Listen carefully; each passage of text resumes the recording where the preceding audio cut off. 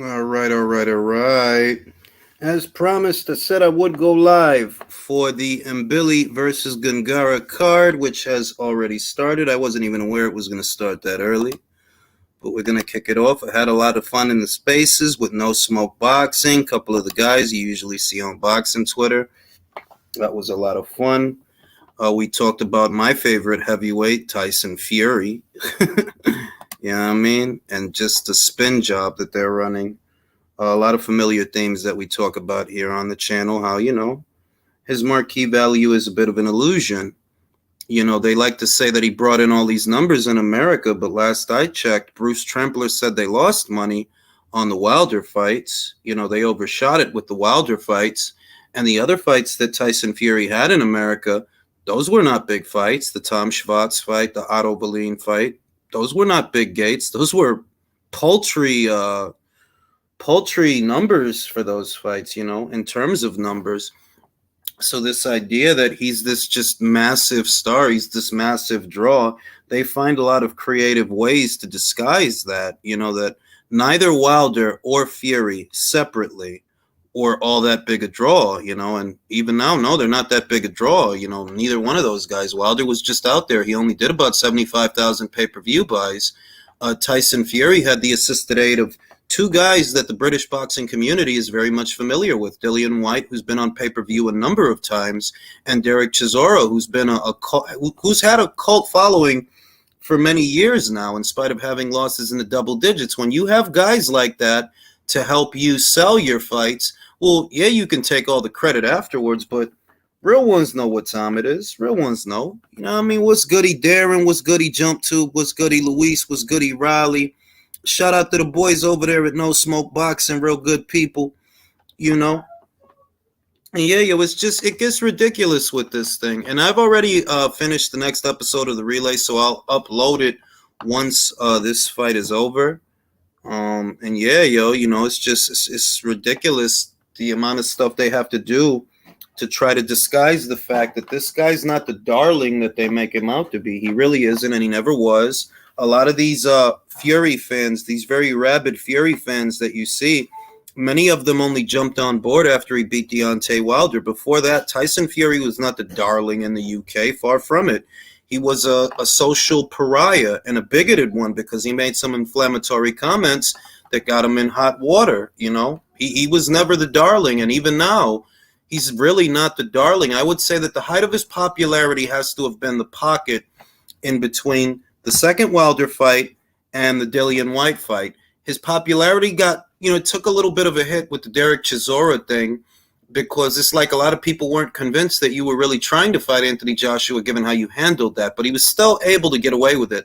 This more recent thing with Alexander Usyk, it's like, no, people aren't buying this, bro. That guy never has a problem doing a fight. He never has a problem doing a fight. So if this fell apart for you, like many other fights have fallen apart, it's not because of him, it's because of you. It doesn't matter what you come out and say afterwards. We've been there and done that with you already, and we already know this is more consistent with you than it is with him. You're not going to convince us that he's scared of you or that he's too hard to deal with. No. This is all you, And yeah, I'm gonna get some Gongora, some whatchamacallit with some Gongora in here, It's just tired. The whole thing is tired. And, I've been having a lot of fun with it. I have been having a lot of fun with it. I wasn't holding out hope that the fight between Usyk and Fury would materialize. I kind of felt that it wouldn't, because it's April 29th. And I've raised many of these points already, and you're going to hear them in the video that I upload after this live is done. That, I wasn't convinced that fight was going to happen. It all seemed like a bunch of BS to me. And, lo and behold, the fight's not happening. And I've been having fun on Twitter with it, and as you can imagine, the faceless ghost accounts that also happen to be very big fans of Tyson Fury, they're going crazy. One account, I don't know the guy's name. I think he said that, Julius is biased. He's biased for Natasha Jonas and won't hold her accountable, but he wants to blast Tyson Fury. He's a hypocrite. Hey, bro, I don't really care. I don't know who you think is gonna, I don't know what effect you thought saying that was gonna have, but I say it all the time. I am biased for Natasha. I'm not gonna apologize for that. I'm also biased towards Alicia Baumgartner. I'm biased towards Alicia as well. I'm not gonna apologize for that. You're not necessarily exposing something when I say that myself. But yes, I am biased. The same way you're biased for Tyson Fury, I am biased towards those two fighters. What are you going to do about it? You going to tell somebody? I could tell somebody. And now what? what I'm saying, it must bother these guys because there are a lot of channels out there that really don't like Tyson Fury, and they don't seem to get the attention from those guys that they seem to dedicate towards me. So I'm really ruffling their feathers and getting under their skin that fat bag of milk, he needs to be exposed. He deserves to be exposed because he's wasting everybody's time.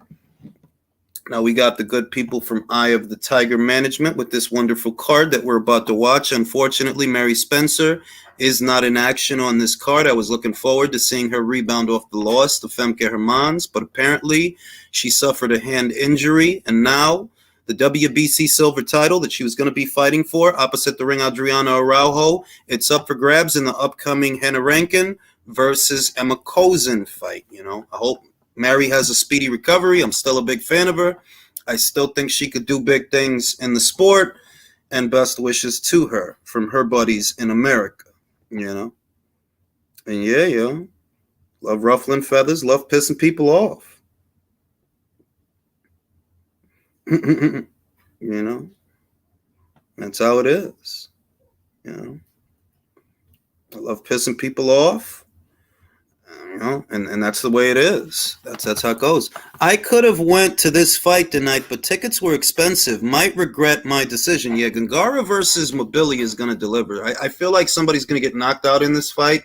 They got a good-sized crowd in there, up there in Canada. I think this is, I'm not sure where in Canada it is, but the Canadian boxing scene, it's given us some good fights the last couple of weeks, last couple of months.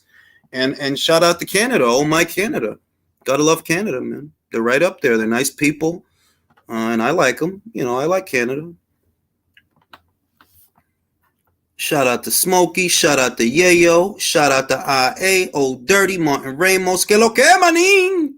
Mr. T, Camilo. Que lo que, manín? Luis Mosqueda, Riley. Abner Ortega, Puerto Rico. Avo in the building. Slava Ukraina in the building. You already know my man Michael Giles up there in Canada, and we're going to open up the chat to the panel. We're going to get it going. It's a party. It's a goddamn party. Fight night on Thursday. I love it. I love it. I don't normally go live for the Thursday cards, but I do feel that Mbilli versus Gongora is one of those fights. You got to watch it with a friend. So let's see. You know, let's see what happens. Shout out to my man Will. And I love to see it. Keep making people mad and collecting the bag. You already know. Got my man Avo in the building. Avo, are you in a different galaxy? What was that sound? Sorry about that, man. I got new headphones and I'm still working out the kinks. I dig it. I dig it. So, you know, the faceless accounts on Twitter are really upset at me. You know, a lot of them that I keep attacking Tyson Fury. Y'all know what time it is. Bro, Canada. Bro, the dude was like, you don't hold Natasha Jonas accountable for, man. Get the fuck off my dick, B. Yeah, you have to be part of the channel to know that shit. You don't hold her accountable. I don't, and I'm not going to. And I'm not going to apologize for that.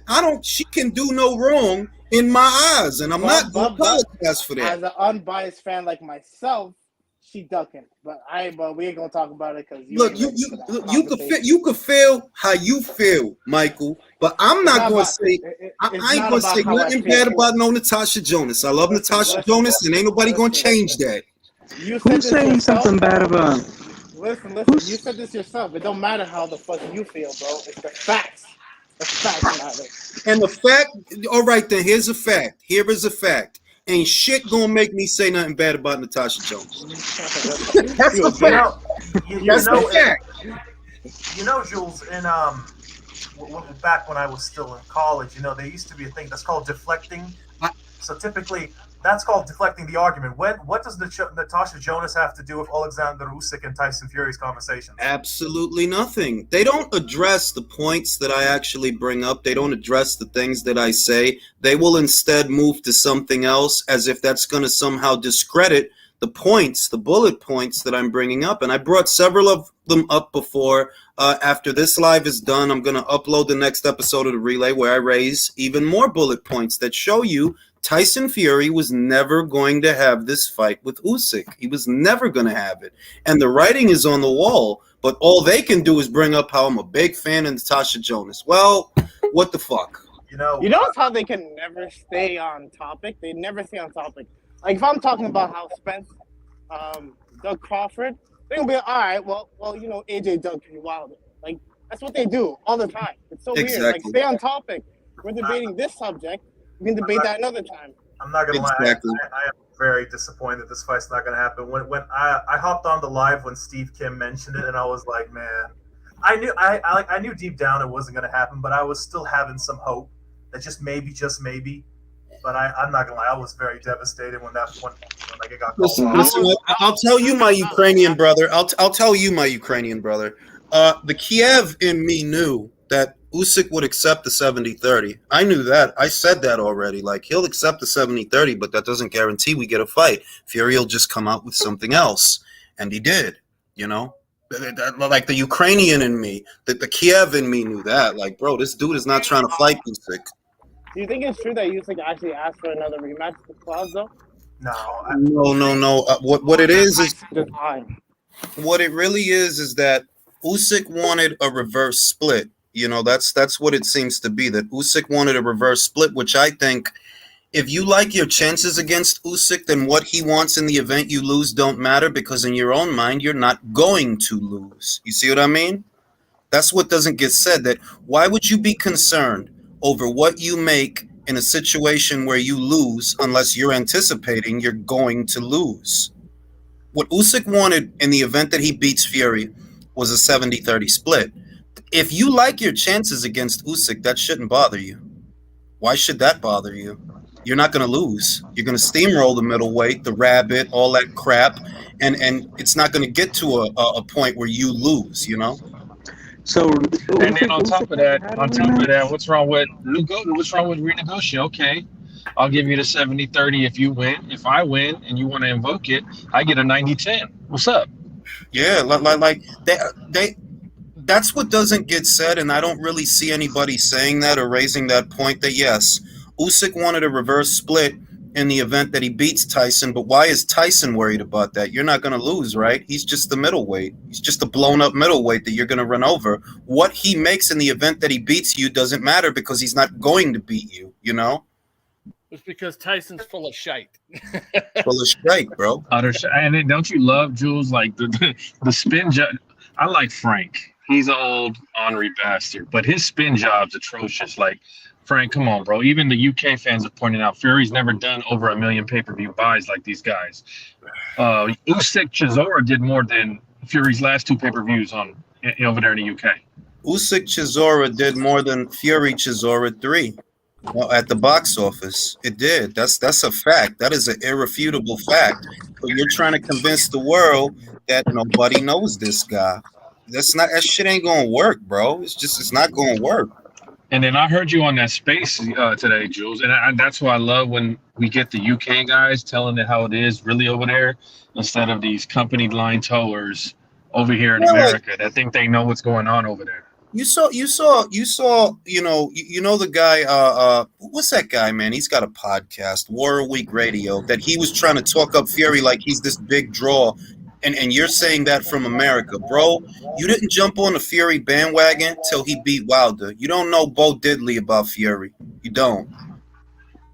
Dudes that haven't even stepped foot over there in the UK to get a feel. Brody, I ain't even stepped foot over there, and I know that. He was never the darling. What the hell is everybody talking about? He was the darling with a select. He was the darling with a select group of media members. Gareth Davies, Simon Jordan. Yeah, those guys will make excuses for him.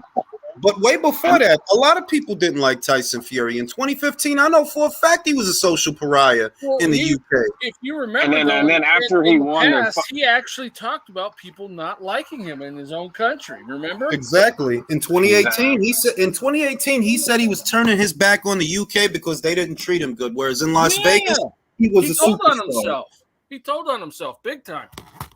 You know what I'm saying? Like, go fuck. And me and you probably the only ones that bring this up, Jules. I don't know about anybody. I've never heard anybody ad nauseum say, like, look, we was here last year. People that say, oh, it's just been 3-4 months ago, bro. We was here last April, May when AJ and White said, okay, we'll step aside for Undisputed. No problem. They don't bring that. Shout out to my man Bates the Kid, who just featured on DAZN, the Capricornian Power.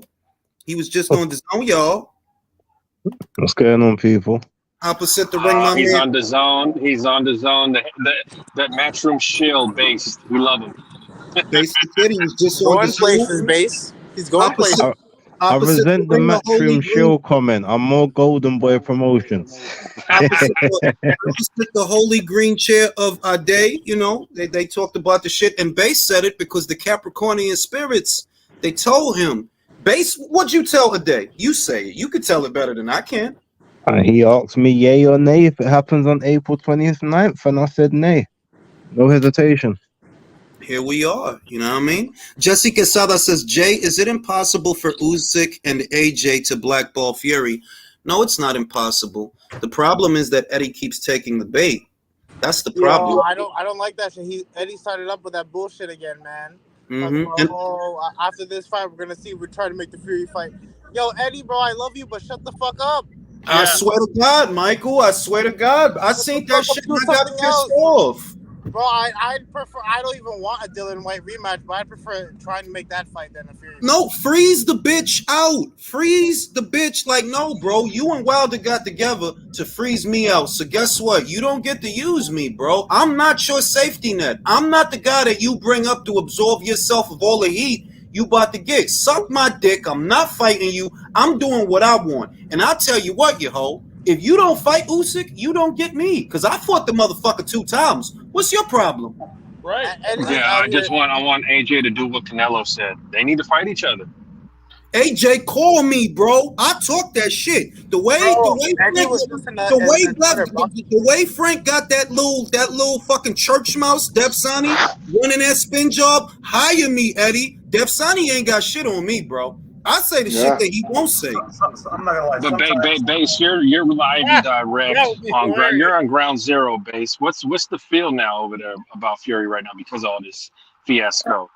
Oh, it's done a complete 180. Like, everyone that used to be Fury fans are now vehemently against him. If you look on the IFL TV video, Frank Warren, the last one, the seconds out, all of them, all you can see in the comments is, give it up, Frank. Give over, Frank. Blah, blah, blah. Like, no one is believing it anymore. Before, in the last ones, they was believing. Now they're not. They've clearly seen for themselves. So they all hate Fury then. Wait. You know why, Base? Nobody's saying it. But I can tell you why. You can't question a Capricorn's integrity. You could do that shit through a Pisces. You could do that shit through a Cancer. You could do that through a Sagittarius. You could do that through a Leo. What's Usyk, Base? Capricorn. How he move? With nothing but integrity and smoke for everyone. You can't change that, right? You can't all of a sudden change what people know about him. That dude don't be having problems. You're not going to convince people, oh yeah, all of a sudden he a diva. No, he don't got the track record of no diva. And if it's one motherfucking thing you going to learn about Capricorns, we got integrity. You can't take it. I'm telling you, it's going to sound crazy, but pay attention. You know what this entire scenario reminds me of? I was an early 2000s kid, so I'm sure someone in the chat is too. This entire scenario is like Lord Farquaad scaring Shrek away, man. That's exactly what this entire scenario is. We got a little fucking Farquaad scaring this big ass behemoth away. You think that this Usyk, this hero, this guy that make me proud to be Ukrainian, which is saying a lot because I'm Dominican. You think this guy? You think you gonna convince us that he's scared of you, bro? What the fuck he got to be afraid of in you? This man went into the heart of Russia to take on Gassiev, a man with more hair in his chest than some people have on their head, more hair on his knuckles than some men have on their arms. He went to the heart of Russia to fight that man, and you think you gonna make us believe that he afraid of you? Let's not forget he went to the center of Latveria where Dr. Doom is as well for Maris Breedis. It was exactly. This dude never has a problem. Even I thought that the Gassiev fight was going to be a problem. Nope, I'm going. I'll pack my shit. I'll go, and I'm going to make it so decisive that you can't rob me, even though I'm Ukrainian. I mean, we can't deny the man that he was born the same day as Cassius Clay.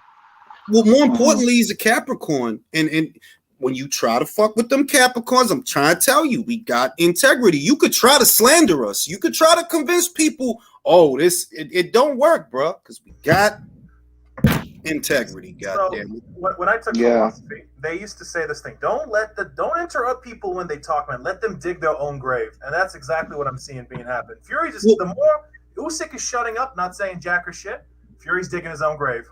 Listen, and on my planet, we have a saying: when you're dealing with a stupid person and you want to prove that they're stupid, don't say anything. They'll do it for you. Just let them talk. Exactly. Oh no! Someone needs to press up Greedy Belly T-shirts and just start selling them motherfuckers. I'll buy one. Dead ass. I will buy. Tell me you wouldn't buy one, Jules. Greedy Belly. I wouldn't. I would. Yo, I'll wear that shit on live if he comes. You have to hang that shit in the wall behind there. Yeah. I mean, you know, deep down we're just hating, because Sugar Hill was clearly ready to train him 5 weeks out from the fight. They go, my man. He wasn't there apparently. I think he blocked me today too because Jules tweeted something. I'm like, and I just tagged. I'm like, hey, Mauricio, WBC, VADA, UCAD, BBBOC. When's the last time Tyson Fury took a drug test? Now let me read these super chats because they're piling up. Lying Luke currently getting deep fried. Hashtag Luke Pack. That's right. Will says, I wish we could strip the WBC from being a major organization sometimes. Unfortunately, they went from being prestigious to being a joke in just a few short years. They did it to themselves. Shelton, what do you think about the situation? You talking about Usyk and Fury? Mm-hmm. Why isn't anyone surprised? You should have known when Usyk called his bluff and took the 70-30, he was going to back out. Mm-hmm. He never thought Usyk was going to take that. Thank you, Shelton. See, me and Shelton, we're old. I know you're not that old, Shelton, and I'm not either. But we're old. Oh, I'm a little older than you, bro, but we're old. Yeah, but we're old. We're all close. We're all in our 40s or older. When I get up out of the chair, I have to grunt to do it. I do have to do that. And I started doing that when I turned 50, bro. So we out here. We're old and we're told. And the thing is that he didn't think he was going to take that 70-30. So when he took it, he had to find something else or some other way to make things difficult. And what he did was, up until that point, that it was already agreed upon that there was going to be a rematch clause, a two-way rematch clause. And what Fury does is 5 weeks out from the fight, okay, well, now I don't want a rematch clause. Well, hold up. You can't do that because up until this point, that was agreed upon. You changing key deal points in the deal, in the agreement that was already there for weeks and weeks and weeks, and you changing them 5 days out from 5 weeks out from when we post a fight. That's a tell right there. Like, bro, if you felt that way, why you wait until now to say that? After I accept your 70-30, why you wait until now to do that? And let's not forget, what else gets it is this, right? You got a guy in Usyk who really doesn't give a fuck about what we think as fans. Mm-hmm. He doesn't care about any of that. He don't care about that shit. No, so when Tyson Fury said, I'm going to back out this day, it's like, fine, I don't need to fight you. I'll go fight this other guy if he's healthy. If not, I'll try to fight Wilder, or I'll try to fight this other guy. I'll fight somebody. I ain't got to fight you. Yeah, remember, he doesn't want to fight Fury. He just wants the WBC belt. Yeah. That's what he said himself. All I care about is undisputed. Whoever has the belt, that's what I want. AJ said the same thing. Shook the man's hand. Having shook the man's hand. He doesn't care who has the belt. He'll fight whoever has the belt. He doesn't care who has it. Usyk doesn't care about what the fans think because he knows the fans respect him and his holding as a fighter. But also, Yeah, if you exactly. guys remember, Tyson Fury specifically came out a day before the WBA was supposed to call for the mandatory with the whole 70-30 thing, thinking that, oh, he's going to get to his credibility as a man. And when Usyk called the bluff, that's why he was hoping, oh, well, I've backed him into corners. No way he's going to take it. Now I can run off smelling of roses. And it just all blew up in his face. The The same boxing thing community, happened let me last. tell you We something. had this in this. Go ahead, Jules. The boxing community is tired of this guy because this is literally what happened late last year with Anthony Joshua. You went into a set of negotiations in bad faith and you fooled people that you were serious about fighting Anthony Joshua. And then looking back, people are like, how could you have been serious when you set all those time constraints? How could you have been serious? It's two separate platforms, two separate promoters. Everybody knows this is not an ordinary fight. It's going to take time. And all the issues and all the obstacles and all the time constraints, they were coming from Fury. Now you go to these set of negotiations and once again, all the issues and all the obstacles and all the hoopla and all the shit, it's coming from Fury. It's not coming from Usyk. He wasn't asking you to do nothing that he wasn't prepared to do himself. He'll fight you at 70-30 if you agree to fight him at 70-30. What's the problem? And you remember, I got the details about the AJ stuff. You remember that? Yeah, you got the detail. Remember, he didn't think it's the same thing. If you guys seen Tombstone, when Johnny Ringo says, "Who wants to fight?" and Doc Holliday's all, "I'm your Huckleberry." Fury don't want none of that. When AJ's like, "Okay, bloke, I'll take the 60-40, let's do it." He got spooked. Same thing with Usyk. He didn't think they was gonna take those deals. Oh, but you guys want to know some of the insides of that? I've got details. If you guys want to hear it, let me know. Also want to hear that. Let me know. Right. So basically, I found out that with the contract that they've sent over to AJ back in December, like the language in it was so bad it would have taken at least 3 weeks to get it into a workable state. So every time they was doing the whole, well, they've had the contract for 2 weeks, they've had the contract for 3 weeks. It's literally because they were having to comb through it every moment with a fine tooth comb to try and get it into a state that it could actually be presentable and sent back to the other side. Now, also, what I found out was some people say, right, AJ wanted the fight, but his team weren't really that keen on him taking it. However, they were willing to, they will accept it. If he wants it, they'll do it. Then they're not happy, but they'll do it. Whereas on the other side, Tyson Fury didn't actually really want the fight. He just called him out to use his name as like promotion. But then when it kind of got round to AJ and them not saying, yeah, we'll do it, then the other side they actually was like, okay, no, actually, we want this. This is a lot of money for us. But then Tyson Fury didn't want it. So that's why he was kicking up his heels and causing all of those situations between them. Because Top Queensbury and them said, yeah, cool, we can make a lot of money. But he wasn't really keen to face AJ at that particular time. Well, I was telling people, and they don't want to believe me like that. And listen, critics, haters, people that watch this channel. You don't have to believe me, bro. You're the one that comes here. You don't have to believe me. But I said, I don't think he wants an AJ fight. I don't think that. I think he's using AJ to promote another fight because he didn't think that AJ would say yes under those circumstances. So that when he did, it took him by surprise. That's another time that his bluff got called. He figures if I call out AJ when AJ's coming off of 2 losses and he's between trainers, he's not going to take the fight. The last thing he expected was that AJ was going to say, yeah, I'll fight you, bro. When, December? Yeah, I'm good, bro. Let's go. The shit blew up in his face twice now. Well, see, here's the thing, right? And those guys you talking about, Jules, those are the guys who think just because this guy beat that guy, that this guy beats every guy. And that's not how boxing works. Just because you beat one guy does not mean you can beat the other guy. Exactly. Only real boxing has to know that. Sheldon, real quick. Yes. What's up? I hope you're off 12 pounds of weight now, bro. It's going to go retire. Say it again now. You broke up a little bit. I hope you're off Zerto's train bandwagon now. Oh no! I was looking forward to see my man Zerto fight Gabe Rosado, but he came in 8 pounds over. Oh, stop it!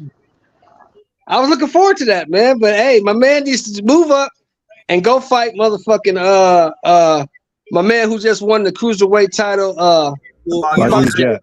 Go fight Badu Jack. Go fight Badu Jack. I spoke to Steve Kim about that, and he said that Badu apparently Makabu had a rematch clause, and he may end up fighting him again, and then afterwards he's got a series of mandatory, so that kind of puts a Zerto versus Jack fight maybe 2 to 3 fights out. So it doesn't look like he's going to get that fight, unfortunately. Well, I prefer that he gets that fight, but he's not going to get it. Hey, I just don't think he should even attempt. I think after this most embarrassing situation he just had last weekend, he should not even attempt to make 175 again. Don't even try. Well, I'll get some more news, fellas. I'm about to go have dinner with Manny Robles, Steve Kim, and Coach Malachi, who's in town. So we will break some news in a little bit. Take some cool, man. Cool, cool. Have fun, bro. Hey, tell the coach I said what's up, bro. Did any of you guys hear about Zerto saying that he thought Benavidez and Bivol would be a 50-50? Yeah, I heard that. But shit don't. You know how many quotes like that there are out there of guys saying, "I think that." I don't pay no attention to that shit. That's just especially dudes that they hang out at Brick House Boxing together. They're buddies. Of course, he's gonna say that nonsense. We gotta remember too, man, that this guy. It's not. I'm going to this fight. I'm leaving for Vegas on Saturday morning, but it's no guarantee that Benavidez is gonna win this fight.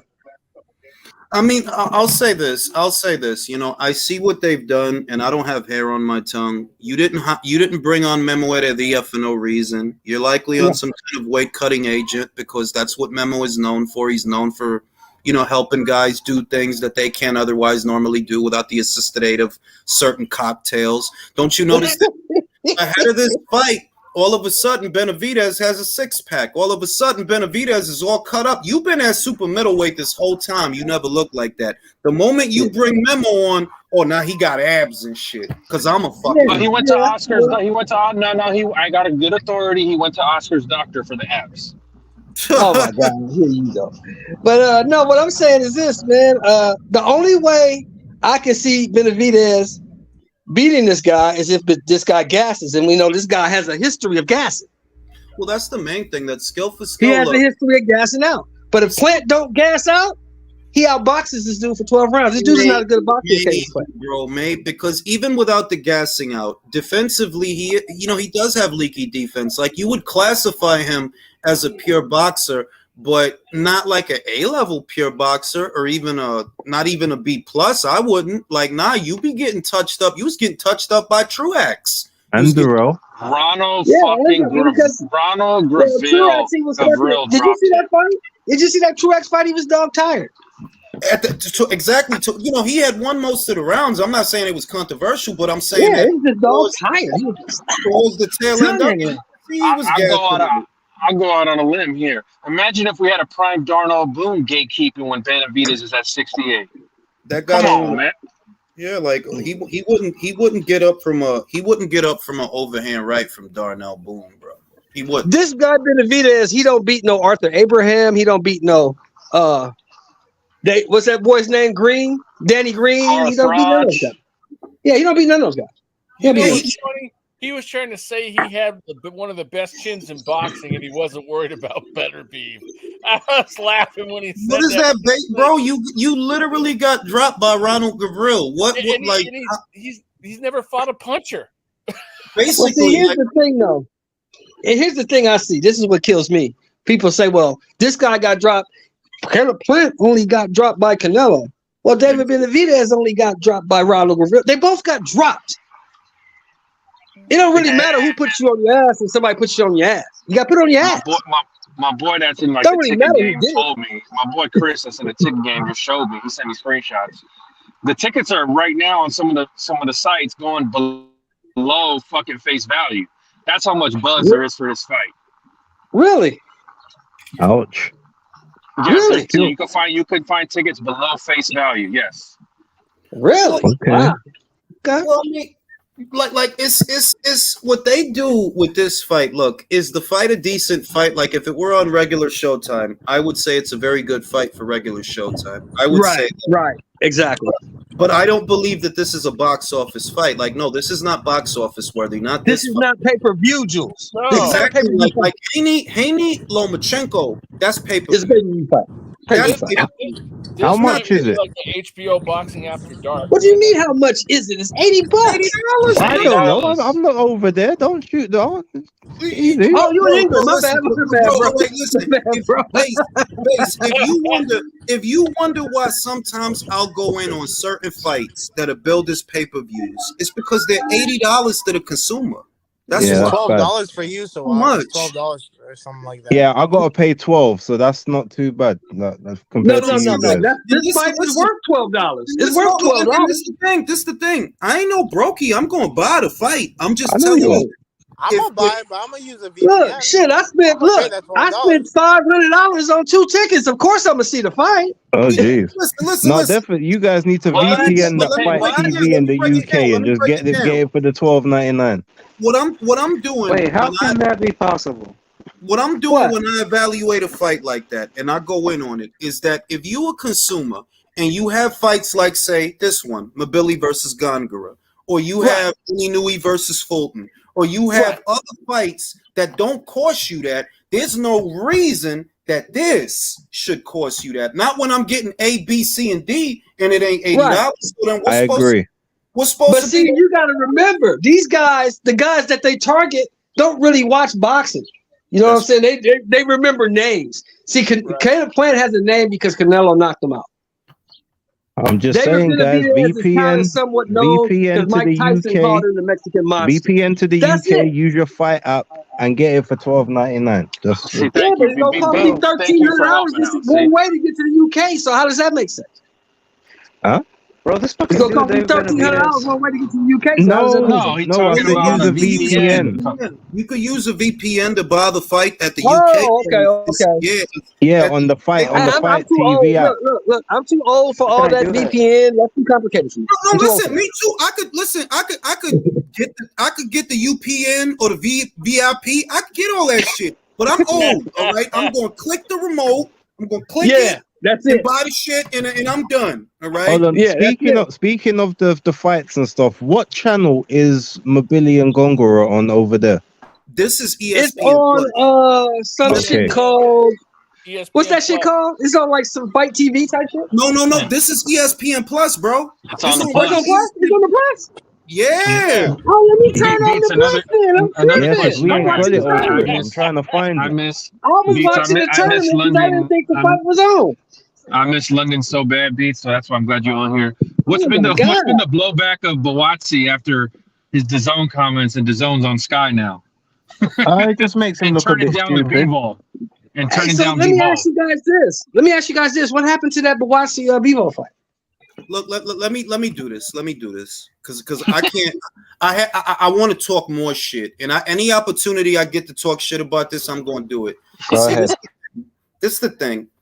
When Natasha went to Sky, that's not a bad move because she benefited from that. If Lawrence go to Sky, no, that's not a bad move because you're not moving away from big fights. The difference between Buatsi and Nim is that you ran over there to get away from big fights because it ain't nobody over there. You see what I mean? His excuse was that, they offered me the Bivol fight for over $1 million, but it was with strings attached. Yeah, motherfucker, that's the same deal anybody would have offered you in that situation. You either want the smoke or you don't. Ain't no promoter out here going to offer you a champion without no strings attached. The real shit is you didn't think you could beat him. So you ran over there to target a domestic level prospect in Dan Asma. That's what that bullshit is. You don't want problems with Yard because they offered you Yard. Frank offered you Yard. Eddie offered you Callum Smith and Dimitri Bivol. You don't want no problems with nobody, bro. You ran over there to get away from them. That's what shit is. Jules, while you're talking your shit, I appreciate that, but Dan Aziz is a very good friend of mine. He's a good guy. Like, I need you to... No, I'm not going... I didn't say nothing bad about Dan You Asma. called him Dan Asma.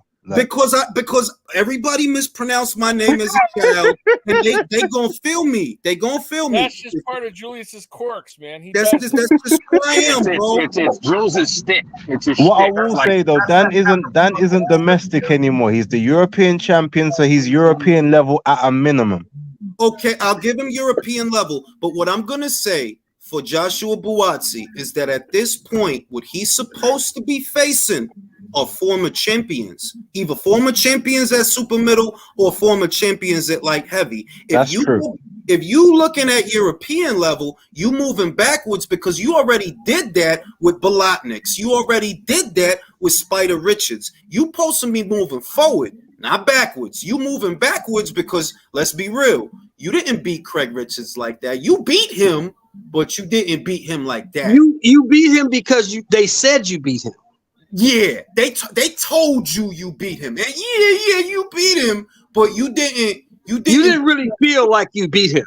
You didn't do nothing to him. You know, Craig was all right. He probably went to the club after that, got a little bit of ass. He was cool. You didn't ragdoll Craig. You didn't do nothing to Craig. You want to know a secret about that?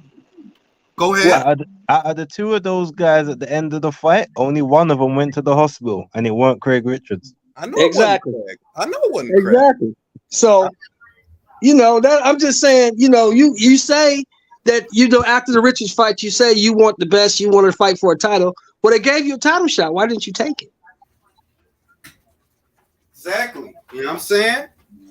Why didn't you take it? You know what I think his bane is, to be completely honest with you.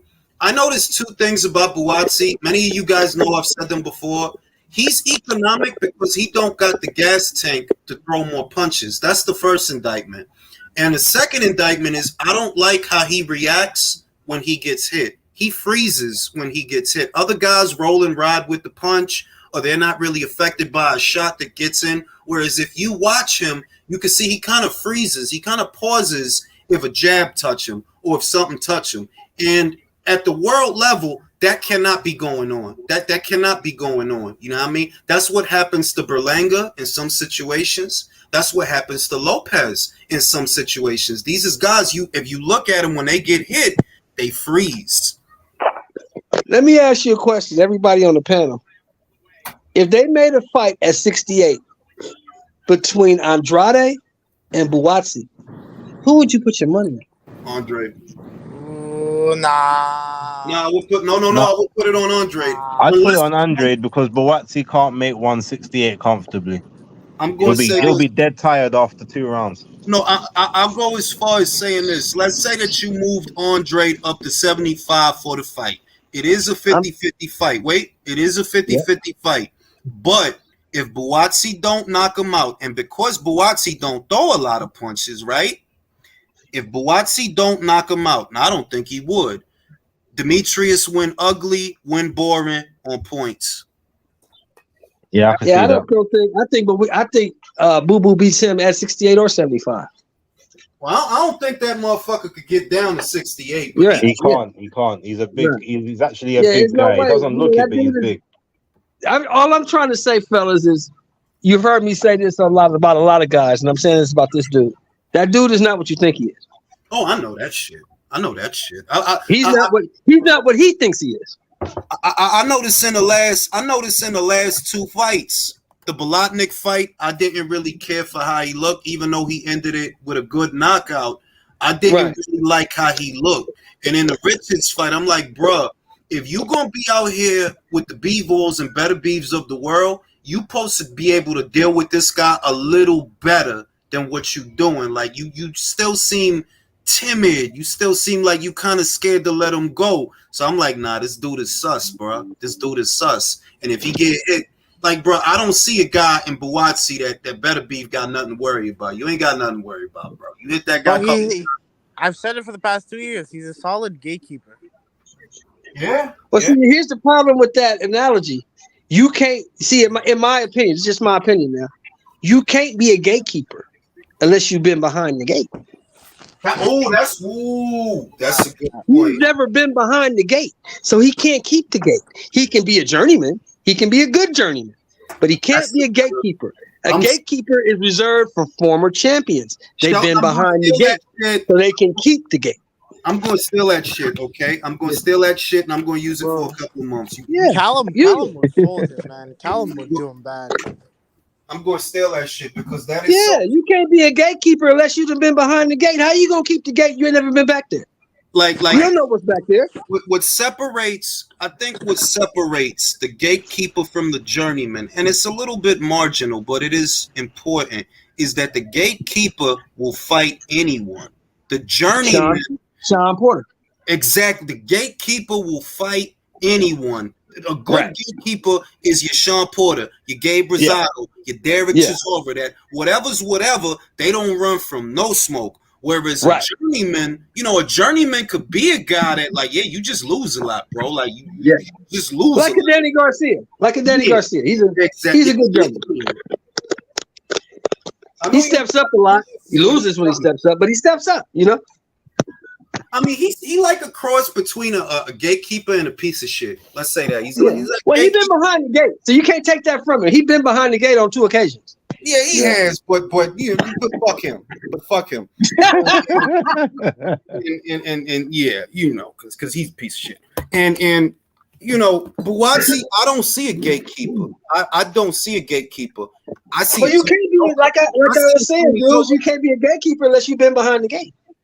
You can't call Boots a gatekeeper. Boots ain't never been behind the gate. You can't call Virgil a gatekeeper. Virgil ain't never been behind the gate. He a Audley Harrison. He is. He a Tony Yoka. He like that. Yeah, he's that. Yeah. Because he's a Mario Barrios. Nah, I ain't even gonna say that. Like, no, he ain't no Barrios because Barrios been partially behind the gate. Yeah, at least Barrios fought Davis, right? If it was Buatsi, he wouldn't have fought him. He would have went to he probably would have went to Top Ring or something. Like, he would have ran from the smoke, and that's kind of what separates him. That a good gatekeeper, like for example, Jose Zepeda is a good gatekeeper, a real good gatekeeper actually, because some of them fights he gonna win them, like the Ivan Baranchik fight, the motherfucking the whole Sway Vargas fight. Some of them he ain't gonna lose all them shits. Where journeyman he'll lose all them shits, but a good gatekeeper. He might fuck you up. Yeah, he might. You know what I mean? Yeah, you put the wrong motherfucker in there with a painter, they gonna get their ass kicked. Exactly. And I maintain that's what separates. I believe that's what separates the gatekeeper from the journeyman. The gatekeeper is still good enough that if you ain't careful, he'll fucking beat you. Like Carlos Takam. That's a good gatekeeper. Like, nah, he ain't just no journeyman that you gonna come in here and whoop his ass. If you not careful, like Tony Yoka, he'll beat you, and then that's the shit. Now let me ask you guys this: is everybody excited as I am for this Lopez motherfucking Taylor fight?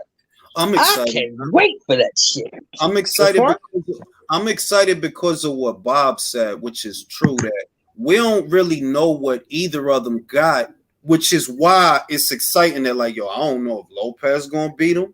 I don't know if Taylor gonna beat him. That's what make the shit good. They're like, I really don't know who's gonna win that fight. Well, see, I gotta go with Taylor because number one, Taylor is dirty as fuck. Number one, like that shit. I like that. And number two, Capricorn. If you get put on your ass twice by Sandor Martin, you are not beating Josh Taylor. I'm sorry, but let's say this, and I brought this point before. That it is true that Sandor don't hit hard, right? He's not a power puncher. He fight on the balls of his feet, which means he don't sit on his punches. He moving away. He walked Lopez into them shots. You feel me? Whereas Josh Taylor going to step into his shots. There is a difference that when Sandor dropped Lopez, it was because Lopez lunged and he was off balance. That's not the same thing as Taylor stepping into a jab or stepping into an uppercut. So it is a little bit different that, you got dropped, but you was off balance. I don't think it was necessarily that he was hurt. It's that, you move funny and you got hit. He walked you. Oh, yeah. I'll give you that. But my point is Josh Taylor is going to come at him very, very aggressively. I agree with that. Because just like Teofimo should know, Taylor knows. If I got any shot at big money, this is it. I agree with that. If I lose this fight, I might as well retire. Yeah. If I lose to this guy, I'm never gonna get another big money fight. I agree with that. I do agree with that. That this is a sink or swim fight. I believe at Top Rank, a survival of the fittest fight, and each guy, Lopez especially though, because he already got one L. you know, Taylor's still an unbeaten fighter. Lopez already got an L in the column. He really need to win this fight because the other side of his career is on the other side of this fight. You know what I mean? You can't lose this thing, man. So if Lopez loses, right, and he gets cut from Top Rank, who do you think would sign him? The Zone. You think so? The Zone. They got 140. I'll say that because they got 140 pounders that need a name. They got Richardson Hitchens, Liam Bottle, Stevie Sparks, Montana Love. They got a couple of 140 guys, and they could pay him in a way that perhaps the PBC wouldn't pay him because he could go to the PBC too. You know, they got Puello. They got. But come on, wait a minute, Joel. Stop. Now tell me, be honest. You know I'm not the biggest PBC fan. You know that. Mm-hmm. But who the fuck is he gonna beat over there? Nobody. No, I'm with you. He don't beat the Puerto Rican kid. He don't beat the Subriel Matias. He don't beat that guy. Like, he don't stand no chance with that guy. But you know, we got to look at all the angles. And when I look at it, I'm like, well, you know, he could go to the PBC in theory, but I think I would sooner think, he'll go to the Zone because they gonna give him a decent bag, at least a better bag than Showtime would. Showtime can't overpay nobody. Yeah, but remember the amount of shit he was talking about the Zone after the Cambosos fight. Would they really take him back? Listen, I can see Golden Boy picking them up, but like they don't take that shit personal, bro. That's business. They don't give a fuck about nothing. But they gotta take their ego out of it, you know. Yeah, but I'm thinking more him and his father rather than the Zone. Like, we can bring this motherfucker over here and feed him to our guys, and he has a name. Put it this way. They picked up Berlanga, right? And you know they're gonna spoon feed Berlanga applesauce, right? That's what they're gonna do at first. They're gonna give him some applesauce, and then they're gonna shoot him to John Ryder. Pacheco. Or Pacheco. Or Pacheco. They're gonna give him to one of them two dudes. They can knock his fucking Pacheco gonna beat the brakes off Berlanga. I'll tell you that. One at a time. If you're talking about a situation where Lopez lose the Taylor fight and then he get cut, right? You know, his head gonna be a bag of cats, and he gonna need at least 2 fights before he get regular again. So I think, you said a bag of cats. Bag of cats. And I think Matchroom would give him them 2 little fights. You know, them 2 little bring along fight, keep busy fight. Like, we ain't even trying to put you in here with a killer yet. You get right with these 2 fights, and then we'll put you in something bigger. I think they would give him that before a lot of people in that scenario. Fair enough. Well, I mean, you know, let's think about it. Berlanga signed with the Zone, right? Yeah, you know what I'm saying? Now he's not gonna get a Danny Jacobs fight because Danny Jacobs is probably gonna retire. Right? Maybe that's true. Triple G's not gonna fight anyone, so you can forget about that. He's never gonna fight anyone. John Ryder beats his motherfucking ass. Yeah. I think even the guy who broke his hand against John Ryder beats his ass. Zach Parker. I think Zach Parker beats his ass. Bro, they're gonna get anybody. They're gonna get some random dude from like Venezuela or some shit. Yeah, something like that. Yeah, because I don't see anybody up at the Zone at 68 that this guy could be. This guy's not very good, Jules. He don't. I don't know why people don't understand that. This guy is not very good. I swear he's gonna fight Gabe Rosado in his matching debut. They gotta build him up to Gabe Rosado, bro. Gabe will fucking Gabe fucking knock his block off. Like he's that bad, they gotta build up. He's that bad. But tell me that's cap, Virtuoso. Is that cap? No, I don't know. Well, come on. I don't know. Trash, bro. I wouldn't take that bet. Have you seen that guy? That guy is garbage. I wouldn't take that bet. Like if the bet was Berlanga beats Rosado, I'm not taking that bet, bro. Fuck that. Hey, Jules. Buden and Avendano are fighting right now, man. I got you.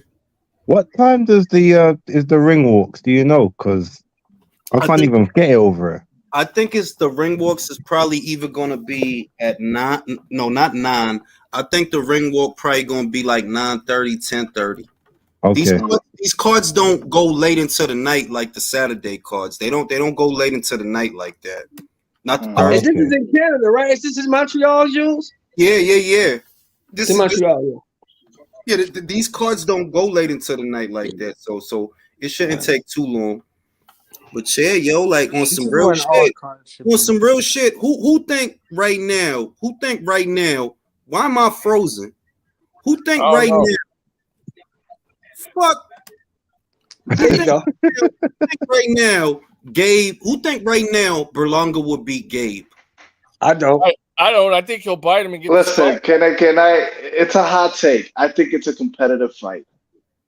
Bro, I don't know that he would beat Gabe. I don't know, man. He even gave what's his name, Munguia, some problems too. So like, Gabe is a good boxer. He's bad, man. Yeah, but Gabe, listen. Hold on, Gabe Cut's coming out of bed, bro. Did you see Berlanga's last fight? I'm telling you guys, Berlanga's gonna get frustrated again and bite him. Gabe don't get cut like that no more because he removed the scar tissue. He had surgery for that. He had that scar tissue. Did you see Gabe? Did you see Berlanga's last fight, bro? Mm-hmm. Yeah, it was that guy is trash. That dude is basura. That dude and is he's not very good. The nerve and the balls to talk about wanting to build up to fight Canelo. He's not very good, bro. So he doesn't even. Yo, Jules can stand there for like. You can stay there still for like 10 minutes, bro. And I know that Bob just finally saw that. Like, damn, this dude ain't really that good. Trying to tell you, get rid of this fucking dude. He ain't that good. Look at this Bob.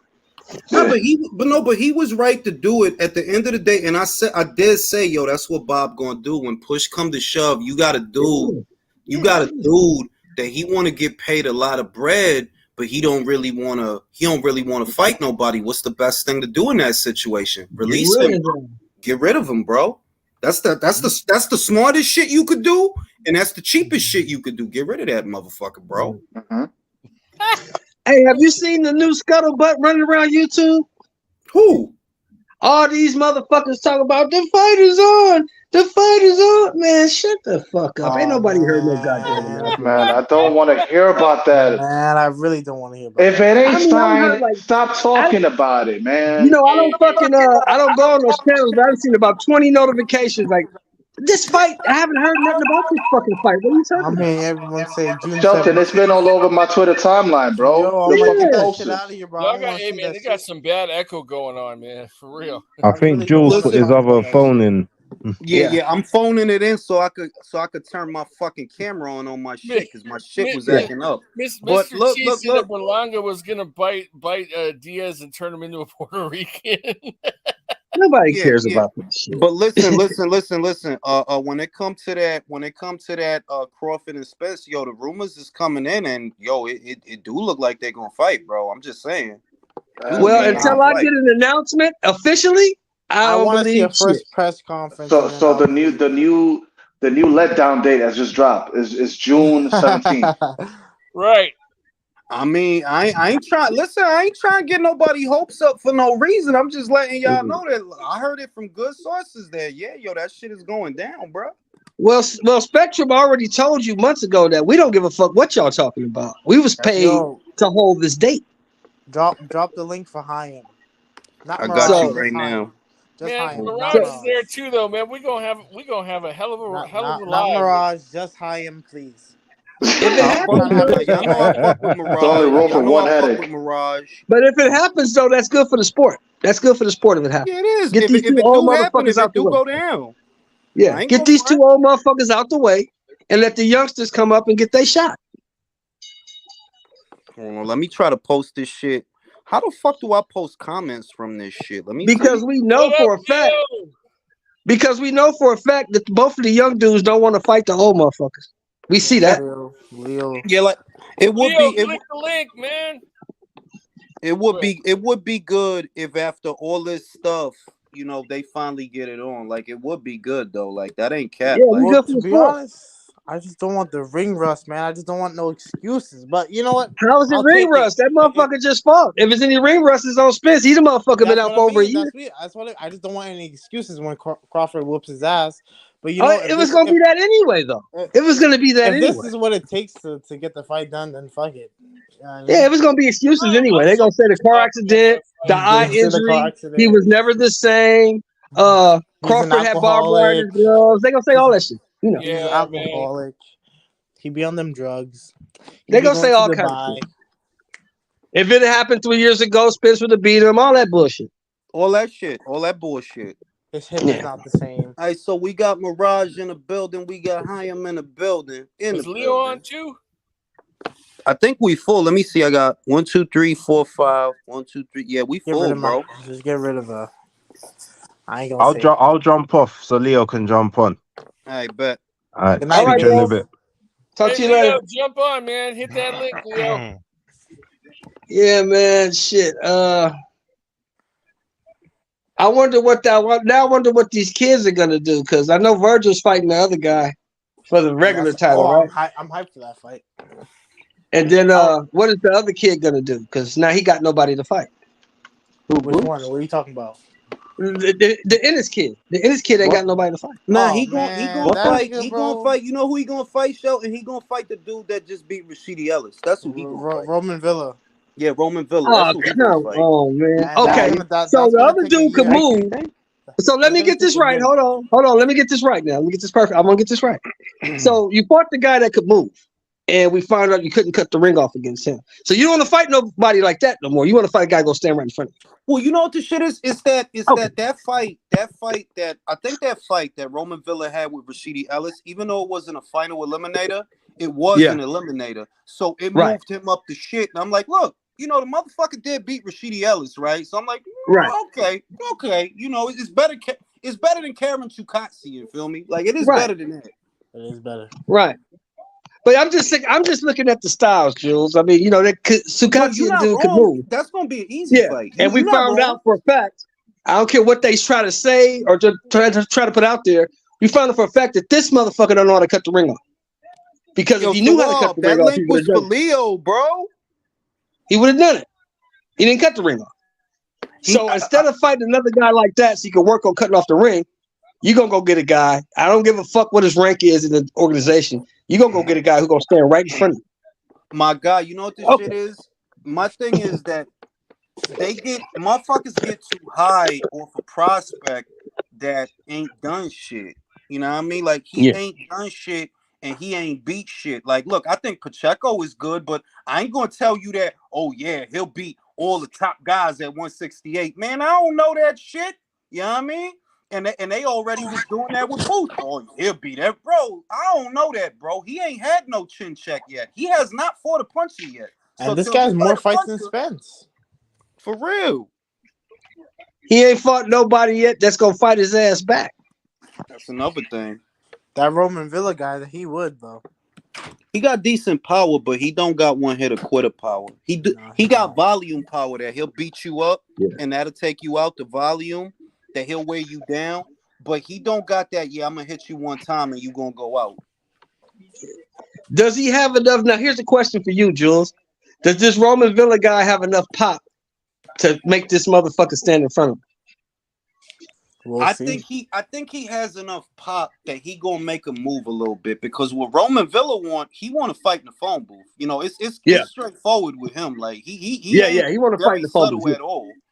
Right. So we'll see. We'll see if Boots get hit. I want to see how he react. Right. Because this guy's definitely gonna hit him. Something gonna get in. Yeah, this guy gonna hit him because he gonna throw a whole bunch of punches and he gonna be right in your fucking chest. That's what he did to Rashidi up. So how does Hayam, how you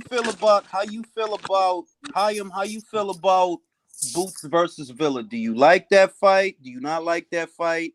I do like the fight. I think it's a kind of like coming of age kind of fight for Boots, because we need to see him in there with somebody. But I think he stops Villa. I think he's too good when it's pivot. If Villa stands still for too long, Boots will create a tornado around him and start hitting him with shit he doesn't see coming. He's a very good pivot fighter. That's Boots. Like his speciality is moving and punching at the same time and planting himself at the same time while he's doing it. I think he It's target practice. But like you said, like one of the previous guys said, that something will get through. So he will get hit. He will go through something in the fight, but I think he will make it out. You know. Yeah, but he needs to, don't you think? I mean, Yeah, I think so. Yes, 100%. I think he needs to go through something. I'm tired of these like Lawrence Okolis and stuff. They never really been through nothing. We say that they're a good fighter, but how? Because you never fought anybody that's actually going to fight you. Prior to his last fight, you know, he fought what, a total of 4 minutes. I mean, how do you develop off of that? You know? Yeah, exactly. Castillo, that was just terrible. That was terrible for Boots, worse than it was for Castillo. Yeah. You know? And I'm going to say this too. Talk about the other guy. What was the guy from Canada's name that just quit in the first round? Oh, wait, who? Who? The guy from Canada, the brother from Canada that Boots You fought. talking about Castillo? You talking about Castillo? Oh, Castillo Clayton. Castillo Clayton. Yeah, Castillo Clayton. Oh, Yeah. Yeah. He just quit. Yeah. That dude didn't get beat. That dude quit. I think that dude quit, bro. I think that dude quit. That dude didn't want to fight. He laid down, man. Bro, that guy's from the same town I'm from, bro. He quit. That dude laid down, bro. That shit. It's good. It's just like that Wilder shit with fucking Hellenius. That motherfucker laid down. Yeah, but it always ends up bad. You got 23, 24 fights, and you've never been challenged. Sooner or later, you're going to get challenged, and you're not going to know nothing about it. Well, look what happened in his last fight, man. Look what happened to Wilder. And he got frustrated, and he looked kind of bad and very normal, you know, or lackluster. Yeah. Against a guy. See, that's what my man is saying.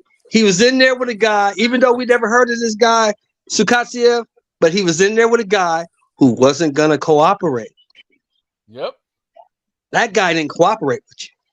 Exactly. And he didn't know what to do. He got visibly frustrated and showed it to everybody. That was the bad part. I had to jump on a live tonight with y'all, even though I gotta go to bed soon. I gotta wake up real early. But I had to jump on a live with y'all tonight just to let Mirage know that I ain't ducking or dodging. I ain't hiding. Here we go. Yeah. 700, right? You got my cash ready? You got my cash ready? Yeah, for what fight? That's already in my budget. I already accounted for that in my budget Y'all betting a long time ago. He bet 700 that Benavidez win. I bet 700 that Plant win. Oh. Hey, I don't want no excuses. No You can't excuses. pay your rent. None of that bullshit, okay? I'm waiting for that cash. Check it out, fellas. In that fight, the only questions I have about that fight is if Caleb's gas tank is going to hold out. If his gas tank holds out, he'll outbox David. But if he gasses, he's going to get beat up. That's fantasy. I don't think it's going to go long enough for the gas tank to be an issue, to be honest. I think my official prediction, hang on, is round 4 Benavidez TKO. That's my official prediction. Wow. It's not going to go long. Because Plant can't take the punishment. Once he gets caught, a few more punches, it's going to be over. He can't take. Really? You say round 4? Round 4. Fan, man. I mean, Yo, Mirage, I'll help you. Preston, this dude's Mirage, I'll help you. Fan. So, you know, you don't. Yeah. Mirage, I'll help you. Mirage. If he knocks him out in round 4, I'll give you an extra 100. Well, I'll take it. No worries. Yeah, I'll give you an extra 100. Wow. I was just having a debate with a couple cats the other night, and they were saying, well, you know, Caleb Plant's only been knocked down by one guy. I said, well, fucking David Benavidez only been knocked down by one guy. What does that mean? It was a journeyman, though. Yeah. It don't really matter. Yeah. It don't matter if it was a journeyman, a fucking amateur. He put you on your ass. It don't matter who put you on your ass. They put you on your ass. It does matter in a way. That can happen. There's a Hey, big difference between that can happen Canelo in and a boxing. journeyman, you know? Why? Why does it matter? If you got put on your ass, does it really matter who put you on your ass? By a journeyman, it does matter if it's a journeyman. Nah, why does it only happen in boxing? I'm gonna be real. If it's at a high level, it depends. It depends. Okay, go ahead. I want to hear this. Go ahead. You can't see. That's the thing. The air of the fighter cannot precede them. For example, if you try and tell me that Demetrius Andre supposed to be this and that, then you ain't supposed to be getting knocked down by no Desmond Nicholson. That's not supposed to be going on. If you listen. Okay. Okay, I give you that. And if I you're give you also that. supposed Just to have in one my of the best opinion, stints in boxing, it's too, just the way I see it is that if you got put on your ass, you got put on your ass. It really doesn't matter who put you on your ass. He got put on his ass by one guy, and you got put on your ass by one guy. Yeah, The but rest of the guys couldn't do it. Those are two different level guys, though, man. I mean, come on. But the rest of the guys couldn't do it. No matter who you fought, they couldn't do it. This guy did. The opponent matters, but every knockdown is not the same. Okay, Caleb Plant got put down on his ass and he stayed there. Benavidez was like a flash off balance knockdown. He got caught because if you saw the context, I'll rewatch the fight. He was jumping all over Gavril, beating the fuck out of him that round, and he ran into it. He ran into a shot. Fine. Right. If he got up and he was all over the place, I'd be worried. But he got up with a grin. It's all good. It happens. Not a big deal, in my opinion. Hey, Mirage. Right. Hey, Mirage. Yeah, I get it. And, you know, people in that first fight thought that Benavidez got a gift. So, you know, it's all part of true. I'm glad you said that, Shelton, because that is true. They had to run it back because the shit was close. They had to. People thought he got a gift. I thought he got a gift. No, I had it 7-5, Benavidez. He's slowed down. I had the fight. I had it a draw. I had it a draw or 7-5 Graville. I thought Graville might have did enough. But, you know, hey, I was cool with a draw. Lucky we had a rematch to remove any questions. We saw that fourth round knockout removed any doubt. You're right. You're absolutely right. No, he didn't knock him out in the rematch. Who the fuck is Ronald? Yeah, I thought he did knock him out. Did he knock him out in the rematch? No, went the distance, but he rematch, dominated. No, he dominated every round. I heard something from Paulie. Paulie said basically that Benavidez, he actually crosses his legs when he's walking towards an opponent instead of shuffling his feet.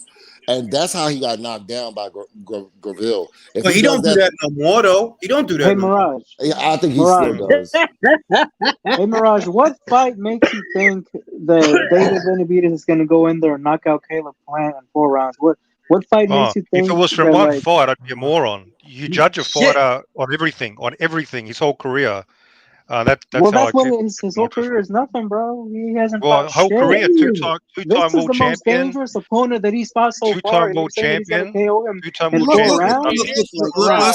Let's say this, guys. Hold on, one at a time, fellas. What do you guys think about David being more cut? Because I've seen all of David's career. Oh, he on that juice, right? He on that juice. I want to get everybody's opinion, one at a time. He's never been cut like this before. Do you think that helps him or hurts him in a Caleb Plant fight? I just want to say it probably hurts him. I think so too. I mean, how does that hurt him if he's in shape? Because he might. Go ahead. His pace is going to be lower. I don't like how he's changing things up personally. Fixing what's not broke. Like he got to this stage, doing having his fucking not being ripped. So that's a little bit of a question mark. Changing things, becoming ripped. What will that do for his cardio? Because before he's got great cardio. Now it's a bit of a question mark. I'm not sure exactly what kind of Benavidez is going to show up. I'm still very confident, but I don't like this changing up shit. That's the same thing that I was thinking. That look, it's the things that. I'll share this real quick. I just think it's just a matter of aesthetics. That doesn't help him at all. Do you think do you guys think I don't even think he would trade it.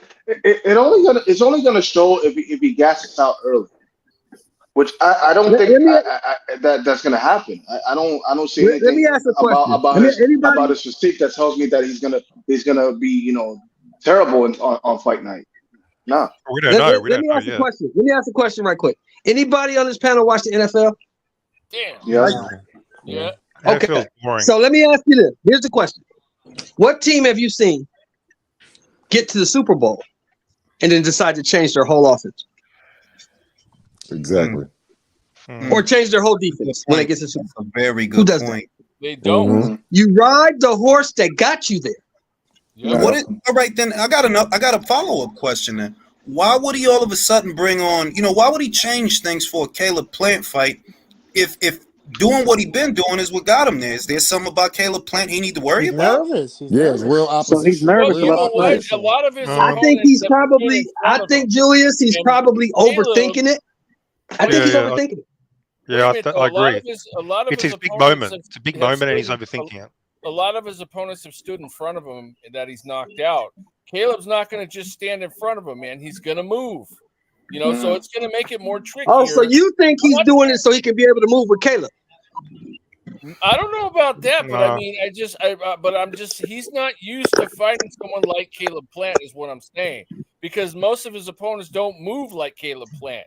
I think that's where he's going to have a little bit of trouble with it, a little bit. Well, here's the question. Here's a follow-up question to that. Didn't he spar with Benavidez? Didn't he spar with Bivol? No, Didn't he spar with Zerto Ramirez? All these guys he sparred with, right? He said he sparred. I think he said he sparred with Bivol. He did say he sparred with Bivol. We know he sparred with Golovkin. He sparred with Golovkin. I don't think he's ever sparred better BF, to be real. If he did, I didn't hear about it. No, he hasn't. Well, with the Golovkins and the Bivols, let's take those two. If you spar with these level of guys, wouldn't you think that this guy knows how to cut the ringer? You know what? I concede that, but how much sparring? Because if you say that I sparred a guy before, right? What does that mean? Well, exactly. What does that mean? That you sparred him once? That you sparred him a lot? What was y'all working on? It could be a lot.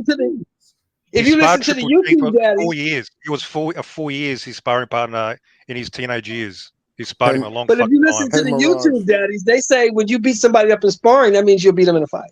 I don't believe that. I never go by But that. that's what they say. I don't go by that. Yeah, I don't believe that either. Hey, Jules. We went over this before, They get to the pros and fight, and then bam, they're done. They get beat. All right, go ahead.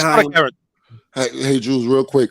Do you see right now, from what I'm seeing, that the switch up and the change up of stuff, and the ego, the crazy ego from David Benavidez? Do you see a lot of similarities between him and Teofimo before the George fight? I do, in a sense that this is the thing. I'm not going. Let me say this. I'm not going to put it on Dave one at a time. I'm not going to put it on. I'm not going to put it on David that they pushing him, because what I see is more of a promotional push. That they pushing him, they pumping him, they trying to talk him up. But what's most concerning to me is that all of a sudden you got a 6-pack. I'm like, bro, like, I don't know if you drained yourself to get that 6-pack. I'm more concerned about that than the air of the monster, even though it does put him under pressure, because Caleb don't got no pressure going into this fight. Right, We didn't see him get knocked out before. He ain't under no pressure. The one who has to deliver a sensational performance really is David more than Caleb. Yeah, and David's been going, I'm going to knock him out in this round, and I'm going to do this, and I'm going to do that. Well, he's adding extra pressure on himself by saying that to the media. It's like, dude, just shut up about it, man. And go. And you saying that based on, Canelo knocking him out. And look, Mirage, I know you're not a fan of Canelo, but I'm just saying that you saying that based on what a fighter that is a lot more experienced than you are did. We don't know that Canelo versus Plant looks anything like Plant versus Benavidez. We don't know that. Y'all built completely different. He's little and stocky, you big and tall. It's not, bro. It's not going to be the same fight whatsoever. I feel like it's going to be David Lemieux versus Billy Joe Saunders, bro. Honestly, this motherfucker. Hey, excuse me, man. Are y'all watching this? Are y'all watching this? This is a good ass fight. These two motherfuckers is beating the shit out of each other. Yeah, but I gotta see. He's getting pieced up a lot, man. He's eating a lot. Yeah, Santana's whooping his ass. Yeah. I'm watching this shit is good though. It's a good ass fight. You usually turn it on, Jules. It's a good fight, man. I'm watching the shit right now. Yeah, it's a good fucking fight. Phone. But Julius, you made a great point. That dude looked like a French Danny Garcia. Yeah, he does. He does. You made a great point though, bro. You're absolutely right. Canelo got what? 62 fights? 63 fights? Yeah. David Benavidez got what? 27 fights against nobodies? Put it like this. Wait, put it like this, Shelton. Right? Lee Selby gave George a better fight than Teofimo. But if you Teofimo and you looking at what Lee Selby did, you like, I could do better than that. But did you? Right. No, you didn't. Another thing that doesn't help is that Senior would turn around and said something about Plant's dead daughter, which was not cool. I'm so sick of that fucking guy. I am so sick of that fucking guy. And I'm done with him, bro. And I was done with him when I heard. I was done with him when I heard this motherfucker's never laced up a pair of gloves in his life. Wait a minute. Yeah, Nobody. Let me read this. Nobody say nothing. Jack is making a very valid point. David getting abs is like Andy Ruiz getting abs. Who remember what happened? I said that too. Remember what happened when Andy tried to get? He got dropped on his ass. He got put on his ass. Exactly. Hey guys, you know how Caleb keeps trolling him about the weight. You better make weight. You better make that weight. That shit is getting to his head, bro. Yo, for real. No, I'm sick of Senior because Senior ain't never boxed before, so I'm done with him. He should. You got to stop talking so much if you ain't never been in the ring, bro. This little girl I'm trying to. You remember how Teofimo father was talking in the corner? Talking all that shit. All that bullshit. This is what's going to happen. He going to get dropped by Plant. He going to go back to the corner, and his father going to tell him, charge ahead, no matter what, just charge ahead, and he going to get dropped again. He might get stopped. You're underestimating Benavidez, bro. But Mirage, you said it yourself. If it ain't broke, don't fix it. You've been cool just being you. Just being you. You don't be coming in here with no motherfucking 6-pack. You don't be coming in here like that. So the fact you doing that now is like. Sorry, but the fight's over, man. Santana won. Yeah, he beat his ass. They stopped it. Man, the ref stopped it. Go ahead, Jules. I'm sorry. I didn't mean to cut you off, Jules. Go ahead, bro. Yeah, ref stopped it. Go ahead, Mirage.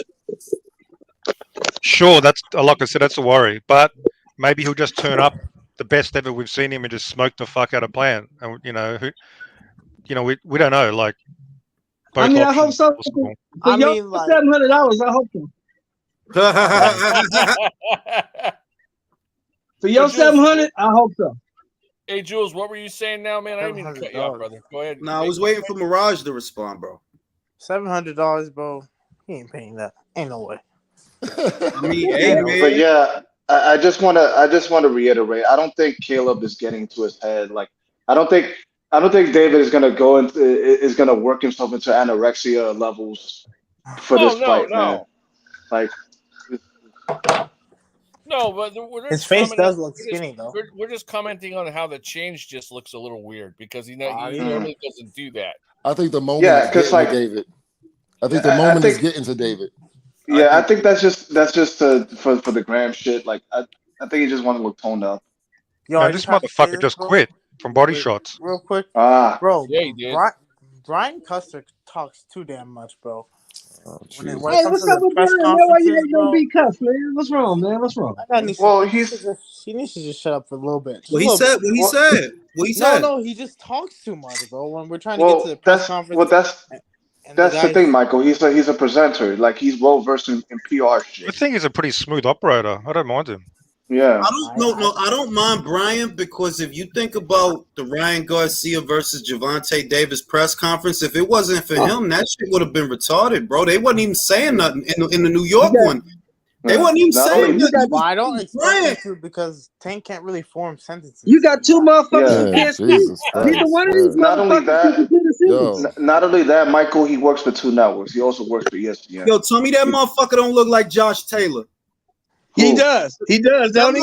Tell me that motherfucker don't look like Josh. That motherfucker, I thought that was Josh Taylor. Hey, but look, you got Ryan Garcia and Tank Davis. Neither one of these motherfuckers can complete a sentence. That's true. Yeah, they can't talk. So you needed Brian Custer there. Ryan did win the press. Ryan can't complete a fucking sentence. That was the second one, though, but that was the second one. The first shit was wild awkward. They wasn't even saying if it wasn't for Brian, I'm gonna knock you up. Man, you repeating the same thing 17 times. Okay. Yeah, not only that, Brian, if it wasn't for Brian talking, the first press conference was trash, bro. Like they were just sucking each other off. Anything. They were just not only that, Shelton, Ryan. Do you ever notice how Ryan sounds kind of zesty? You know what I mean? Yeah. Paint his fingernails, bro. Ryan talks like. You know what Ryan sounds to me like, honestly, bro, and I'm not trying to be funny or just shitty.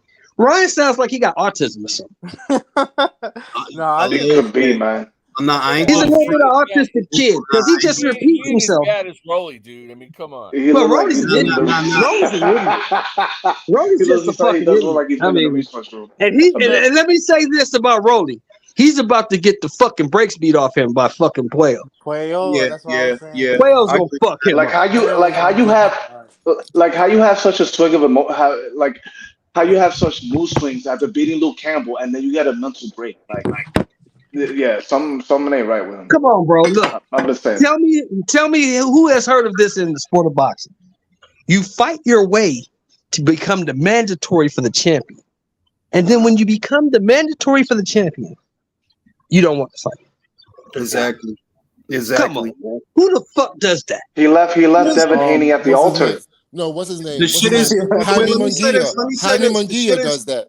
Wait, let me say this. Yeah, he does that too. And he another one. And the shit is, let's be real. If you thought you was gonna win that fucking fight, you would have took that fucking fight. You ain't think you was gonna win that fight.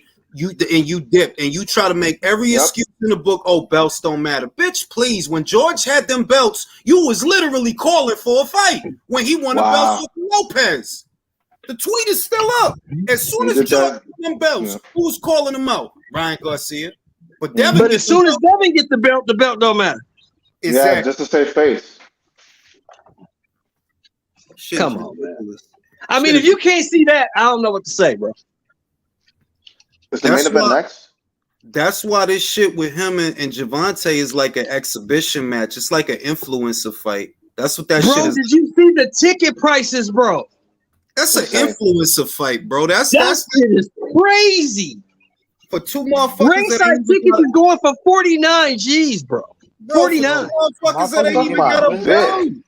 Hell no. Wait, what? 49 G's, bro. You mean 4,900, right? Yeah. No, 49 grand for ringside. No. Yo, they acting like if Kim K is gonna be in the fucking ringside.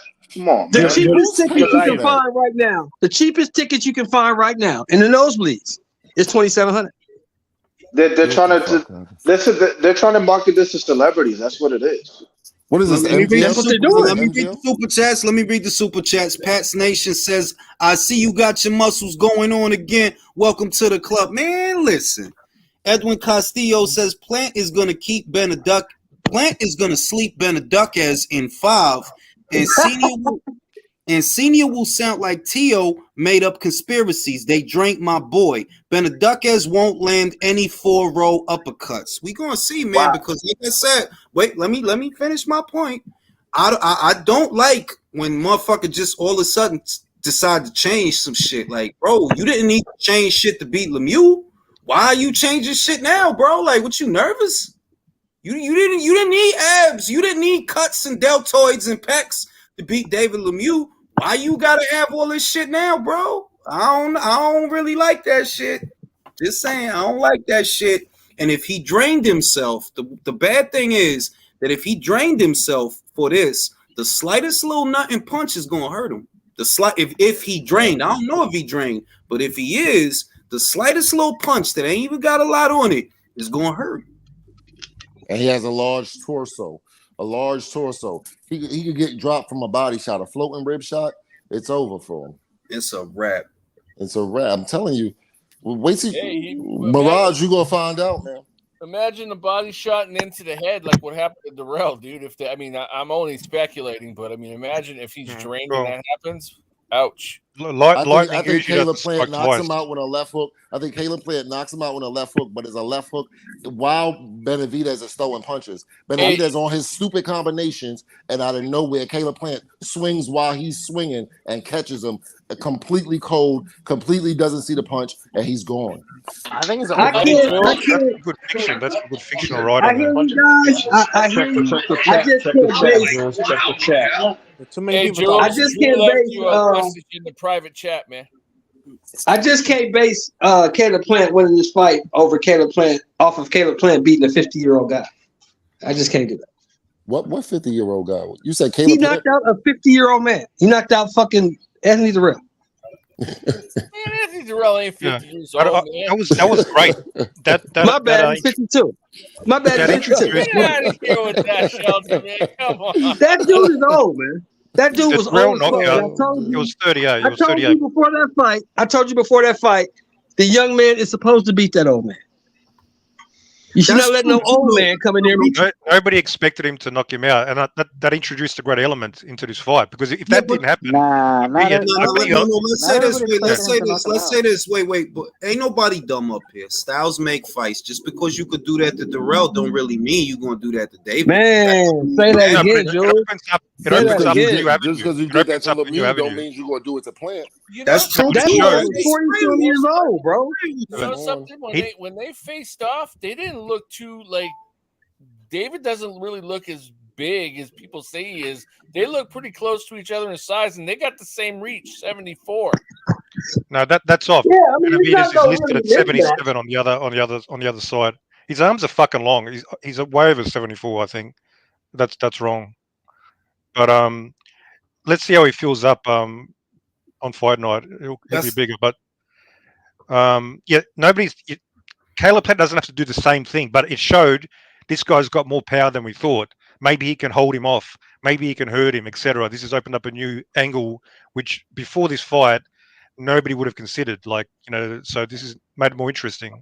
Definitely more interesting. I'll give you that. The knockout itself, it doesn't fool me, but it does add something to the fight. That maybe if he hit him right, he could get a little bit of respect.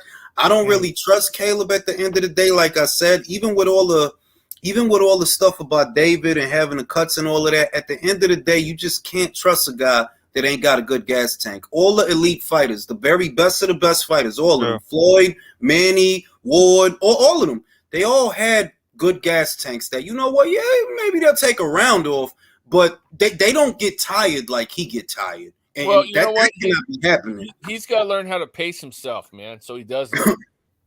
That's true. But you can't learn. It's like minute, bro. This is your body. You This is how your body works. I don't think you already been a world champion. You don't know how to pace yourself.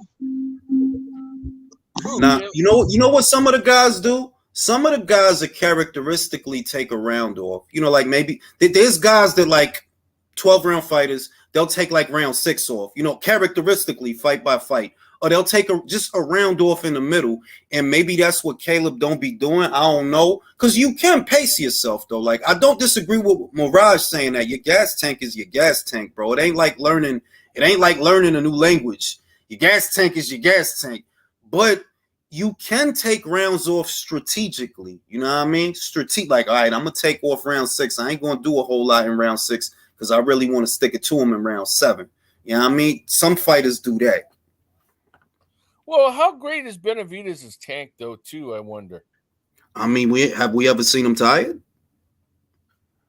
His last 12-round fight, he threw, we haven't really seen him tested very tough. His last 12-round fight, I think he threw 950 punches.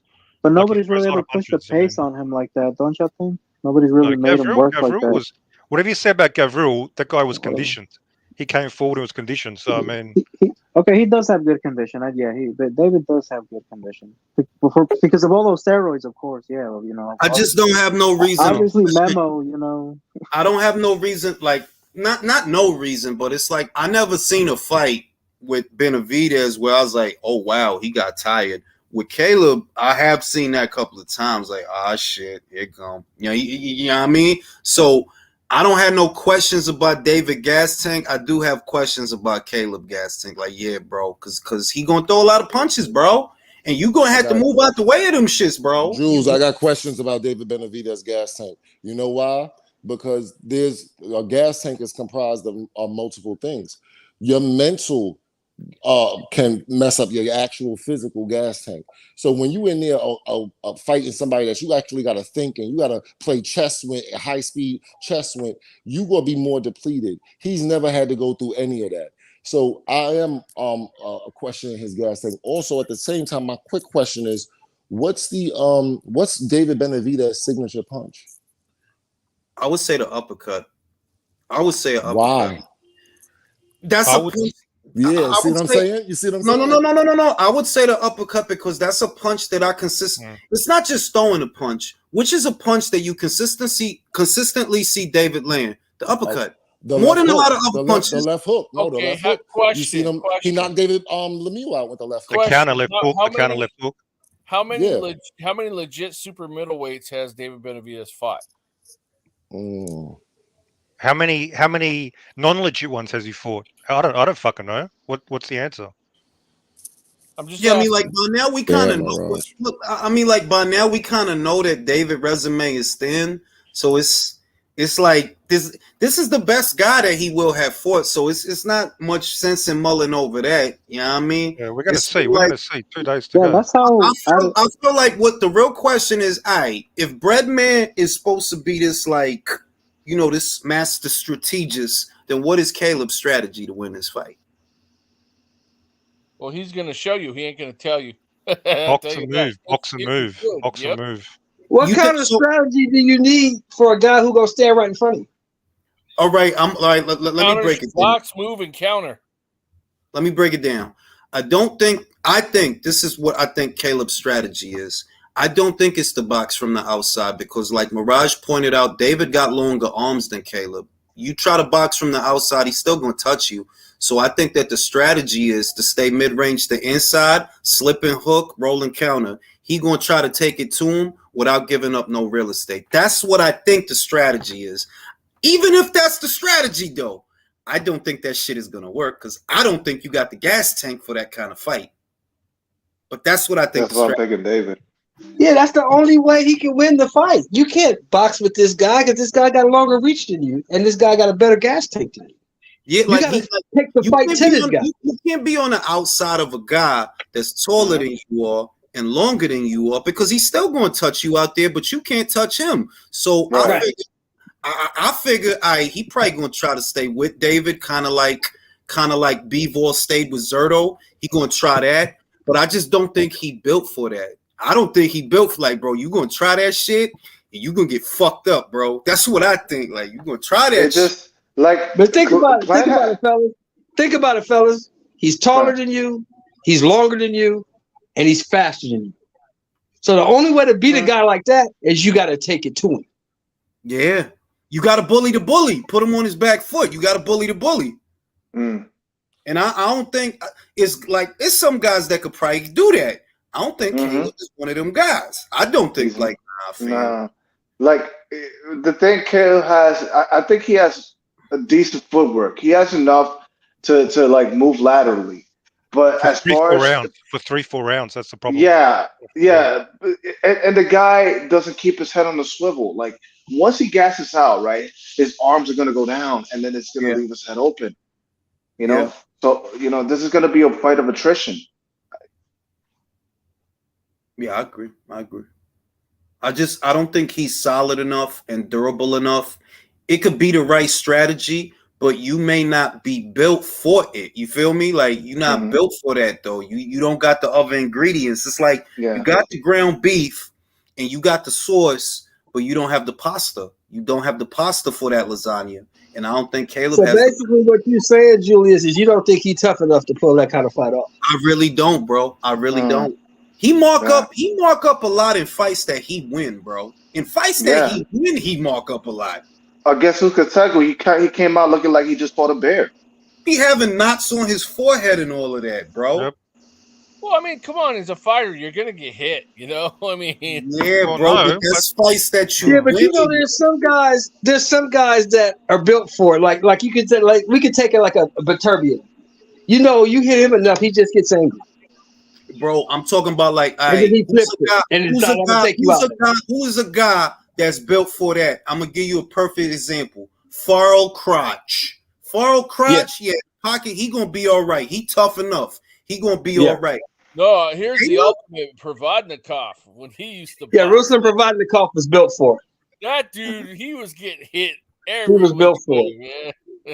I don't think Caleb. I don't think push come to shove. Couple of shots is gonna get in, and I just don't feel that you could really take a clean. Like, nah, I don't think so, bro. I don't think so.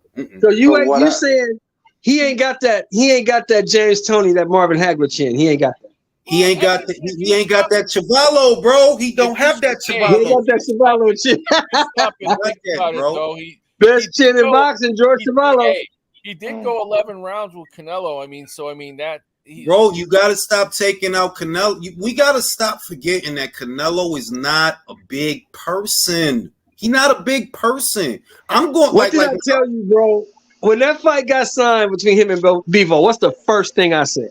You remember the first thing I said? You did say that shit too, though. I said he's too little. He gonna get beat up.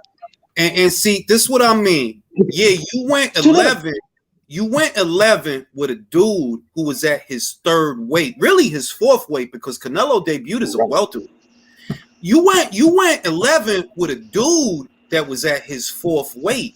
I cannot compare that to a big old Benavidez. This is not his fourth weight, bro. It's not his fourth weight. He ain't no little ass man. And you couldn't keep that dude off you. You couldn't keep that little dude off you. Yeah, but who punches harder, Canelo or Benavidez? I say Benavidez. Now we'll find out shortly. I don't know that. We'll find out shortly. Benavidez. We'll find out. Look, come on. Canelo loads up. Let's look at what we got to go on. Hold on. Let's look at what we got to go on. Alvarez threw everything he had at Bivol and couldn't do shit, right? Mm-hmm. Oh yeah, you think Benavidez landed? He couldn't do nothing. He was hitting that man, and that man was walking right through that shit like it was nothing. Look, I don't think that Canelo, it's guys, right? Like Inouye, for example. I don't think Inouye got better beef power, feel me? Better beef just hit hard. He just hit hard. Whereas the reason that Inouye hit hard is because of his form. That he accurate, he know when and how and what to throw. But it's not just brute force. With Canelo, I think it's the same thing that, like, he not the most heavy-handed fighter. Like, nah, he not the most heavy-handed. So it's possible that another guy might hit harder than him. But is he as accurate? No, I don't think that. And I don't think I don't think Benavidez, maybe, and I'm going out on a limb. Maybe Benavidez dropped Akhmadov big time. Maybe Benavidez, maybe he hit harder than him, but I don't think he's a bigger man. Exactly. He's a bigger man, more force. Exactly. Sure. That's what I mean. Sure. Like you might because you bigger than him, but I don't even really know for real though. Hey, David's got the strength. He's got the fat boy strength when he was like 300 pounds. Even though he's skinny, he's got that. He's a natural. Seriously, it's just he's heavy-handed. He's heavy-handed. Canelo loads up. For him to get his power, he has to load up really hard and swing for the fences. Canelo has a way better record than Benavidez, though, man. Yeah, I'm not even arguing that. He's knocking out world champions. Man. Yeah, I mean, Canelo fought these guys, and he caught these guys at the right time. Canelo. Let me sift through the bullshit. I don't think David is a better boxer than Canelo. I don't think he has better form than Canelo. I don't think he has better counters than Canelo or better punch picking.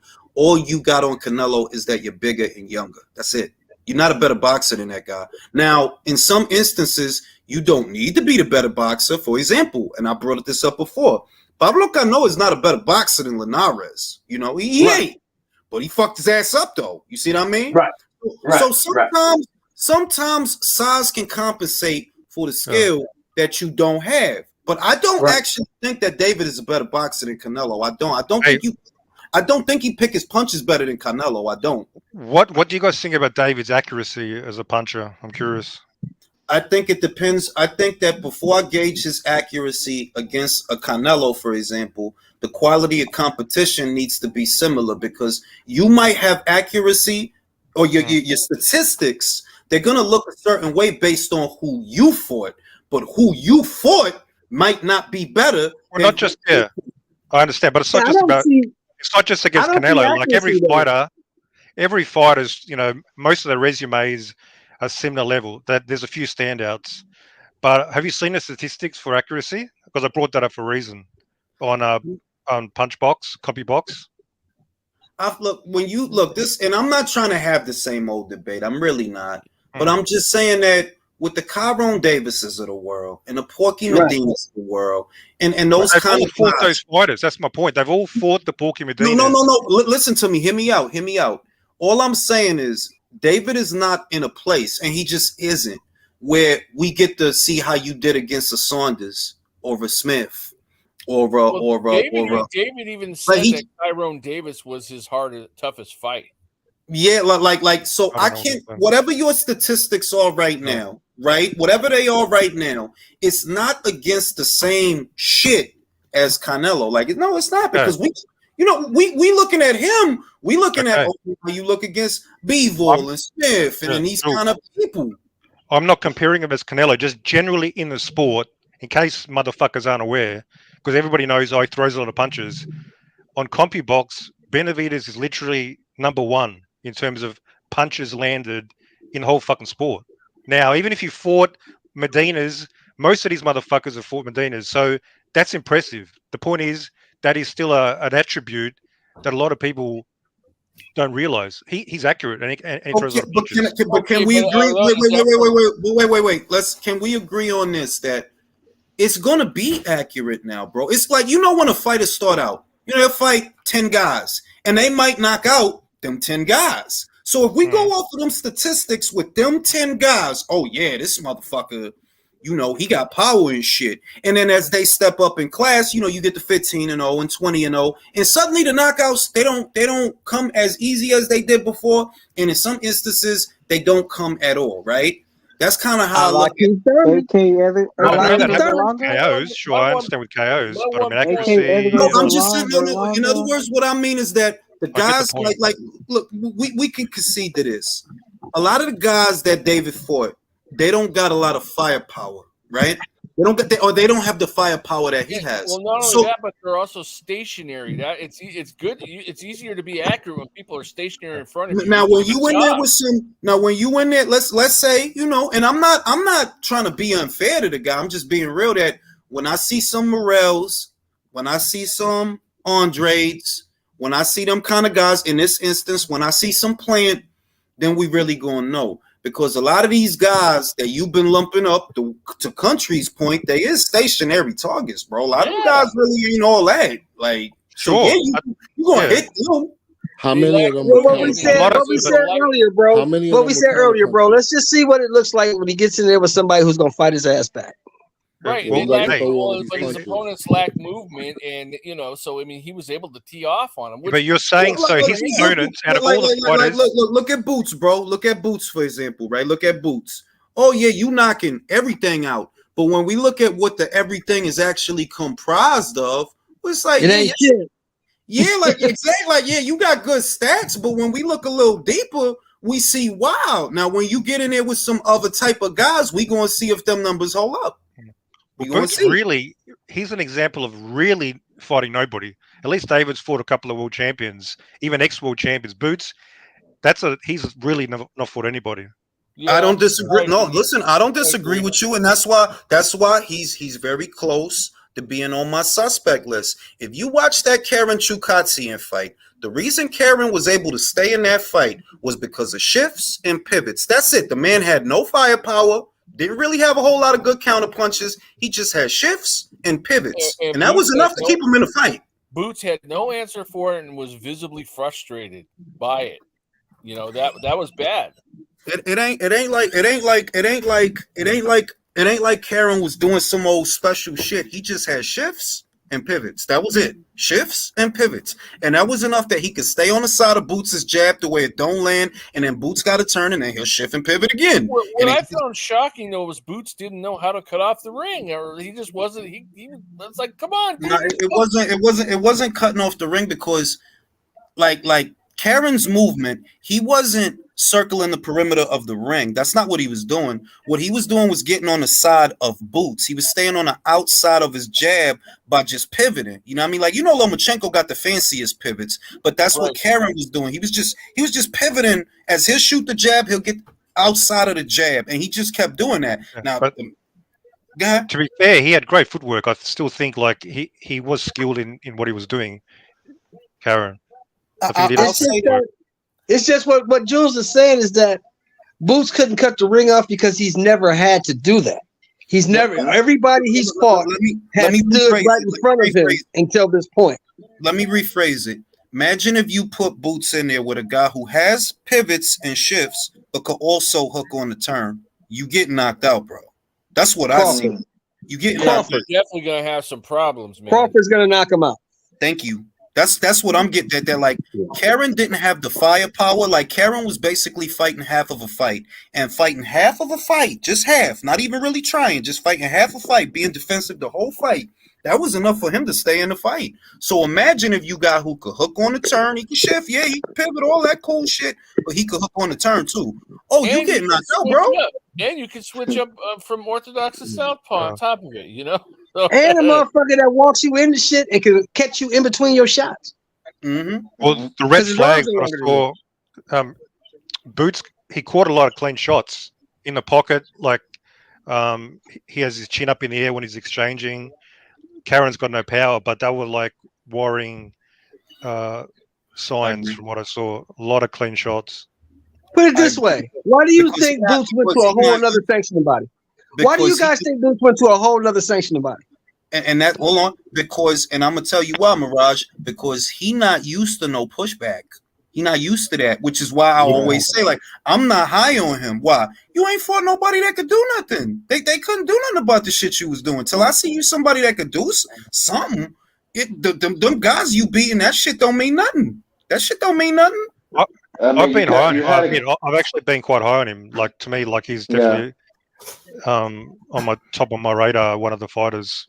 So that was a little bit disappointing. I mean, you've been 6 years as a pro and you have not won legit title fight, man. And then you fought somebody lately that made you do fucking pirouettes. Come on, that's what I'm saying. That's what I'm saying. That a lot of the elite guys, they could put it together. A lot of them other guys, you know, below the top 20, they maybe got one thing that they do good. You know, they probably could move a little bit, or maybe they could punch a little bit. The good guys, they put it together. And what I see is, well, this is a guy who's used to his power getting a lot of respect. He's not used to getting no pushback. That's why them hoes is there, because, well, ain't nobody made you respect nothing yet. Maybe you go in there with somebody that could do some shit that could put it together, you're going to start looking different. That's what I think. Or, I say this, or you get in there with a motherfucker who's just as young as you, just as strong, or a little bit stronger than you, and maybe a little bit more hungrier than you, and you might get your ass whooped. Real human on top of it. Speaking of which, where Connor at? Josh Kelly is the most, I'll say that Josh Kelly is the most crude example. They're like, yeah, you going to look like Purnell with them guys, and they put you in there with a guy. They put you in there with a guy who could do a little bit of things, and that was enough to take you apart. That was all that stopped, all that shit. Exactly. They put your ass in there with a Virgil Ortiz, the shit might be a little bit different. Yeah, that's kind of where I'm at with the shit. That I'm like, look, they was heralding Boots as the heir apparent to this and the heir apparent to that, but it's not on paper, man. Like he ain't do shit, man. Like, I'm sorry, and I'm not trying to be hard on him, but just being honest, you ain't do shit, bro. You know, motherfuckers high on Bam because Bam beat Quadras and he jumped up 2 weight classes to do it. So it's like, okay. Oh, I know Quadras is a little old, a little embattled, but okay, you jumped up 2 weight classes and did that. Then what he did after that, he stopped Brunvisa. I'm like, all right, well, Brunvisa ain't been stopped in a long time. Yeah, a long time. Yeah. And that dude hit hard as fuck too. Exactly. Now and hit him hard as fuck. Don't forget, he hit Bam hard as fuck. Yep. Unfortunately, he stopped Chocolatito too. I was sad about that one. Whereas with Boots, it's like, yo, like, yeah, you be looking good against the Dulormes and the Sergey liposuctions, and you be looking good with them, bro. Like, that's supposed to be. I'll tell you how Boots can shut me up. You ain't even got to fight a Virgil. You ain't got to fight a Stanionis. Go beat Butayev up. Exact. Thank you. I'll take that. You beat him up, I'll shut the fuck up. I'll take that. I agree. Butayev, if you could stop Butayev, who we know, you know, he tough motherfucker, and he a little bit dirty too. He was dirty. Yeah, he's very dirty. Very dirty. He dirty, and he could switch it a little bit. We know he throw a lot of punches. If you could do to him what you've been doing to all these other guys, then I'm gonna be like, yeah, I gotta give him that because Butayev was in there with Stanionis. Stanionis didn't stop this motherfucker, you know. But he ain't gonna fight like Villa gonna be the most solid scalp, and then after that, it's just gonna be a lot of nothing, bro. They probably gonna put him in there with Ugas or some shit, an old ass. See, here's the problem, Jules. They fucked up and gave him that IBF interim title, right? So now, since you got that, like Jules always says, now you can't go backwards. No, you can't. You can't. Now you got to go forward. It can't be no more Dulormes and shit like that, bro. Yeah, like, nah. you can't fight a Cody Crowley now. You can't fight him. And you know what the funny shit is? That's what he gonna get though, because all the guys, nobody is gonna be there to pass him the torch. Nobody is there to do it. Like Errol not gonna fight him. Crawford, I don't think that's gonna happen. Danny went up the middleweight for some reason. I don't know the fuck he thinking. Who knows what the fuck they gonna do with Thurman? I don't know. Because Danny knew that Triple G wasn't gonna fight Laura, so he can get that Laura fight. That's why he moved. Yeah, but now Laura got to fight Michael Giraffe from Mirage neck of the woods, bro. He got to fight Michael Zarafa. Oh, so does he got to fight Zarafa? He got to fight that. Well, anyway, that's cool. That's cool. Danny, he don't get to fight Danny. So yeah, that's cool. That's cool. He beat Zarafa. He'll beat him, and even at 40, he'll beat him. The problem that Boots is going to have is you probably you got an interim, and that's cool, but you supposed to have that fight to pass you the torch, and ain't nobody gonna be there to do that. Nobody is going to be. He had to fight though. All he had to do was sit in the WBO because Virgil left. He went the WBA route. They offered him to fight twice. Why you think I blame him? All he had to do was sit there. He would have been elevated to number one. He could have fought an eliminated WBO, and in May or June, instead of talking about Spence, they'll be talking about Boots versus Crawford for the title. He didn't want that. He didn't want it. They didn't want that fight, bro. All that shit. I've been saying, like, all that shit is cap, bro. Like, y'all just trying to say that shit. Y'all just trying to say that shit because it sound good. If you really wanted that shit, why the fuck would you put BF? That don't make no. He don't have the BF. He got the BO. If you want him, you got to go for the BO. Y'all fighting all these BF eliminators. Like, that shit don't fool me, man. Yeah. If you wanted to fight Crawford, you knew how to get him because you knew he had a mandatory coming up in May or June. You knew that. Motherfuckers say all type of shit in them interviews and then turn around and fight in the IBF eliminator. Motherfuckers say all type of shit. You don't want that dude. Because if you wanted that dude, you had an accident that dude and you didn't fight that dude. So you didn't want to fight him. I was disappointed to see that as well. And I heard his dad on the interview. He seemed almost enthusiastic at the idea he's going to win the vacant IBF belt. He's going to get vacated and he's going to get upgraded from the interim. He was almost excited, enthusiastic. That's sort of disappointing. I think that's the plan.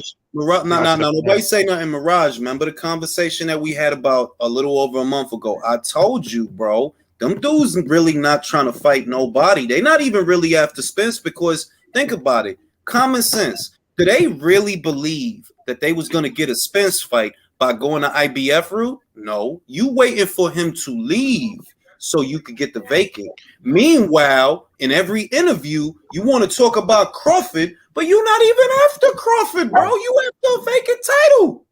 Well, yeah. Well, back then, I mean, things have progressed since then. Like the interviews came out, all this shit. So when I see the evidence, trust me, I can fucking change my mind. I can change my mind, no problem. So I was very disappointed. Like I wanted to see Boots because I rate him quite highly. Let's see. I want to see the top fights, but bro, it looks like they're waiting for Spence to dump the belt. That's what you have to understand. Is that welterweight division is exactly that. Welterweight. It's a waiting room. See, I have to keep the same energy with Virgil Ortiz because Paco basically stated that we gave you a fucking we let Crawford give you a voluntary defense twice and you turned it down. There's a reason why Alexis Rocha got moved up ahead of you. Yeah. Exactly. So, I maintain that for all the shit that Crawford was getting, the reality was them dudes didn't want him, bro. Why would you look? Late last year, he was ranked number 1 with the WBO. Talking about Virgil, he was ranked number 1 with the WBO late last year. Yeah, who was he petitioning? Who was he petitioning late last year? The WBA. The WBA. For a title eliminator. That's a filler fight when you could get a belt straight away from Bud. And Virgil got offered the fight, remember? And he said he didn't want it.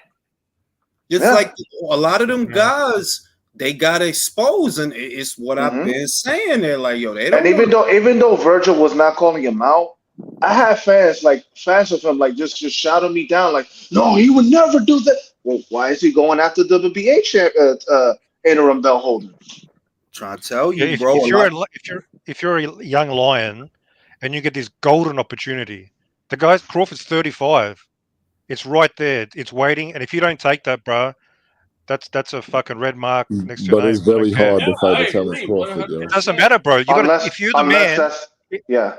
if you want to be a great fighter, the De La Hmm. Hoyas, all these guys, they would have Right. taken those fights. This is the test. Of course, it's Now, hard. Of now, course, it's a risk. Fuck yeah. I What's the agree point? with Mirage, and that's why, look, I'm going to say this, right?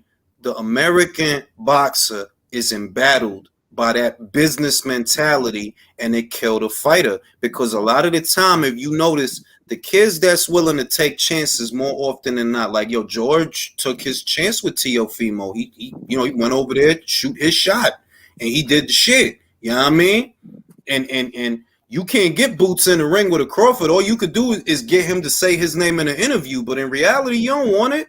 You don't want it. Well, Or it was just- pointless you to don't him. want it. It was pointless of him to call Crawford out when he was on a completely different path from the WBO. And that's why, and see, that's why I don't like that, because what you're attempting to do is hoodwink the fans. You trying to make it look like, yeah, Crawford don't want to fight me. Bullshit, bro. You ain't even after him, bro. Yep. Right now, Crawford is taking on all comers, man. He doesn't have a promotional company behind him. And to top it off, the dude you after don't want to fight you. Well, I told you, country, that they not dumb. You know, they know that, man, we ain't gonna get no Spence fight. We know we ain't gonna get no Spence fight. But you know what we can do? We could hold this position till we get that vacant title. And what they don't understand is you need a signature fight more than you need a title. Title don't mean shit. Andre had a title, bro. He had 2 titles. Did nobody give a fuck about that shit? You need a signature fight.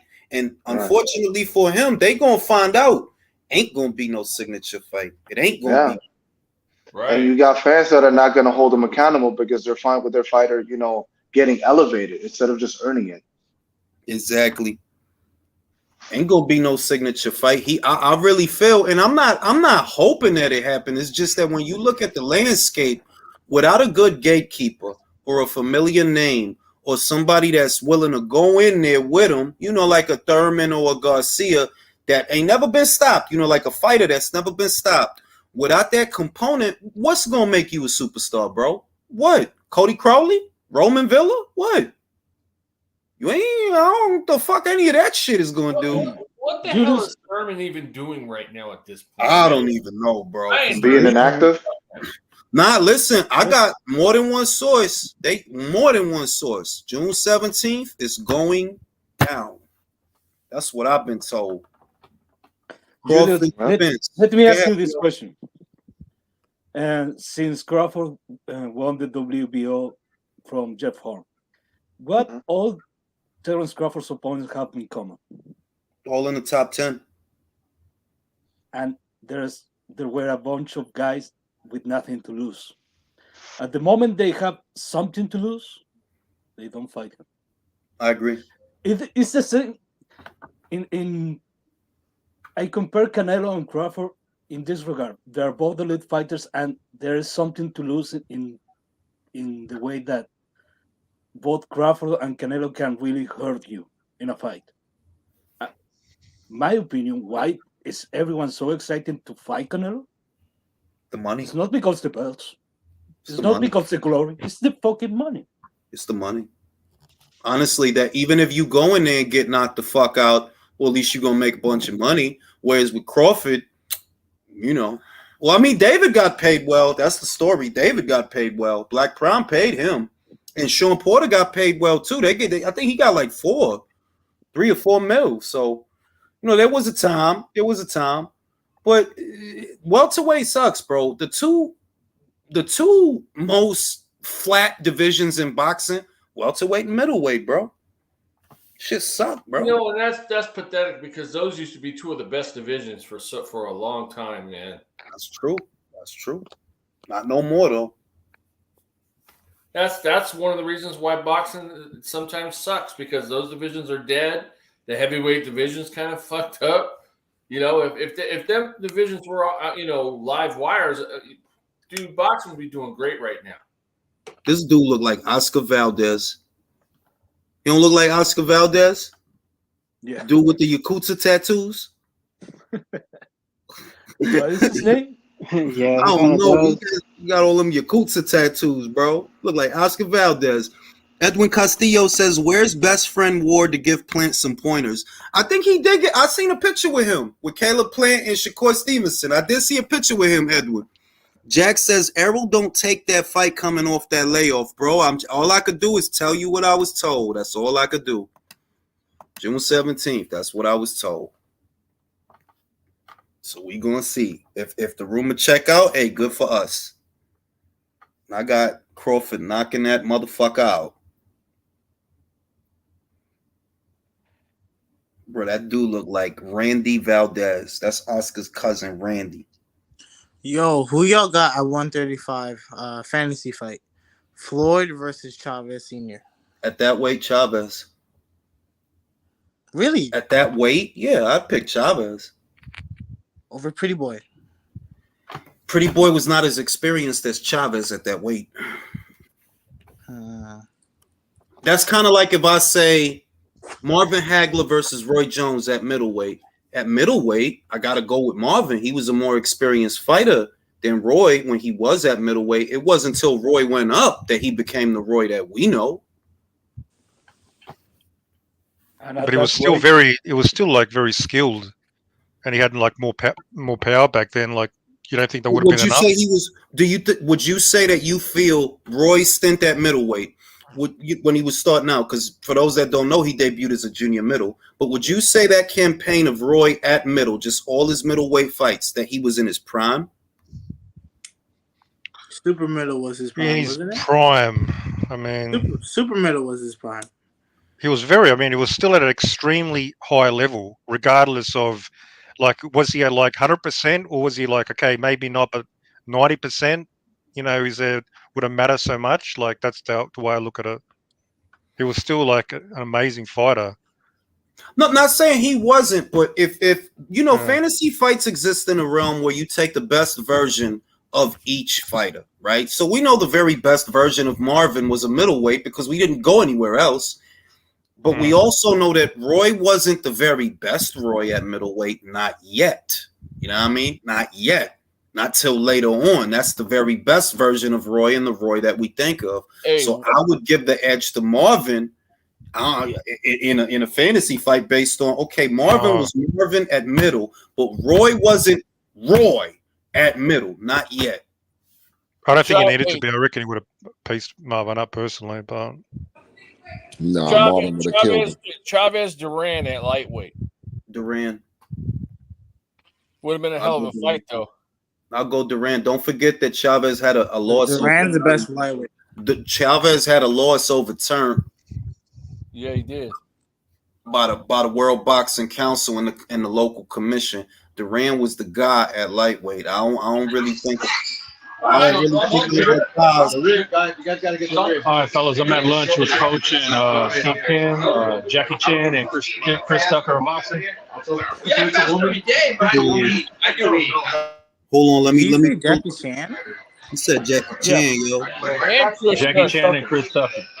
Hold on, let me get you. Steve said we got to get you out to one of these dinners, Jules. I got to fly. I knew it. Coach. Jules said, "What's up?" What's up, Jules? Jackie Chan, Steve Tucker, bro. That's fucked up. Sign the contract. We got to shoot it. Contract. Yeah, Yo, ask him when Rush Hour 4 is coming out. No. Matter of fact, ask Steve. Wait a minute, Drew. Ask Steve. Chavez or Duran at lightweight? Who does he pick? Steve.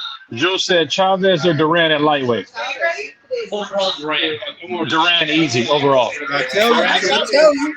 Who you know? All right, fellas. There's certain guys I don't bet against them at their best weight. There's certain guys I would not bet against Duran at lightweight any more than I would bet against Marvin at middle. I don't think it's a lot of guys that could do nothing with Marvin at middle. Yeah, because Chavez is gonna make Duran's fight at the end of the day. Hey, Chavez strengths. Did you guys Oh, go ahead, Leo. I'm sorry. I'm talking about Chavez' strength in the ring plays accordingly to Roberto Duran's strength. Everything that he does in the inside, I think Roberto Duran does it better. I agree. I 100, Yeah, 100. yeah, I agree. And that's not a knock on Chavez, by the way. He was one of the best inside fighters, but I just think Duran is the quintessential inside fighter. The Chavez body to head punch was just freaking awesome, dude. That was like his signature, going from body to head, man. He just tear people up. And I think that with Marvin and Roy was great physical specimen, but push comes to shove, I don't actually think Roy was anywhere near as durable as Marvin. Right. Yeah, but he doesn't. What does he need? Yeah, of course, but he didn't need to be as durable with his insane foot speed, hand speed. He could avoid that whole. It was his reflexes. That's what it was. It was a package. So obviously he's not going to sit there in the pocket with fucking Hagler. Nobody's ever suggesting, but I reckon he would just piece him up and just dance and move, similar to the sort of Hopkins fight. And by the way, Hopkins Hagler, Jules, what do you have? Hagler might be the best. I feel Marvin without work. I feel Marvin without work Hopkins. Yeah, they're very similar, right? They're very similar sort of. Can I say this? The only guy that, because he's durable, he's strong, he's nasty, he let him go in the pocket. The toughest fight in a fantasy fight that I would pick for Marvin is James Toney. Yeah. He hit hard than a bitch. You can't knock him out. You know, he's a stubborn fuck. You're not knocking him out. I still would edge Marvin to win on activity, but it's like that's a fight that I'm like, yeah, that's a tough fucking fight. Here's one for you. Tony Ayala Jr. versus Carlos Monzon. Monzon. That would be one hell of a fight, man. I got a good one for you, country. Bobby Chacon, lightweight, Rolly Romero, who wins the fight. Oh, come on, bro. Come on now. You can't ride the fence, bro. I'm picking Rolly, bro. I'm rocking Rolly. All right, bro. The power. Yeah, bro. The speed, skills. The speed, the ring IQ. Rolly gonna wait till he ain't looking and then grab his white helmet from the corner and hit him in the head with it and knock him out and then throw it out of the ring and act like he won. Yo, he probably gonna try to judo chop him. Real shit, yo. But it's certain guys that they did so good at a weight, it's hard to imagine they would ever lose there. Like, you know, one fight, like Holyfield versus, let's say, Usyk at cruiser. That's, if you think about that fight stylistically, that's hard to know what would happen if you put them two guys in the ring, man. Nah, I don't know about that, bro. Bellew gave him problems at cruiserweight, man. Yeah. I think, and he got dropped by, who was it? Was it Gassiev or Breedis who dropped him? Speaking of heavyweights, what do you think about Ray Mercer versus the prime Michael Dokes?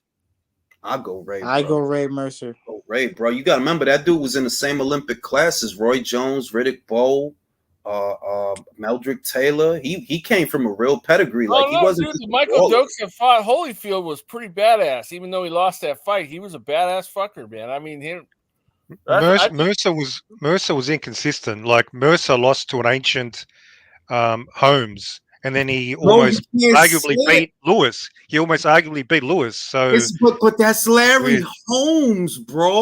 Like, you can't. That was a 1990s version of Holmes. How old was he? 43? No, he 90s. No, let's say this. Holmes was on a hot streak. He had won a bunch of fights leading up to that fight. I think that was an IBF eliminator. And it's not like he got off the couch and he fought Ray Mercer. Feel me? Like, nah. Like, and we know Ray wasn't no bitch because he damn near killed Tommy Morrison the fight before that. So I just chalked that up to Larry being a great fighter, to be real. I don't even use style matchup, just a bad style matchup as well. Before the great fight against the ever great Butterbean? Come on now, bro. You know that wasn't even a real fight, bro. You know that wasn't even a real fight, bro. That was an exhibition. Man, Larry embarrassed him so bad, man. That was so funny. Like, you guys obviously saw the Lewis fight. What a fight! That was a great barn burner, buck and barn burner. And a lot of us, I know that a lot of us here stateside, that we were we didn't like Lennox in those days. Like we really didn't like Lennox. So a lot of us were like Ray won the fight. A lot of us felt like Ray won that fight. A lot of people. I have a good one, Julius. Go ahead. Razor Ruddock versus Carlos Takam. Ooh. Nah, I'm going Razor Ruddock. No. I'll go Ruddock. Razor Ruddock. That's an easy one though. But that's a good fight. Takam shit is he's an agile, nimble, and crafty boxer in an era of slow boxers. I don't think you're gonna get away with a whole lot of shit. Razor had at least more speed than the average guy today, so I go Ruddock. I go Razor Ruddock. All right, I got one for you. Knockout. Rocky Marciano versus George Chuvalo. I'll still go Rocky Marciano. Chuvalo got it. Like, don't get it twisted. Rocky could punch though, and even though he wasn't no cerebral boxer, but it was a method to his madness though. The way he'll come up with them short ass hooks in the pocket, you don't want to be there when that punch land. I go Rocky for that. I would go Rocky for that, and I think Rocky would have got him. I do think Rocky would have got him. Riddick Bowe and Ray Mercer never fought, right? Nah. Who would have done that? Prom Bowe, I would pick Prom Bowe. Thing is, Bowe was inconsistent. I don't think too highly of Bowe. He's an inconsistent fighter, discipline issues, weight issues. But the best version of Bowe. Bowe had quit in him though, dude. That's what I didn't like. That's what I mean. That like, but the very best version of Bowe, like the one that fought Holyfield, best version of Bowe versus best version of Ray Mercer. I'd go Bowe. Trying to think of another one. What's another one? Something with Bert Cooper, bro. Bro, you literally has. Oh shit! But Bert Cooper, Tommy Morrison. Nah, that's too easy. I think didn't they fight? They didn't fight? I don't think they fought. I don't know. I'm the young one here, bro. You should know that. Yeah, but I'm the one with dementia, motherfucker. I think Cooper would have been too hittable for Morrison. Morrison had a great left hook, man. The motherfucking Duke. Yeah, he had a mean left hook. That was his money shot. Motherfucking Duke, bro. Like, he could punch. Like, don't get it twisted. He wasn't perfect, but he could punch. He could fucking punch. Tommy Morrison versus Caleb Plant. The battle. I got a real good one. Ain't nobody gonna have the answer. David Tua, Jimmy Young. Who wins? I don't know too much about Jimmy Young, so I can't speak. Come on now. If Jimmy Young Leo. Could avoid his power, if Jimmy Young can avoid his power, then he'll win. He'll outbox him on points decision. Otherwise, he gets knocked out. All right, How many pounds was Jimmy Young? How many pounds was Jimmy Young? Wasn't he one of those smaller, lighter heavyweights? Yeah, he wasn't a big guy. Whereas David was a tank. Like, he was built like a tree trunk. Yeah. All right, I got one for you. David Tua versus Ron Lyle. I'll go Ron, bro. I'll go Ron. I ain't even go food. I'll go Ron. I've been watching. Ron was a 15-round fighter. Animal, bro. Ron was a 15-round fighter, bro. That's always gonna matter to me. That's always gonna matter to me. Like, bro, that dude fight 15 rounds, bro. That's different gravy. That is a different gravy. I got one for you, country. Ernie Shavers. Ernie Shavers, David Tua. Oh, David Tua, man. Ernie Shavers. David Tua. The reason why is Shavers got knocked out by lesser punchers. And he didn't have the best gas tank. Right. But he can hit hard as a motherfucker, though. Does he land? Did David Tua ever win a belt? No, right? No. David never won a belt. That sucks, bro. He couldn't beat Lennox. He tried, but he couldn't beat Lennox. That was a good fight. Lennox just kept his left hand up the entire fight. Yo, Consolidators said Jared Anderson versus Tommy Morrison. Chill, son. I remember being so pumped up for Tua versus Lewis. Fucking big disappointment. The fans are trying to rush fighters nowadays, I find. It's weird. Let me read the super chat. Will says Tank Davis versus Iron Mike Tyson since Tank thinks he's more skilled than Mike was. Also, country, Larry Holmes was 51 when he beat Butterbean. Listen, bro, motherfuckers don't know boxing if they think Mike wasn't skilled, bro. Mike at his very best, bro. I'm telling you, man, like that ain't no fanboy shit, man. That motherfucker was just a bad motherfucker. Best boxer that ever lived. We haven't seen skills like that at heavyweight, you could argue, from a prime Mike Tyson. Those combinations, the speed, the IQ. Whereas what Tank does is a minimalist approach to boxing. There's a lot of guys. Exactly, it's a minimalist approach. You're literally waiting for the opponent to make a mistake. You're not creating opportunities. Mike create opportunities. He get in front of you, bait you to throw, counter what you throw. If you don't and you want to sit in a high guard, he'll destroy your ribs, get you to drop your hands, and go upstairs with hooks or uppercuts. There's not a lot of guys like Mike, bro. It just ain't. And the other thing, there is no way to compare Mike Tyson and Tank Davis because the quality of opposition of Tank Davis is not there. It's piss poor, bro, compared to Mike. Mike fought 8 out of the top 10 of his era. 8 out of the top 10. Mike fought 15 times in 1 year. Motherfucker.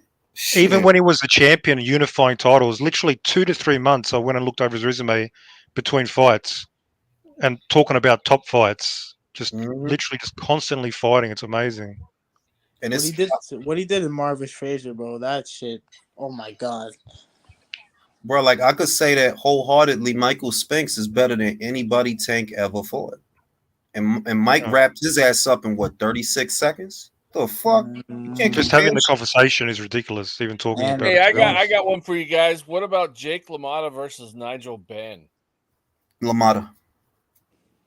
LaMotta got to win over fucking Sugar Ray, bro. What's gonna beat that?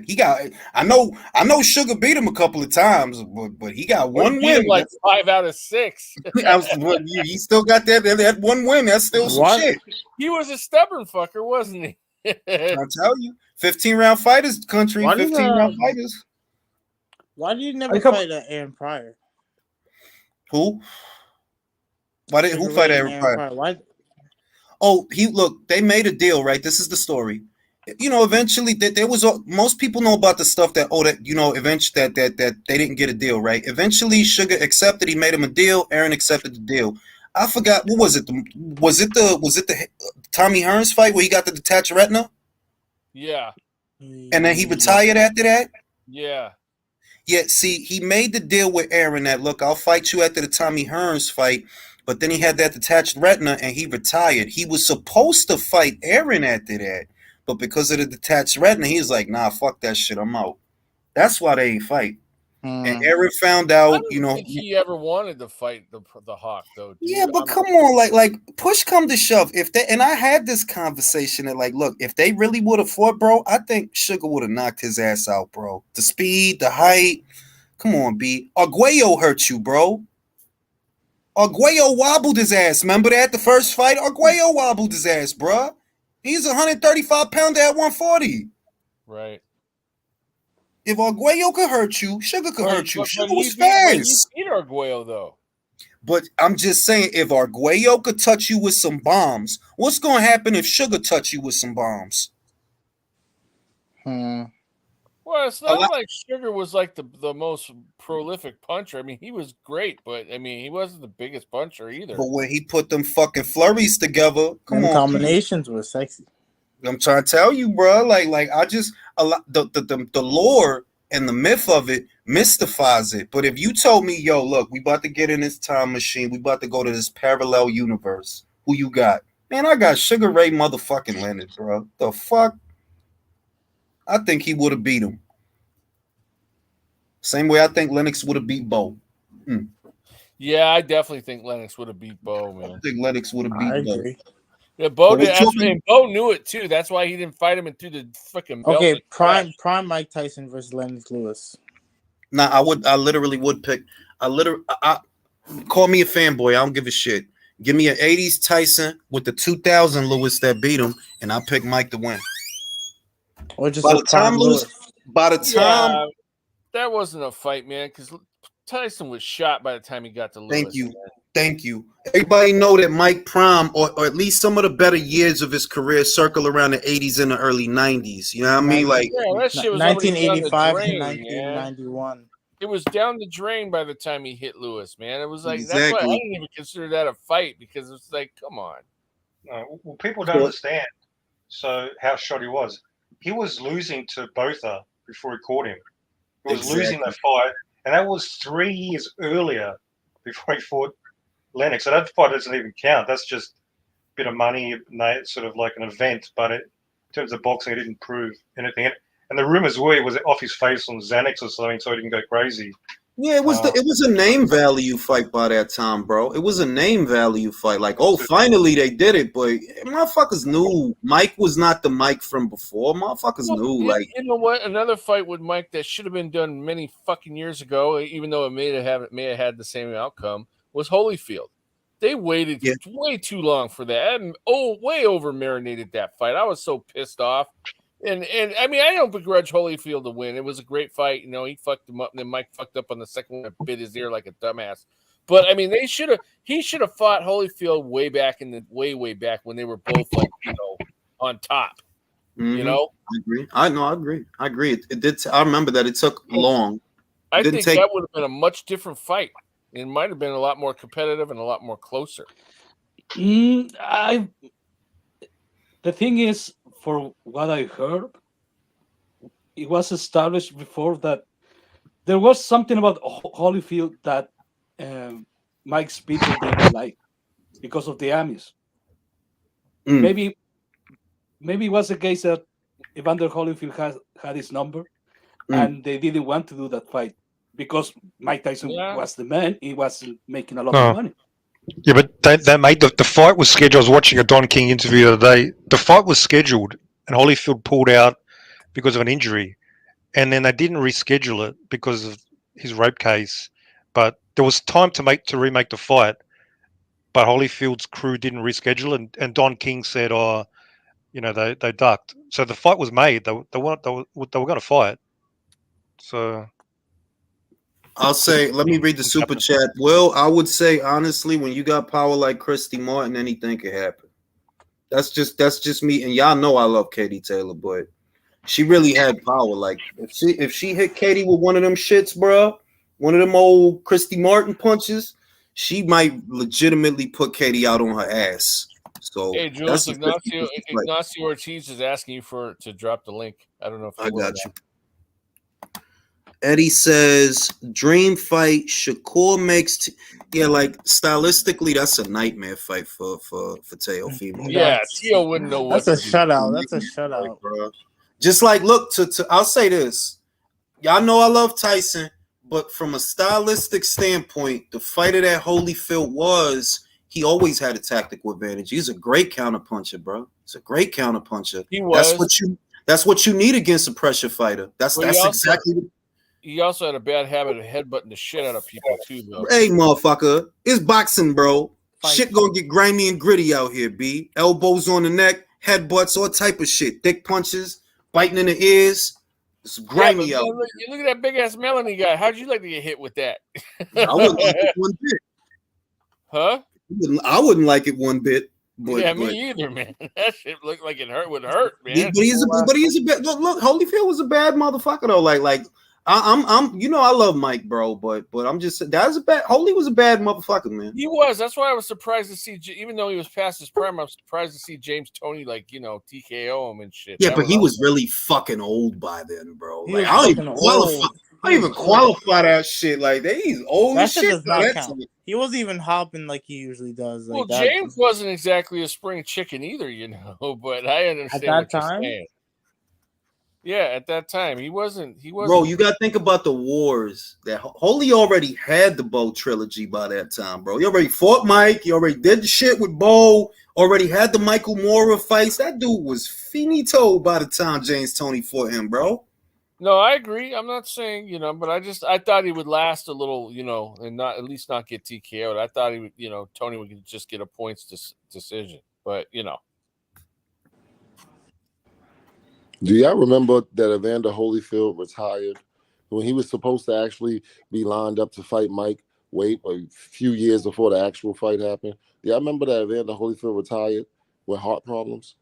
Yeah, he had a Yeah. heart.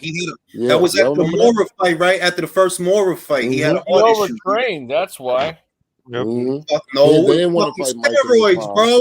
Fucking byproduct of steroids, bro.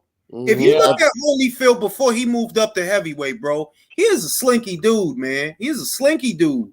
He put on calling him Holyfield. You keep calling him Holyfield. I call him Evan Fields. Evan Fields, B, having shit shipped to his house, bro. Then he came back jacked out of his fucking brains. For real, he had the ill cobra traps. B, like, bro, come on now. Like, There's look, an asterisk on him because I don't do that because I'm gonna tell you the truth, Chaim. Ain't no motherfucking steroid gonna make you a better boxer, though. It ain't. No, it's not. It's not. But I will say this right now, as it stands, Evander Holyfield is the most decorated heavyweight fighter in history. He has something that nobody else has. That's true. You're 2-time undisputed. Yeah, but not just that. He's the only 4-time heavyweight champion in the world, and we all know he got robbed on his 5th time. He won the heavyweight championship 5 times, but they robbed him on the 5th one. I go. Wait. This is a good one. Alfred Young. Look, man, I'm going with Mike Tyson. If it's Chris Bird versus Michael Spence, I'm going with Michael Spence the Jinx. Don't forget, Michael Spence the Jinx won 30 motherfucking rounds with Larry Holmes. That's different gravy, bro. Yeah. I'll go finito. I will go finito. You got Tyson versus Ike Ibuchi. Chris Bird versus Michael Spence. Tyson might get knocked out by Ibuchi. Man. I ain't going front. I know, country. I know, but I'm still gonna go with Mike. And you got Ricardo Lopez versus Chocolatito. I would go Lopez, bro. I would go Lopez. That was a bad motherfucker. Mike is too skilled for Ike Ibuchi. He's too skilled. He's not coming in there just swinging punches. He's throwing punches for a reason at a particular target, and he's pivoting and moving. Nico, you right, bro. I think Mike beat everything, bro. I'm not going to apologize for that neither. I think Mike beat everything. If we get that 80, if we get that Trevor Burbick, Mike beat the shit out of Trevor when he had the church socks. Until he got destroyed in Japan by Buster Douglas, man. Shut up. I don't even say that. But Ibuchi was a machine. I was late for work that night because I watched the fight and I got in trouble with my boss. Bro, why is Eric Molina out here, bro? I thought he retired. Yo. Why is he out here, bro? I don't know. He about to fight Dempsey. I fuck with Dempsey, bro. I fuck with them. I mean, not Dempsey. He about to fight Simon King. Didn't they give him Fabio Wardley? Yeah, he was supposed to fight Fabio. What happened? I think he did. He did? He got knocked out. I'm getting old. Yeah, Wardley knocked out Molina, but he caught him one good time. Andrew 25 says Sugar Ray Robinson was undisputed 6 times. Yeah, he actually hurt Woodley. He buzzed Wardley. Wardley was out there with that stupid no defense foolishness, and he got caught. Yeah, he was being cocky. He got caught. Yep. Who Fabio about to fight? He about to fight somebody. Who he about to fight? He about to fight somebody. Oh no, he's fighting somebody from America. Coffee. He's fighting Coffee. That's a good fight, bro. Michael Kofi. That's a good fight. No, Jermaine Franklin bringing in his people. God damn, man. Hey, Andrew 25 says Sugar Ray Robinson was undisputed 6 times, man. Sugar Ray is the fucking dude, bro. And he said, and then Eddie Val added, he was the only human to be champ at 2 different divisions at the same time. Monster. No, he wasn't. Sugar Ray Leonard was the light heavyweight champ and the super middleweight champ after the Donnie Lalonde fight. He was champ at 2 weights at the same time. It's unethical because it was really a super middleweight fight, but they had 2 different belts on the line. They had, I think it was the BA from 68 and the BC from 75. Wasn't Canelo wasn't he champion at 175 and at was it 160? Nah, because he dropped the BO right at the dropped it. Okay. He dropped that shit right at the win that shit. Mark has a pretty good fight, but I would want to see Pernell Whitaker versus Floyd. Yeah. Floyd, that's a good ass. I'm going to beat him already, bro. I think I'm going to sound crazy. Sweet Pea outclassed the Hawk, bro. But But that's Floyd Mayweather's claim to fame. That's how everybody got to know Floyd Mayweather. He beat up Pernell Whitaker at 16 years old in the gym. Cokehead by then, though. No, in the gym, he beat him up at 16 years old. That's the claim to fame. Just like Errol Spence' claim to fame is giving Floyd never Mayweather a heard of black that eye. one.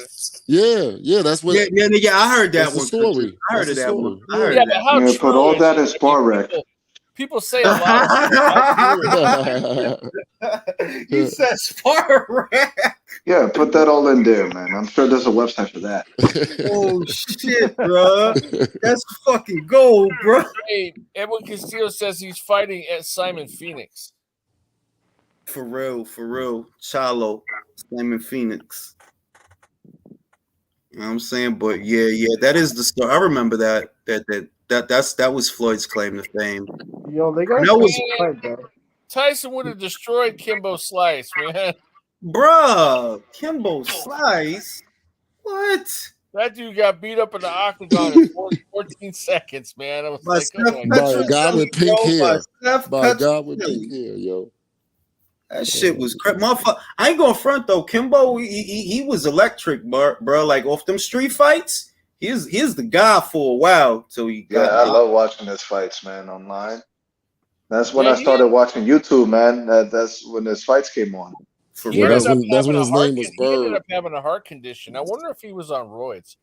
Hell yeah, bro. No, he was just mad He was big. a guy until he ran into actually trained fighters. Like, you know what I mean? Exactly. That's the truth, though, ain't it? That is the truth. Bro, Yeah, I'm the telling you, funny a thing dude is he did. with some heart and some hands ain't shit compared to a dude with a little bit of heart and a little bit of hands with formal training.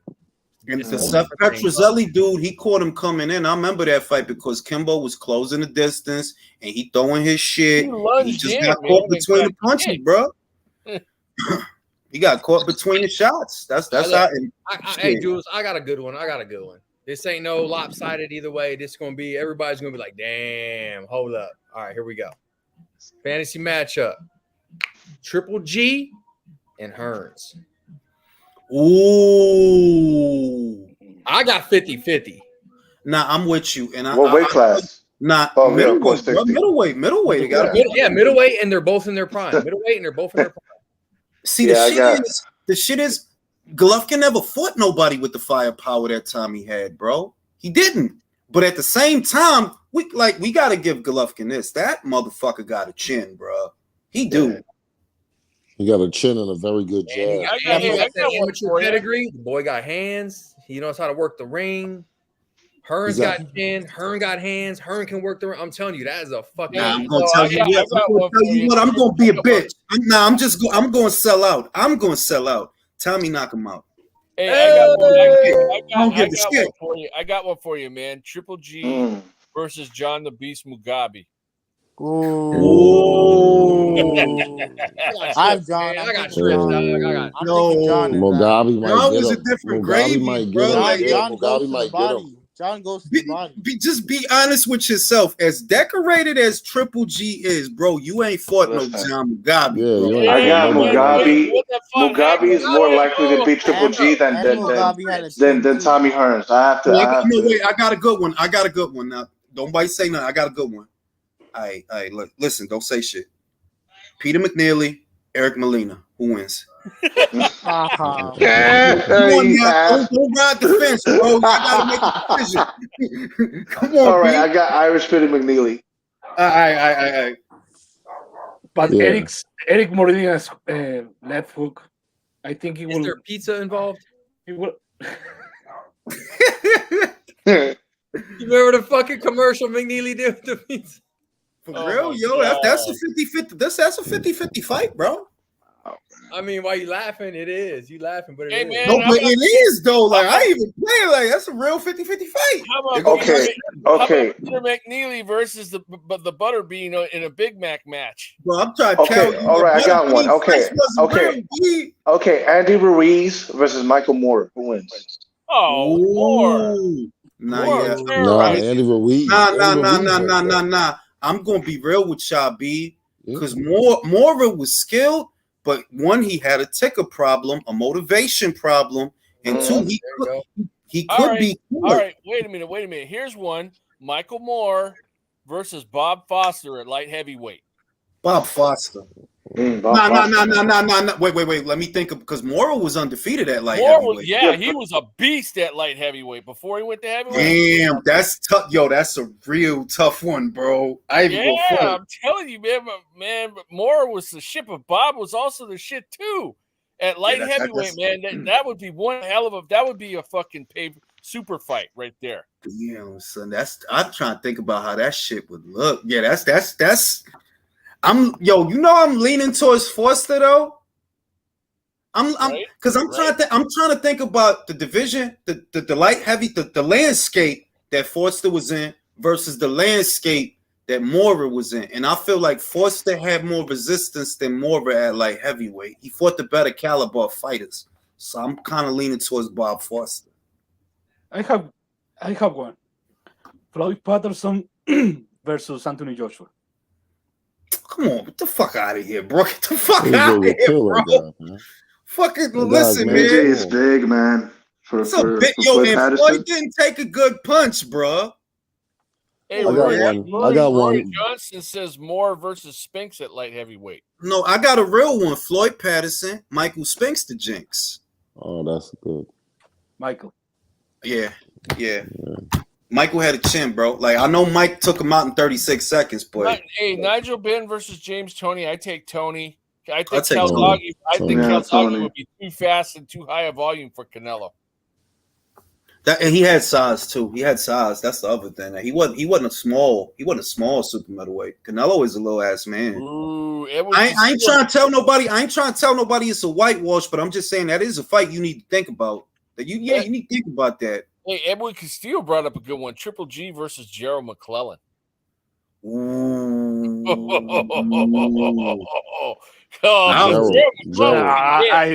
not betting against Gerald. Man. The body snatcher. All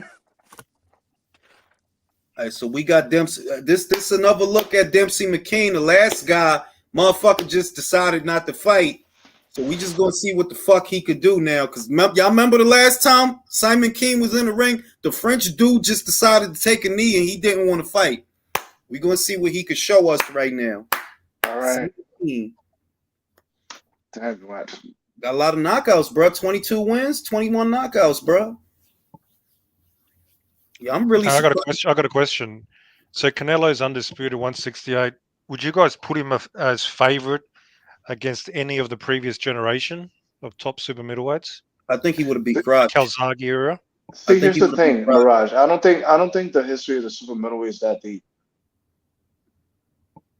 Okay. No, but it is a legitimate question. No, it is a legitimate question, and I would say there's guys I think he could beat, but I'm not convinced that it's a whitewash with Calzaghe. Do I think he could have beat Frotch like outboxed him? Yeah, because Frotch was a brawler, bro. And Canelo do all right on some brawling shit. Canelo do all right. He's a very good counterpuncher. He slip punches.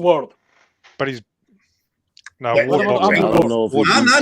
Let's talk about it. Like I got one for you. Canelo versus Chris Eubanks Sr. I still got Canelo, bro. Canelo all day, man. I would pick Canelo to win that fight. I would. Look, man, in the last 20, 30 years, the only people that give Canelo problems at super middleweight is Calzaghe and Ward. That's it. I agree, and I do agree with that. And let me say this too. Look, you don't think Roy Jones gave him problems? Bro, by the time Roy made bro, come on now. Come on now. You don't think Kovalev in his prime could have gave Canelo some issues? Yeah, but we talking problems, bro. Like heavy. It's on super middle. 168 though, dog. No, that's okay. Kessler, you're really backing Canelo to beat Kessler? I'm not. Canelo destroys Kessler. It's not even a close fight. What? He didn't even destroy. He couldn't even destroy Plant. He fucking Kessler was a fucking beast. Plant would beat the brakes off of Kessler. Come on, man.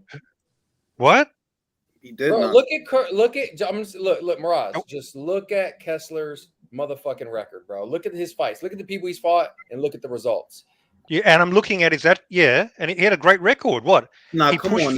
He gave Calzaghe a great Alex had it right the first time, bro. The only guys that I need to sit down and pontificate what's going to happen is Calzaghe and Andre Ward. And don't fucking forget that It ain't like Ward couldn't be touched. Darnell Boone in that overhand right, that Holman missile, he put Ward flat on his fucking stomach, bro. So yeah, motherfucker need to think about Hal Froch, you mentioned Froch. Okay, that guy was big, that guy had volume, and that guy was a dog. That's fucking Canelo doesn't like that shit. He would have brought it to Canelo. I'm not saying it's a whitewash, but if you telling me who's gonna win the fight, stylistically, I favor the counterpuncher over the brawler. Yes. I favor the counterpuncher. I'll say it like this. Counterpunching is over. Like, I think we're getting a little distracted. Hold on, Mirage, check it out. I think we're starting to delve into who we personally think wins. I'm not talking about that. I'm looking at these fantasy fights, and I'm looking at what the odds are going to be. And I'm saying the odds are Calzaghe, Ward, and Canelo are all close fights. Canelo and the other dudes from 168. I don't care about odds, bro. No, but I'm saying we're talking about who's most likely to win. So you got to go with odds because the fight ain't going to happen. What do you mean, betting odds? Yes, bro. That's betting odds. Canelo Bivol was a 5-1 underdog. Okay, what's up with the odds? Whoa! That's fuck with Mirage. I don't give a fuck about odds. Fuck with Mirage, bro. Wow, that's true. I'm talking about. That's when Vegas took an L that night. When I look at it, I look at like Kessler because I was a fan of his. I don't fucking records. I'm comparing attributes in the ring. What does Kessler bring? Volume, power, fucking vicious. Aggressive fighter like that. Those are fucking. He also brings no chin, and he can't. No chin, and he can't protect his body. Okay, no chin. How many times was he knocked out? How many Canelos has he fought? Answer my question first. No, how many Canelos? No, I don't think he was ever knocked out. I'm pretty sure Kessler was never knocked out. He's been close that 4 times. Okay, was he knocked out ever? No. So neither has Canelo been knocked out. So what are you saying? But you made the claim that he has a bad chin. I'm saying. No, I'm saying compared to Canelo, if they're fighting each other, like his chin doesn't stand up to Canelo's, brother. You see what I'm saying? No, I don't see what you're saying because there's no evidence that Canelo would knock. Because Canelo doesn't knock out many. Canelo doesn't knock out many high-level opponents. He knocked out an old. No, wait a minute. Come on. Doesn't do it much. One at a time, fellas. Let me do this shit. We can't say that. We can't say that. And the reason I say that we can't say that, if David Benavidez had the same run at 168 that Canelo had while unifying them belts, I would motherfucker say he's number one. So let's not do that. Let's not be unfair. If David went in there and knocked out Billy and he knocks out Caleb and he beats up Smith, we would all say, yeah, he's the number one super middleweight. How we gonna say he ain't? How we gonna say he ain't knocked? How we gonna say? How we gonna say he ain't knock out high level guys if them same guys, if Andre fought them same guys and beat all them guys, wouldn't we say, yeah, Andre is number one at 168? No, actually, hang on. Let's say Benavidez did what Canelo did, but Canelo was in a division and they still had not fought. Would you be saying Benavidez is number one? I wouldn't. Do you know why? Because we don't know. We don't know. If he hasn't fought the top dog, we can't say that. No, I disagree. You know why I disagree with that? Because David doesn't have the contrasting resume for me to say, well, look, man, David beat this guy and he beat this guy. No, you don't have that. He don't have that. David has to prove that he's on the level, let alone that you a top guy. You just now getting around and fighting Caleb Plant, bro. Let's be real. You know what? Kessler only lost to Calzaghe, Ward, and Froch. That's it. And they're all close fights. I mean, Calzaghe eventually pulled ahead, but he tested him at the beginning. Like, he was very impressive in that fight. Yes, Kessler was 46-3 with 35 KOs. You know, I'm looking at these two uppercut, bro. Like, that's the fuck is that? Shoot the uppercut. I'm looking at these two heavyweights, and I'm saying to myself, Richard Jonas would knock these two out. Yeah. Mm-hmm. And let me just respond to Jules in terms of resume, blah, blah, blah. Except that's true. But to me, whatever your resume, if you've got no resume, right? Hang on. When you move up into a division, like, unless you beat the top-ranked guy, I don't care how your resume stack up. You still have to take out that guy to remove any question. Even if that guy's got a garbage resume. That's not it, because when he fought Callum Smith, who was rated the number one super middleweight at the time? I could tell you. Probably Callum Smith.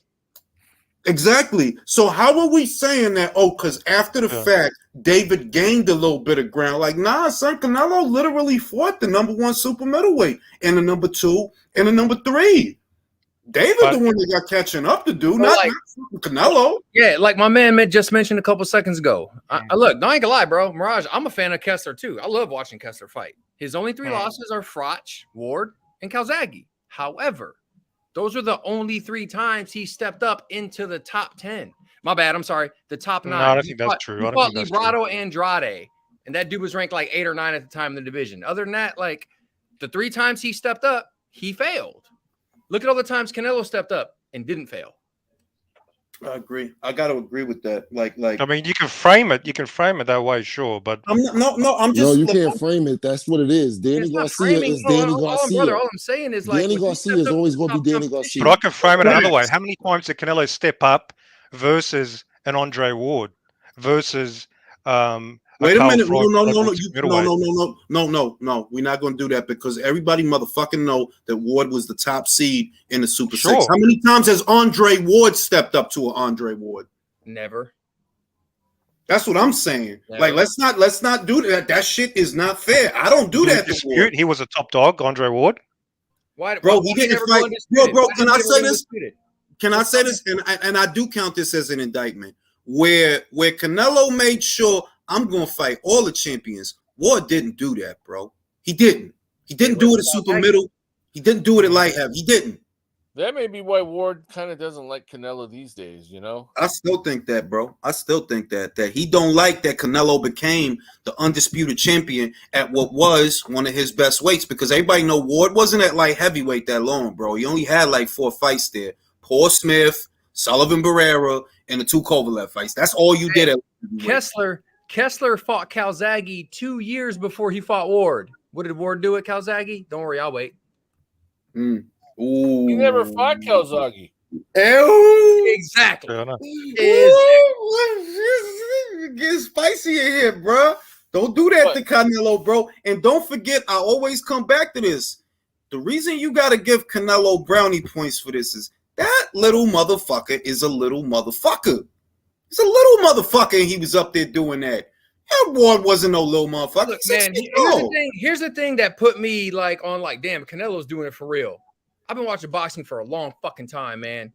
And every time I see the number 1 cash cow in boxing, the pay-per-view star of boxing, these motherfuckers fight once a year, twice if we're lucky as fans. This motherfucker fought 4 times in 11 months as the cash cow. There ain't no excuses, bro. There ain't no excuses, bro.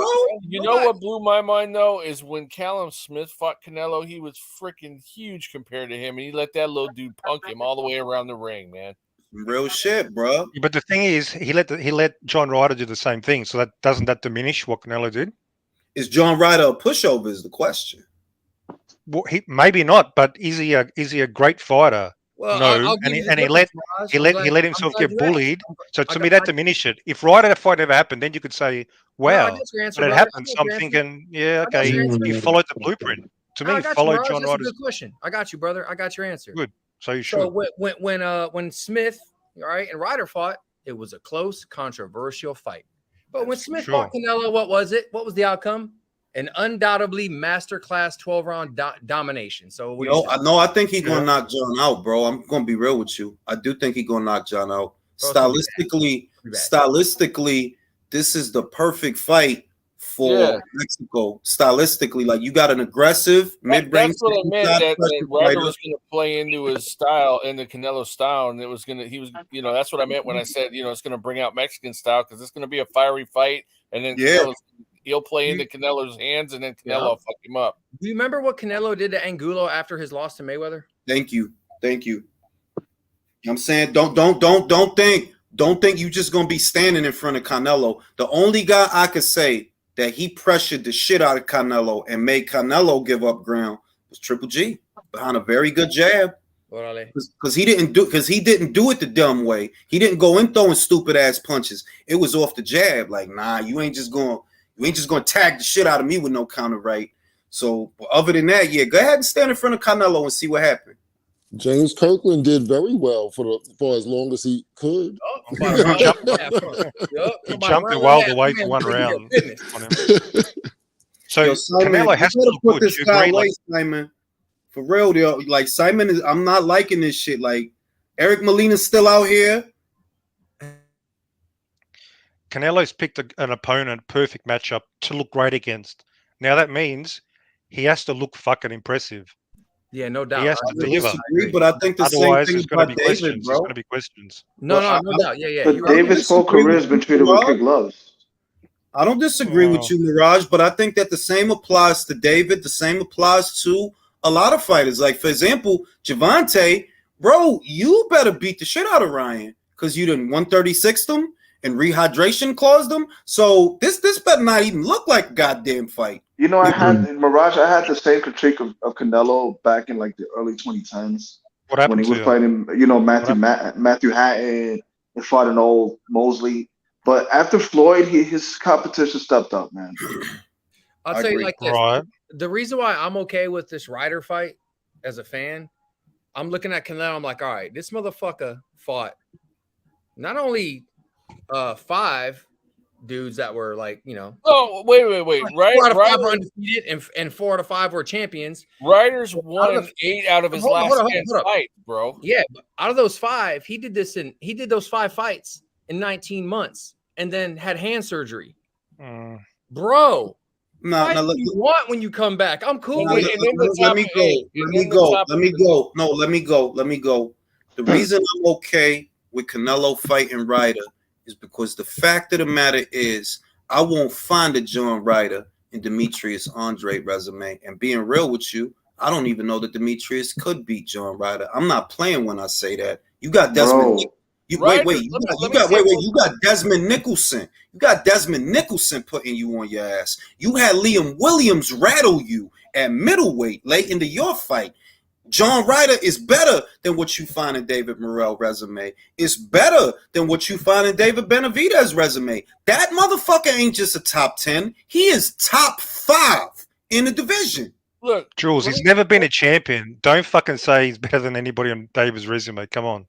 He's never been a champion. He hasn't even been a domestic champion. Let's keep it all right, can I ask you a real. question? Mirage, did you see Durrell versus Avni Yildirim? Sure. You telling me that John Ryder wouldn't have put Avni in a fucking hospital? I have no idea. I don't know. Come on, Mirage, you're not dumb, bro. You know. Styles make fights. This guy makes Styles make fights. We all know that. Let me say this about Ryder though. Man. Ryder's last 2 victories were Zach Parker and Danny Jacobs. Like I said before, he out of his last 10 fights, he only lost twice. Once to Callum Smith and one was it Rocky Fielding back in 2017. Okay. And how did he look in those fights? I mean, apparently Jacobs was a bad decision. I haven't seen much of the fight. The point I'm making is he's won 8 out of his last 10, and he earned his shot at Canelo, even if he doesn't win. He earned it. Yeah, I do agree with that. Now, if it was a bunch of John Ryders in everybody's resume, then I'd be like, yeah, you supposed to be doing better. But reality is, I ain't even playing, bro. You got guys like Charlo going life or death for Montiel. You got motherfucking Andre hitting Desmond Nicholson with the kitchen sink. Can't even put a dent in that motherfucker. Let me say this, Mirage. That's the same guy Berlanga put on his ass. Wait. Exactly. Say it how it is. Don't be saying Canelo picked this opponent. This is a mandatory for the WBO. Now, don't give me that shit, bro. No, because that's what you say. We're giving it to you. They wanted that fight. They wanted that fight. Then I'll tell If you gonna do that, then I'm gonna tell you, all right, then David picked David Lemieux. Yep. If that's the fuck we gonna do, if we just gonna be assholes, then all right, then David, you picked David Lemieux, the worst guy you could have picked. Who had the balls to step into the ring. John Ryder got the balls to step into the ring. Yep. No difference. No difference. Benavidez. Nobody else will step in the ring, so he picked the best opponent. Benavidez didn't have the balls. Is Canelo picking the best opponent possible? I would say no. But why does Canelo have to pick the best opponent possible all the time? Isn't he the man? Isn't he the fucking? I'm the man. I make the best fights. I'm pound for pound. He is making the best fights. He is the pound for pound. Can I just say this? That you can't. No. You cannot downplay who Canelo has chosen when one of the guys he chose is literally going to be the best name on David's resume. Yeah. Who? Caleb Plant. Yeah, okay, Caleb Plant was like how long? 18 months ago. 18 months ago. I'm just telling you that if the best name on your resume is a dude that Canelo done been there and done that with, you ain't in no position to talk. Yeah, you can't be. Exactly. Yeah, but you're going, okay, I'm criticizing Canelo, now we're going to criticize Benavidez. Just what this is. I was leaving David alone. I was leaving David alone. Like, go ahead, bro. You better earn your stripes and you better beat that guy. You better beat that guy. It's not just about Ryder. To me, bringing up a 40-year-old Triple G is unacceptable at super because middleweight. David wouldn't have done that, right? Because nobody else would have fought that same old Triple G. Who the fuck told David to fight fucking Lemieux? Why are we talking about David? We're talking about Canelo. There's too many Davids going on around here. David Lemieux, David Morrell, Come on, man. That's worse than fighting. Nobody wanted to see that fight. That's not even me, but you're giving him a pass for that. If nobody wanted to see Canelo versus Golovkin, right? As you say, Mirage, then all them people wouldn't have bought the fight. And all them people wouldn't have been there. They'll pay for Canelo to fight the local janitor. That's what they'll do. No. Well, if that's the case, then I guess Benavidez fans would pay to see him fight the local. They're going to pay. Don't worry, we're going to check those numbers. You fought Lemieux, who's worse than Golovkin because he lost to Golovkin. Yep. And Benavidez is fighting Uber drivers. Look, all I'm saying is, right. David can't choose. There's another David in his division, and he doesn't want to fight him. Why? He doesn't have the leverage of Canelo. Let's keep it real. Canelo can fight anybody. Don't give me the Orphan Annie story, bro. Don't give me the poor David story. The poor hyped him up. You know. Oh, but hold up. He's making a good point. So Canelo can fight anybody, and it'll sell, and it's a big fight. Why is that, Mirage? What's the reason for that? Because he has a great reputation. How do you get a great reputation? Let's go further. Let's not joke around. Why does he have a great reputation? Stop playing games. Okay, where are we going here? Obviously, I'm not denying he's had a great career. I'm not denying he's a great work. He's had a great fucking career. He's been managed brilliantly. They've guided him brilliantly in selecting opponents. I'm not denying that. I'm not denying he's probably a first ballot Hall of Famer on paper. Sure. On paper, but at the end of the day, I care about what happens in the ring. I want to see. I want to know why is it that Canelo's being held to a standard that he won't hold Benavidez to? Yeah, that's what I was saying. Why are you holding Canelo to a standard you won't hold Benavidez to? I'm not. Yeah, you are. Because literally you're shitting on every opponent that he picks, but yet Benavidez is fighting a guy he already beat. So how is it that you're moving the goalpost back and it being acceptable for Benavidez? Because that's the best possible opponent David can possibly fight. That's the difference. So David Morrell wasn't good enough? David Morrell is ranked David lower. Morrell wasn't good enough? Okay, David Morrell. You got a guy fighting tonight named Christian Mbilli. David He's not good Morrell enough. is ranked lower. He has a weaker resume than Caleb Plant. So David Benavidez has a weaker resume than John Ryder. Well, are you including those 5 losses in the calculation, Jules? I don't think you are. See, this is what I mean. It's the reality. The reality is John Ryder here and now has a better resume than David Benavidez. Yes. Yeah, he does. How many champions has John Ryder beaten? A lot of people feel he beat Callum Smith, and he was number 1 at the time. Yes, I was there at the fight. So we're just going to go with a lot of people. I prefer to go with sort of facts. I don't know. Wait, he beat Danny Jacobs. Wait. So you like facts? Here's a fact. Canelo knocked out the guy that David's about to fight. That's a fact. Yeah, okay. That's a fact, ain't it? That's a fact. Okay. So that means he knocked him out he knocked him out in the 11th round. So that means David needs to knock him out quicker, right? I think. I think if he wants to make a statement, he has to. That's a good point. Yep. All right, let's go.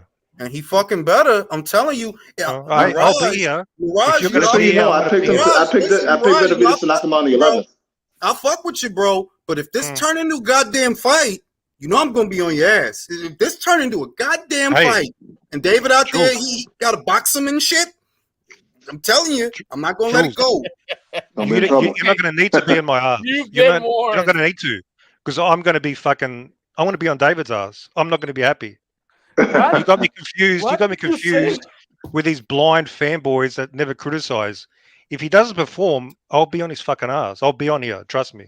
Unless he loses. If he loses, I don't know. I might be too depressed. I don't know. John Ryder has won his chance to fight Canelo for the undisputed via WBO.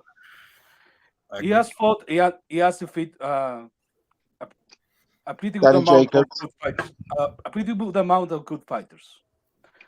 Well, Zach Parker quit. He quit with a broken hand, so he didn't even beat him. You know really. who didn't want a chance for a title and he didn't get?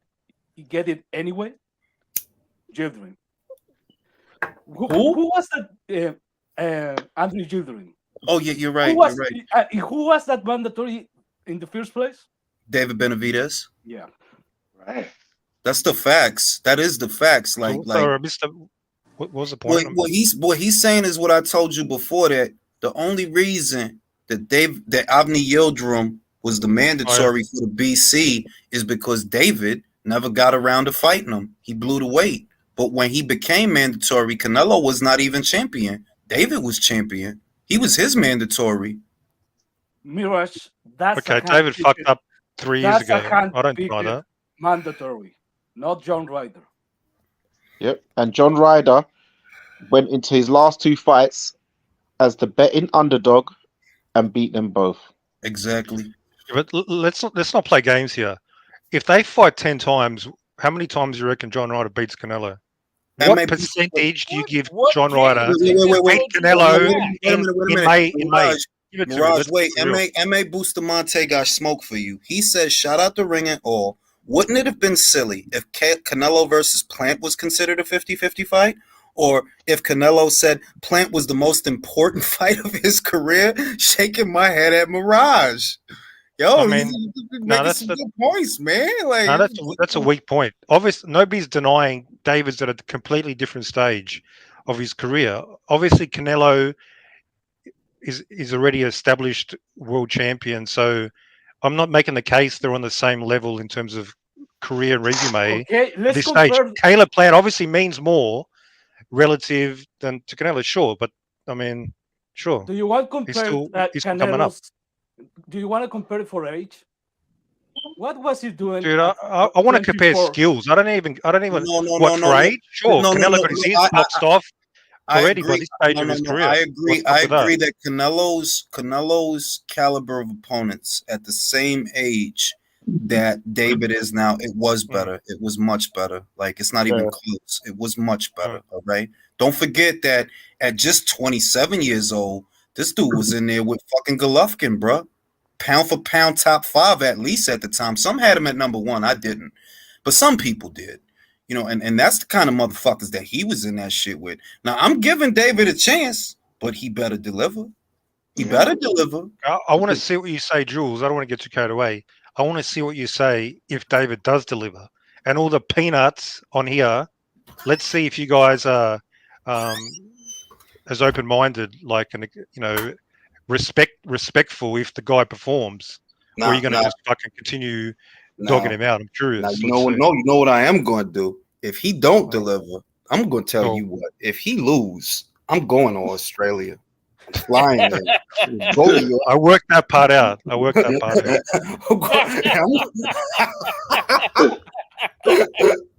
all gonna, hey, Mirage, we all gonna show up on your doorstep and be like, "We told you." Hey, I've gone all in, bro. I've put it all in, and that's a risk. You're gonna get fucking egg in your face. You're gonna get fucked up, or you're gonna make it. You're gonna fucking, you're gonna fucking. I'm just saying, bro. Like, can I say this? It's not good to do that to a fighter. It's not good. What they're doing to David, I don't think it's good to do that to a fighter. And by And the I know way, there's who some you fights calling like a bunch let me of say peanuts anyway, man? let me say this. Like when Bam went up for Quadras, for example, right? He didn't have this air that, oh, you got to do this and you got to do that and you got to deliver. It was just the skills speaking for themselves. Whoa. No, wait, let me This finish. fight? You watching this fight? Yeah. Oh, did you stop him? Yeah, he just got fucking dropped. Oh. Who got dropped? It's over. Molina got stopped. Whoa, he's hammered. That's Eric Molina? Yeah, Molina got stopped. Whoa. The immortal. He looks tired. Yeah, he's gone. I want to see the replay, man, because I was too busy concentrating on our conversation. Well, let me say that like the problem, I don't like when they do what they put on David with this reputation is pressure. You don't need that. You just need to go in there, let your skills and let your work do the work. They got this monster gimmick shit going on, the Mexican monster gimmick. Nah, son, just let that. Now he gotta make a statement though. Like he got to because of this fucking reputation. No, but also, hey, Jules, I thought he was the Dominican monster too. Oh, well, hold on. Yeah, the reason why also is because he's a two-time belt holder, even though he lost it once for partying and once on the scales, and then also this beef has been going on for so long with Caleb Plant. So everyone's like, well, you got to show up and do something special tonight. Well, that is true. Yeah. Damn, dude felt like a wounded seal. Bro, seals ain't got legs. How the fuck they gonna fall? It's just me. The way he was laying there, he looked like a wounded harbor seal, man. Yeah, look at Molina's legs. He ain't got no legs. He was gassed out as well. Like half of that was gassed out. I'm gonna say now. So obviously, my assessment of Simon Keane is I didn't like it. There were punches that were there that he didn't go for. He kept trying for the straight 1-2. I wanted to see an uppercut or a left hook. He didn't show me that. He looked real messy in the pocket. I'm not liking it. This looks like a club fighter. Yeah. Yeah, but as they coming through, you looking at, well, what can he do? What is he showing me? And he didn't show me a lot.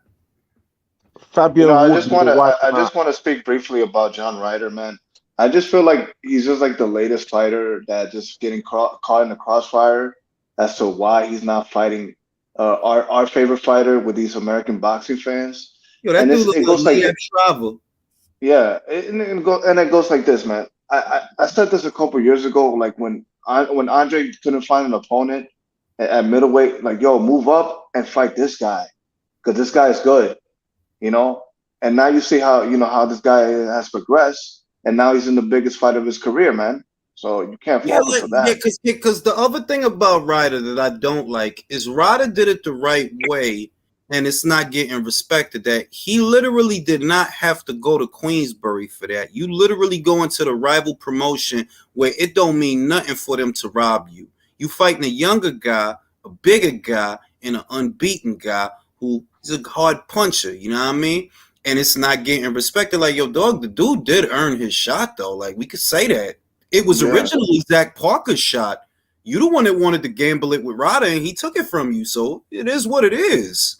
Mm-hmm. Yeah, you guys are super and plus, it's like if you skip steps, it's gonna show. Like that's true. Too. Like you got Andre had to face a guy like him, like a Ryder, in order to get to a Canelo. You know what I mean? Because how did they build you up for a mega fight like that? That's true. When all you've been fighting is just tomato cans. He bailed on Zach Parker, man. He should have fought Zach Parker, and he bailed on that, man. And that's why I don't pity him, bro. It's like, yo, he is the history of just dumb ass decisions, and people really pretend. What I don't like about Andre that really irritate me is they really act like Canelo didn't try to fight this dude. He did try to fight this dude. The IBF said no. You got to fight Sergey. And why he had to fight Sergey? Because Golovkin forgot to fight Sergey. He remember he wanted, I want Varnes Martirosyan. Remember that shit? Right. It was like, all right, bro, if you fight Varnes, the agreement we got to make is you gonna fight him at whatchamacallit afterwards. You didn't do that. So that was leftover work. You know what I mean? But this idea that, motherfucking Andre that went. You don't think they could have worked it out for unification? for all the belts. I'm surely they could have worked something out. Well, I'm trying to tell you, it's in the paperwork. I tell you no lies. They tried. The IBF, that's back when the IBF was behaving like the IBF. Like, no, motherfucker, we don't care if you Golovkin. We don't care. Remember, they stripped Golovkin for that shit. Yeah, they did. Back when they were I'm actually sure- doing their job, man. I'm sure I read somewhere that they said the mandatories are not applicable if it's for a unification. I'm sure I read this somewhere. That's I not don't know. true. That's not true, bro. I'm telling. I could pull up the ESPN article. He said they tried to unify with Andre. IBF said no. Sergey got to be next, and they go into negotiations with Sergey. Lou DiBella prices Sergey out, asking for more than $5 million. It's like, bro, come on now. Like $5 million for Sergey is a good payday. They don't reach a deal. The deadline comes. IBF strips Canelo. That's what happened, bro. So that was when he said, "I fuck it, then I'm going up. If I can't be undisputed." That's when he had his first, undisputed project at super middleweight. It could have happened in middleweight, but the politics, got in the way.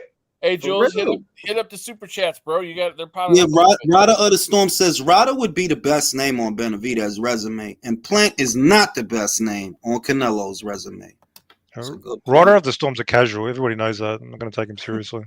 All right, well, Jesse Quesada says, I would like for David to go on a Nello type run when he went undisputed. I would like to see David fight Morrell, Maul, Andre after Plant. Would he as in you, would you like to see them fights? No, as Hey, why isn't Canelo's name on that list? Because he's got all the fucking belts. Because he might fight B-Ball. Because he might fight B-Ball. That's why. Everybody know that. Why did he resign with PBC then? Motherfucking Liam says early Friday knockoff. Just tuning in now. How do I watch this fight in OZ? I don't know what network is showing this in ESPN Plus if you got it. But that's in America though. Some unofficial. Let's just say I'm watching it on some unofficial streams. Put it that way. Get a VPN then. And You don't need a VPN at all. You don't need a VPN. You fucking amateurs. You don't need that. Just you need to look in the right places. You on Reddit? You on a Reddit stream, bro? Something, yeah, similar. You could say. Mirage, you're a pirate, man. I'm just saying that guilty. I don't be liking these careers. I don't be liking these careers like Andre career. Motherfucker act like he unbeaten and he went through the fire. Nah, like, my God. This dude want a big paycheck, but he's mad flaky. Like judging by the moves he's making.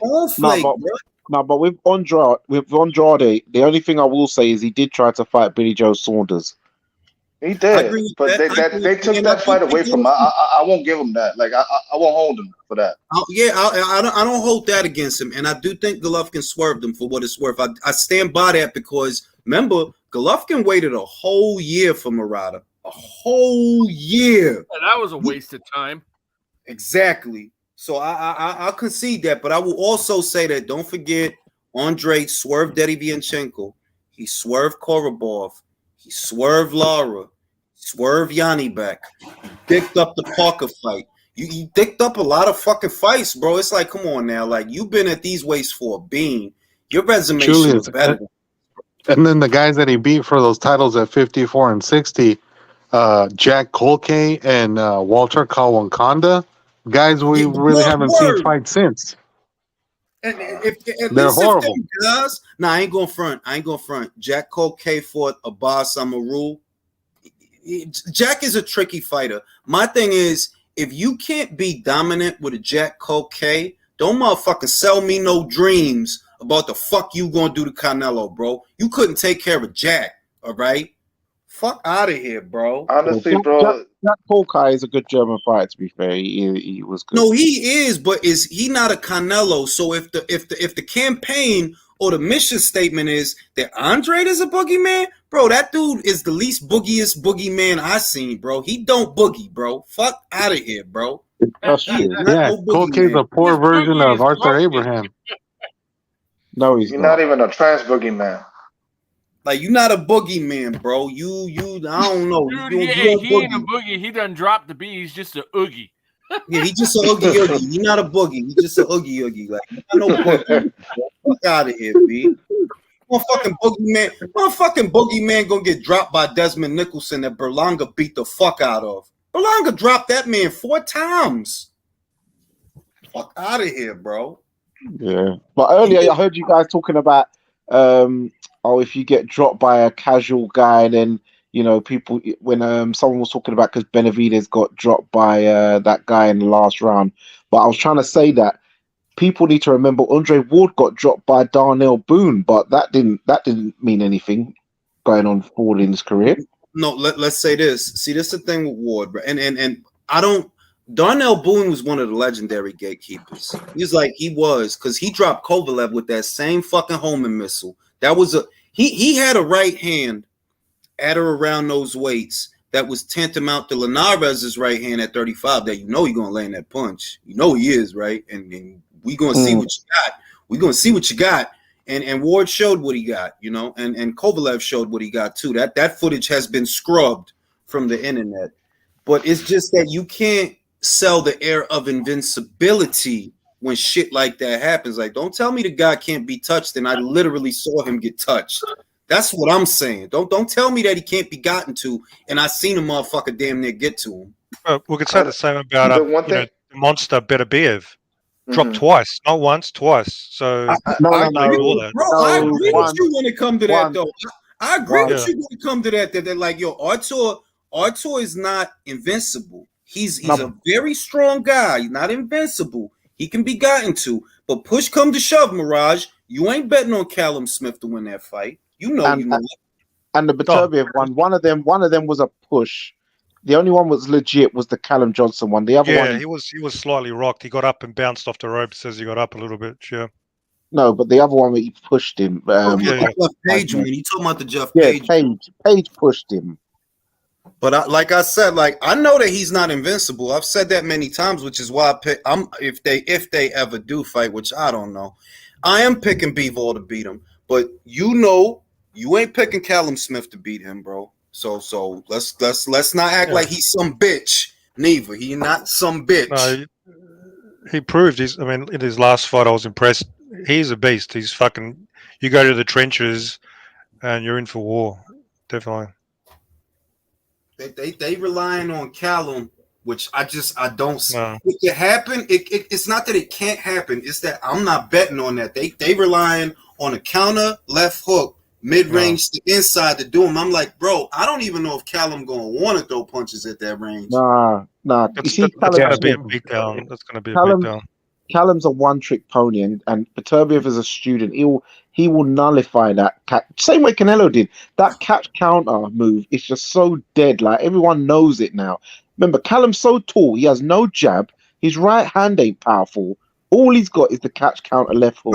No, I'll concede he has a strong right hand. I don't think for a second you land that punch on up. Like, no, I don't. Your best bet literally is to step into the kill box, hope for the best, and shoot the left. And I just don't think it's going to work for you, bro. You don't have the style for this guy. Like, nah. Look, hey, Jules. You need the mentality. I said it before, man. I said it before, and I'll stand by it now. This fight's going to prove me right or wrong, but I think Callum is a much better fighter at 175 than 168. Like I'm saying, I think that's where he belongs, man. Like I ain't gonna lie, man. I think my man got a chance. Listen, I got better. Bro. If you told me Callum Smith versus Buatsi, Callum Smith versus Craig Richards, Callum Smith versus Anthony Yard, Callum Smith versus almost any other motherfucker. So you saying this is different. Like this is different. I'm just saying. Listen, at that level, I feel Callum has the potential. I don't know that they rate him that high, but I feel he has the potential to be a top 5 light heavyweight. But once you start talking about that top three, and that top 2, that's a different gravy, bro. I agree. I just what he gonna do? He gonna go in there and beat Beevil? He gonna go in there and beat Beevil? No, he's not gonna beat Beevil. He's not gonna be better Beevil. Yeah, Callum gets bullied. Let's remember, every time he lands that catch counter, these guys are cutting him down and punching him up, and he finds the catch counter move and pulls it out the back. Even his last fight against Bowderly was putting hands on him until he found the catch counter. Even when George Groves fought him with one hand. George Groves was winning the fight until he landed the catch count into the temple and landed the body Everybody shot. forgets that shit too. That George was getting in his ass. George was getting in his ass. Rocky Fielding rocked him to his boots and ran into the catch counter left hook like an idiot in the first round as well. That's what happened. And I think that motherfucker is reading too much into knocking out Matthew Bowder Leak like he ain't never been knocked out before, right, man? Please, bro. It's easy to get carried away. Someone who moves up has a couple of wins versus mediocre, and they just say, "Oh, he's a different fighter." Bro, no, he's not transformed. That you're still going. If you bullied him at this weight division, you're going to bully him the same if you know how to do it. It's just a mentality. He'll feel them punches on his arm. He will feel them punches on his arm. And he gonna say, "Nah, I ain't opening up with this guy. I need to stay on my jab and keep him out because this dude hit too hard." That's what I'm. Hey, real quick. Anybody off the top of their head? No fucking Castillo's history. The dude that fucking Callum put to sleep. Was he knocked out before that fight or no? No, he was never knocked out before. He was never knocked out before. I thought he was hurt or badly He went the distance with Bivol. Bivol dropped him though. Okay. I think he was hurt or something happened. I was trying to think about some shit and I needed that, but okay. Bivol dropped him. Yeah, appreciate it. Look. The Castillo. I'm not gonna lie to you. I was impressed by the Castillo knockout. Catch counter. I was impressed by that. But like I said, if Canelo's power at 68 made you shell up, right? I can only imagine what kind of respect you're gonna give Artur. You gonna block a punch and it's gonna hurt. You're gonna block a punch like, oh shit, what is in his gloves, B?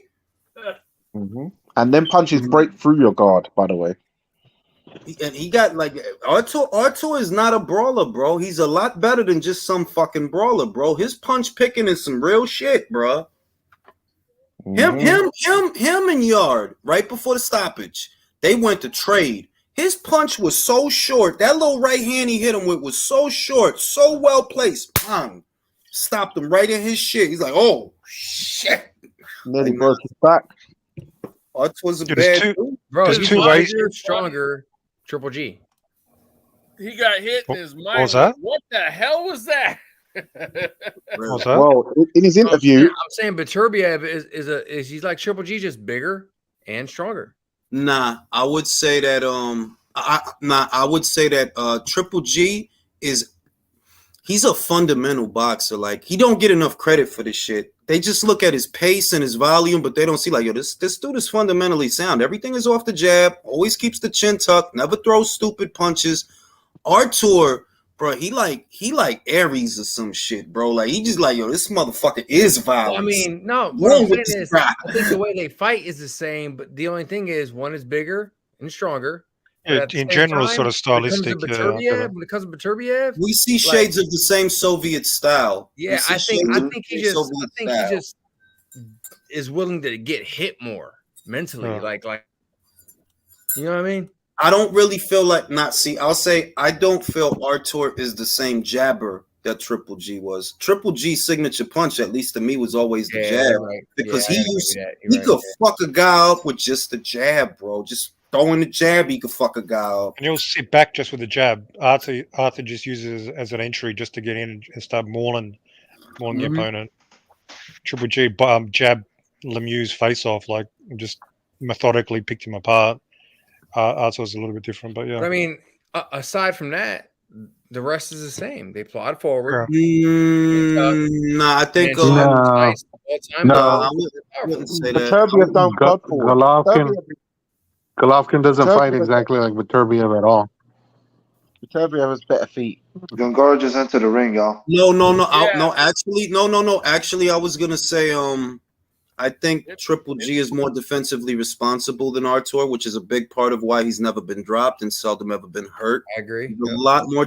He really is more fundamentally sound than Artur. I'm not trying to say like I'm not trying to shit on Artur. You feel me? But you got to understand, like, yo, he's good at a lot of the basic things that'll keep you out of trouble. Hey, he is like. Yeah, was asking who you picking for the main event, bro. Mbilli. I'm leaning towards Mbilli, but let's see, because Gongora could punch too. You know, he can punch, and these ain't boxers, bro. They hit a brawl. They hit a brawl. Yeah. So you're pretty big on Mbilli, though, Jules. You've talked him up a little bit in the past. From a fun perspective, bro. I just enjoy how he fight. I ain't telling you he the next this and that. I just like entertaining fighters. That's why I like Bobic. Like, Bobic ain't gonna never be on no pound for pound, but I like watching the motherfucker because he shit happens. He brings it. Yeah. It was like watching Arturo Gatti back in the day. He didn't always win, but he was an exciting fighter to watch. Yeah, like I'm saying, like he and look. Yeah, I hear the music, and it's the same style music that he used, Jules. You lying? What? Yeah, for real. Like with bro, you with talking Mbilli. about intro shit? Yeah. Get out of here, bro. What's his bullshit some of your samples, like when you talk about certain news topics, like there's a familiar tune. I'm gonna watch this back because I got the volume down. Yeah, bro. What are these bullshit belts they're holding up? 2 belts. What the fuck? These are secondary titles, man. No. You need to watch this, Mirage, because he's coming for David. Don't make me laugh. Don't make me laugh. I'm not even being funny. He's coming for by David. the end of this, you ain't gonna be laughing. No, but David will deal with him though. I'm just saying that the path that he on, let's go. is putting him in line for David. That's what I'm saying. Okay. Yeah. Fucking Continental America's belt. Fuck off. Yeah, you're gonna be interim to the interim to the interim. This other belt doesn't even have a name. This other belt doesn't even have a fucking name. They're probably Continental made it in the garage. That's the WBA. That's the WBA intestinal belt. The intestinal on the right. Belt on the right. Yeah, the WBA intestinal belt. Intestinal incontinence. That's. I don't know if Jules is even joking or not. Like literally, it's the Continental Airlines belt. I don't know. Is he serious? It's for the intestines, bro. For the small intestine. Nah, it's for the Continental Airlines belt. No, but this is going to be a good fight, especially with this small ring. Oh, this is going to be fun. It's actually the incontinent belt because whoever gets punched in the gut after a fight is going to be incontinent and losing it, man. That's true. That is true. They go Lou again, looking frustrated. Watching him.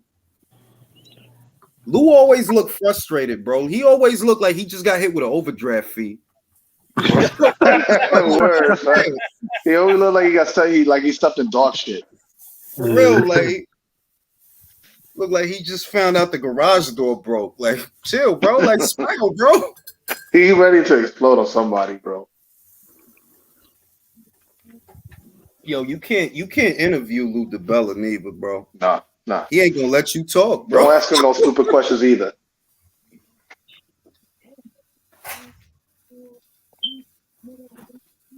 Is he really that bad in interviewing? Not in a bad way, just that it's hard to keep the line of questioning because he says so much that you kind of like lose your train of thought. In other words, you got to write that shit down. For real. Julius, did Lou DiBella came to your life once? Mm-hmm. Oh yeah. Listen, if you go to the playlist, just scroll down to Ring IQ interviews, and you'll see the one I did with Lou DiBella. Oh, you did one with Lou DiBella? Yeah, bro, that shit was just go to the playlist, bro. Go to the playlist. When was this, man? Bro, that shit. Let me look at the shit right now because I know it was at least a year ago. I know it was at least a year ago. Okay. But I missed that one. Yeah, it's in the Ring IQ interviews list. Let me see when that shit was. Because I know it was a minute ago. I did one with Andre too, but Julius, what happened with Derevyanchenko? All right, that was 2 years ago with Lou. I'm looking at it now. That was 2 years ago. Yeah. Here we go. It started. Who y'all got? Mbilli. Mbilli. I'm doing Mbilli late stoppage. Because I just remember Lerone Richards just. If he had power, he probably could have took Gongora out. Lerone took Gongora to school. I ain't even going to front. I haven't seen these guys fight enough to make a decision. So Mbilli is a very violent, fast-paced, mid-range to inside puncher. Gongora has power too. but more long levers style. I remember when Mbilli took out Jack Cullen over here and started doing press ups after. That was funny. Yeah, he putting the pressure on Gongora, bro. Let me ask you this: does he have enough to take Gongora's soul? Yes. I think so. Yes. Look at Gongora. Gongora look like he fighting in the phone booth, getting ass whooping. I like them body shots. Hit that motherfucker. Hit that motherfucker. Billy fight like a college frat boy with them haymakers. I'm guessing that this ring doesn't favor Gongora style. Billy reminds me of Ben. They're both He reminds me of Nigel Ben in the ring. Yeah, I was just about to say that, Mirage. He fights a lot like Nigel Ben. Like how he getting them little body shots in there. He getting them little body shots in there. He's sneaking them in there. Yeah, he's on a Nigel Ben. He's on a Nigel Ben. Stance, everything about him. Yeah. And Billy's going after him like he owes him money or something, man. Jeez. Yeah. That overdraft fee that they hit Lou DiBella with, bro. You gotta watch out for the uppercuts, though. Well, they both bring dip his head a lot. Oh, good hook. Billy hit him with some shit. Yeah. Oh. Good body shots. Yeah, body shot. Gongora look like he drowning, bro. Yeah. Is it just me or does Gongora have a bigger reach? He do. He do. He's 73, right? Yeah, he's a taller. But in the phone booth, if he's in the phone booth, it fucking doesn't matter too much. Yeah, bro, that ring is a phone booth. He's smothering, and Billy's smothering him. That's a small-ass ring. He can't use his reach because of Billy in his fucking face. He can't, and Gongora can't create no separation. And Gongora's not a boxer like that. He's a puncher himself. He ain't even giving him room to work. He ain't giving him room to work or time to work. Gongora's landed a few uppercuts though, Julius. He's landed a couple clean shots right now. Oh, yeah. That's why I don't like it when he dips too much. Like that could happen. Yeah, but he's chopping left hand, boy. Oh.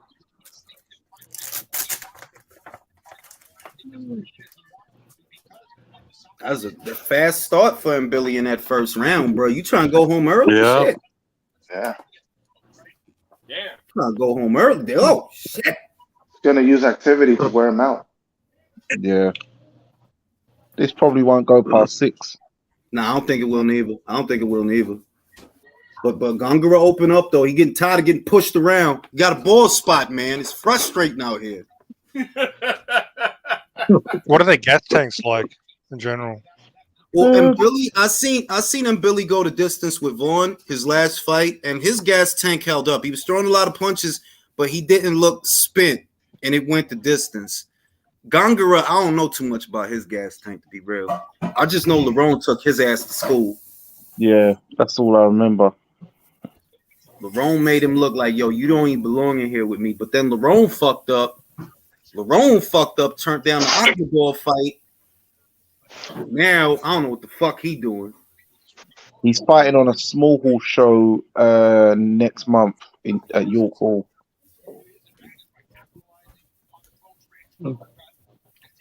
He's got a new trainer now. He's training with Sonny Edwards, his trainer. Oh, well, that's a good fit for Lerone's style. That's a good fit. Yeah. That's the best team in England right now. Yeah.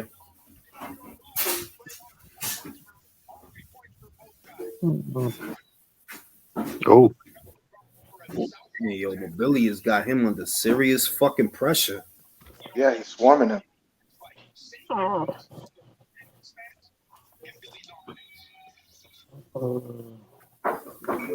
But be careful.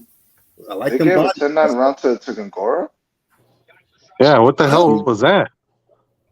Now, that Matt Casavant is giving Gongora that round, and I don't know for what. Yeah. Yeah. That's crazy. I don't understand how see Gongora land nothing. I didn't see Gongora do shit that round. Probably a couple uppercuts, you know? That's the only punch that he got going for him. Some motherfuckers don't see body punch. Exactly. Yeah. Like the amateurs. Someone's commentary is in the background. Why Gongora look like he got a fishnet on his head? Like the cooking shit. Yeah, he does got a ball spot. That's the He was working legit his ball shit spot. before he got in. Look like he got the cooking shit on. He was serving the food that people are eating right now. Yo, he really looked like he got the cooking shit on his forehead, B. Yo, but the light, the reflection of the light makes it look like he has a yarmulke. For real. He should have shaved his head. Fuck. It's getting crazy. He should have shaved his head. Into frenzy, bro. Like, I sense some momentum shift. Now we got Gongora coming forward. He touched his ball spot. Oh, Gongora starting to land those counter right hooks and the uppercuts. Unofficial. Shit, my Mbilli got hurt. Mbilli get hit. Okay. Well, what? Man, I think I'm ahead of you guys. It's that fishnet power, bro. Powered ball spot. Oh. Body solar plexus. How old is Gongora? I don't know. 33. Please. He's 33. They said before the fight started. Nah, he told them they was 33. That's what he told them. Well, he got delivered by the same doctor that delivered Luis Ortiz. This is Colombian. Like he old enough to be my fault, bro. Low blow. Because I am seeing his hairline, and this motherfucker is not 33. Bro, that motherfucker ain't 33, bro. That's what he told they ass. It's like Isaac Chilemba's age is dodgy as well. Oh my god. Motherfucking Luis Ortiz. No, this motherfucker Frankie Sanchez. My ass, that motherfucker's 28. 28. My ass. Oh man. Oh man. That motherfucker ain't been 28 in 10 years, bro. I remember when I saw when he was 26, and I was like, "Nah, you guys having a laugh." When he ain't fought, no fucking way, bro. When he fought FA at Jaguar, I was like, "Get out of here, man." That was a better round for Gongora, though. I don't know if he did enough to win it, but it was a better round. No, I gave him. I got a 2018 for Billy. I still got him Billy winning, but he opened up more. He got some shots in there. Yeah, he made. What's his first name? Who, Carlos? Gongora. Yeah. Ain't it Richard and Billy? Christian. No, Christian, right. Oh. Yeah, he still got him on the run, still putting a lot of pressure on him. The funny thing is the TV judge gave that round to Mbilli, even though motherfucker must be facing the bar. I gave it the other way around. I thought the first was Mbilli and the second Gongora, but this guy's gone the other way both times. Ooh. And Billy's targeting that body though. That's what he's got to do. He fighting smart. Yeah. Every little bit takes something out of Gongora. He's I can see he's influenced by Mike Tyson. Yeah. Yeah, it says he's 33 years old. He's from Ecuador. Yeah, that's his Ecuadorian. He's kin to David Benavidez. Man, he is bullying this dude. What happened?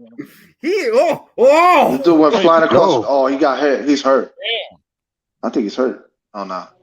No, he's still laying into him, bro. Oh, okay. David Benavidez is Ecuadorian as well. I forgot. Yeah. Oh yeah. That's his cousin. These body shots getting him. Gongora has a 70% knockout ratio. Yeah, he's got a lot of knockouts. They both do. He does. Oh. Yeah, he wearing them body shots, bro. He wearing them shits. Ooh. Why doesn't Billy look like he's tired? Because of them body shots. He's swinging and missing a lot. That's why. And them body shots, bro. Yeah, he's swinging wildly and missing. Yeah, he's missing a lot. He's got to clean it up a bit. Yeah. Yeah. He's throwing a lot of powerful Like that right there. Like he stopped it for Manu to throw a punch. You should Gongora should have caught him right there.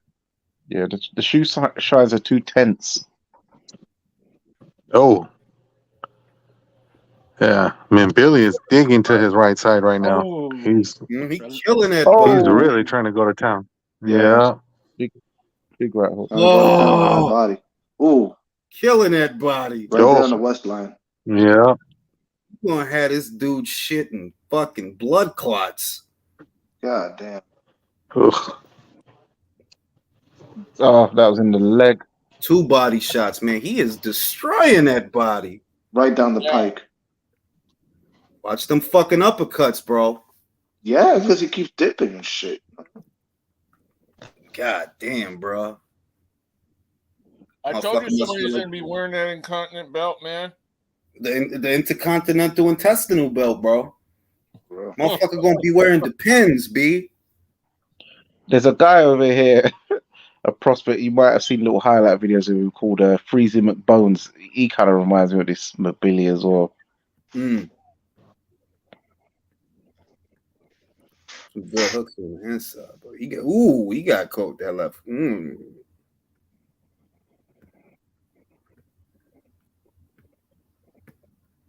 Some of them shots Mbilli throwing low though. I don't think he mean to do it, but some of them shots is under the belt line. Yeah, they're in the thigh. Yeah, he's hitting Gongora on the hips a lot. Yeah. He's definitely landing hip shots. Yeah, the last one was fucking low as fuck. The ref let him. Yeah. Oh. Yeah, he got away with that one. Yeah, way low. God. He's hit him in the leg, luckily. It's a good banger of a fight. Damn, yeah, Definitely. he's all backed into the corner and shit. Damn, dog. Yeah, fuck it. Shit. Throw a low kick. Look, I can see a straight right to the body for Mbilli. It's full round. Okay. Ooh. Oh man. Yeah, it looks like it's his fight. Ooh. You know, because Gongora is not letting them hands go. Yeah, Body shots, man. That motherfucker felt like he having a period. Ooh. Like Gongora's timing him Let's though. go. He's landed a few shots. Ooh. Yeah. He has no defense against the body shot. Oh. And Billy's tagged him in the leg a couple times, or side of his leg. Yeah. Yeah, he's landing those hip shots.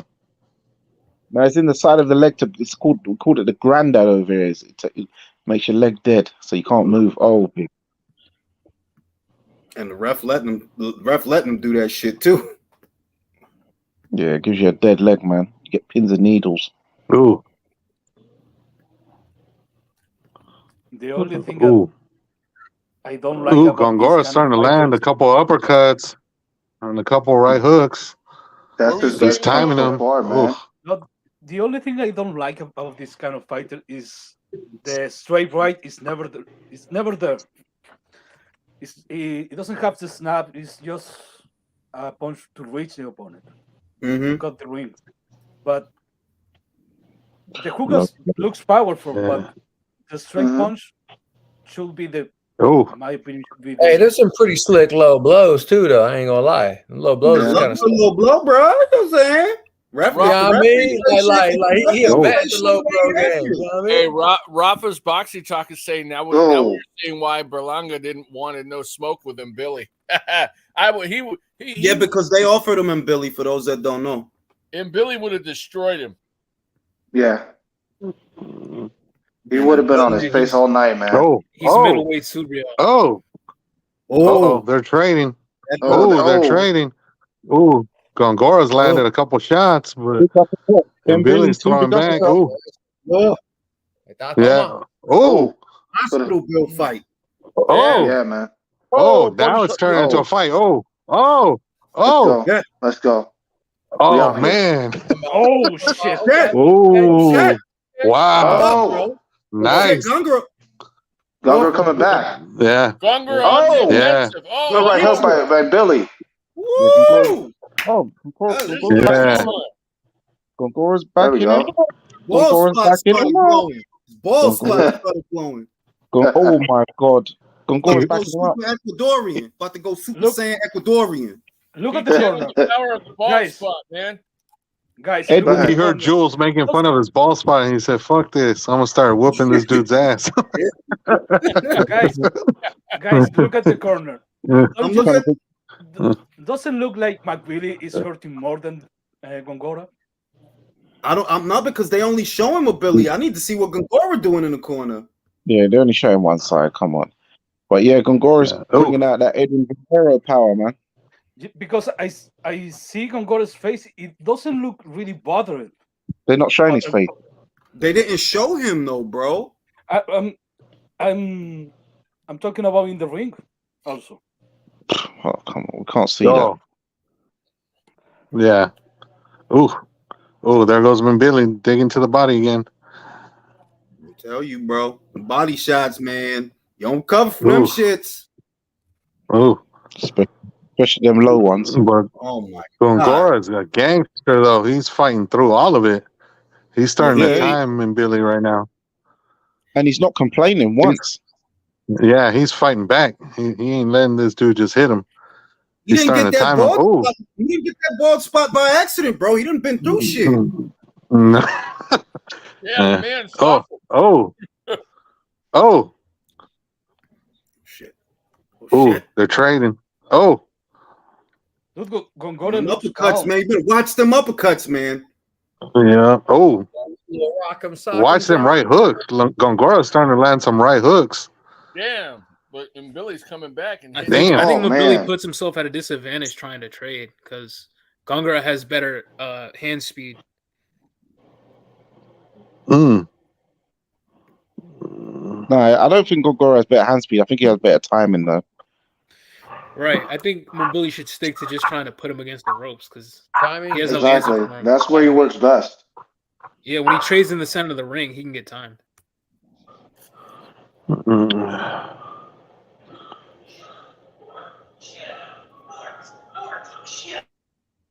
Well, they gonna both feel like shit tomorrow. Yeah. Oh, good uppercut. Yeah, you seen that shit? Yep.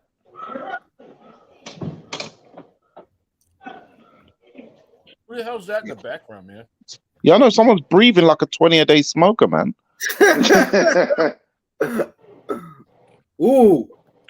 Oh. Ooh, Gongora's man. starting to time him with those uppercuts, though. Oh. Good exchanges. Wow. Okay. Ooh. Oh my God. Oh. Oh shit. Ah. Yo, Gongora got a chin, B. I know. Yeah. Both men are reaching down, bro. Tough ass They're dude. reaching down to the reserves. And he's not even wobbling. Oh. Oh, my man. goodness. Wow. You gonna be? One of the two. Oh shit. Oh. Billy's just pounding on him right now, though. Yo, Oh. like Right hand. Gongora got a chin, bro. Oh. Oh man, Gongora's getting hit. Gongora hurt. He not looking good, bro. Oh. Gongora's getting, pushed. Oh, yeah, he got tagged there. His corner should take a look at him. No. Come on, he's in the fight. He's He's getting hurt now, though. He's getting punched in the face a lot. Yeah, but he's still fighting back. It's only 10 seconds ago. No, he done been through shit, bro. He got a bald spot. He been through shit, bro. Fucking got the fat tuck, bro. Motherfucker done been through some shit. So you Word said on he the looks like street Jules, you said he looks like the San Diego Padres mascot? He damn sure do. He damn Oh, you sure. think he has a fryer haircut? The fryer tuck, yo. Yeah. Word on the street is McKean versus Parker is a done deal. Who you got? Keep an eye on Mateo Tapia and the undercard. Yo, that's crazy, B, because Parker is supposed to be a boxer fighter. If he fight McKean, that means he going back to Matchroom. Come on, Ben. So this is the shit I was talking about too. I'm like, bro, you signing a lot of people and ain't doing a lot with them, bro. Yeah, Parker will beat him. Here we go. Back on. You know what? I got McKean winning that fight. Yeah, I think Dempsey McKean split decision. Oh, Yeah. Dempsey McKean. Oh, okay. I think McKean win that fight. Yeah, he good 6th southpaw. round. Oh They got shit! Mbilli up winning. Well, I don't care about these cards. It ain't going to distance, man. Yeah, this shit. Yeah, somebody. He looked like Gongora on his way out. As I said, it ain't 6th round. I said it. Ooh. Remember? Mm-hmm. So Mbilli. God, Gongora is tough as hell. He is taking some shots. For real. And he been taking a Yeah. Ooh. I'm gonna say, But he's fighting back though. Yeah. He's fighting back. I say Mbilli with the stoppage in the 8th. Oh. I didn't know this much of. I didn't know Gongora had it like that. Damn. Yo, he getting hit with all type of shit. Yeah. Back though, he fighting back. Yeah.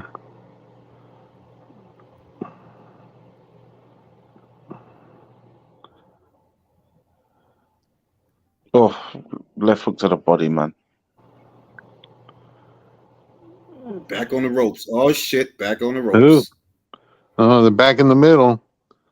Yeah, got it. Fought his way up the ropes, but he back on the ropes again. Oh. Okay.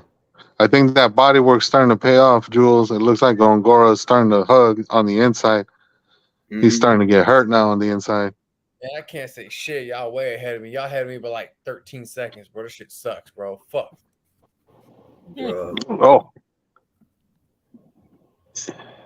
Mm. Yeah. Oh my goodness. 1-2 to the body. Oh jeez. Oh my god. Wow.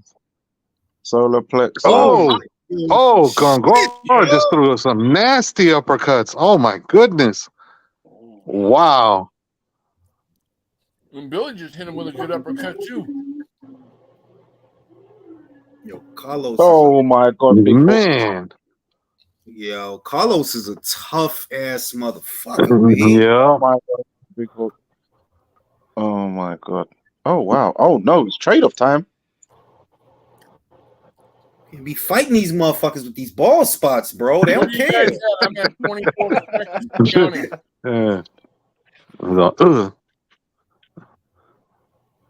What are you guys at? I'm at 16 seconds now. I'm right at the end of the round. They just ended. I'm at 25. I'm behind these lot, man. Yeah. Yeah, Gongora's looking kind of spent in the corner right now. Mm-hmm.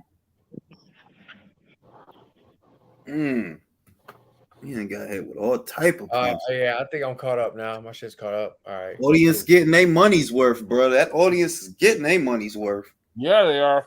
No doubt. For sure. Mark God, I love when you pay for a fight and it's like this, you know? Mm-hmm. Gongora's gonna have to knock him out. Yeah. He's tired. Yeah. Way behind, bro. He is way behind. Valiant effort though, because he hanging in there, but yeah, he's taking some punishment for sure. And it's not winning. Yeah, I think I might. All right, here we go.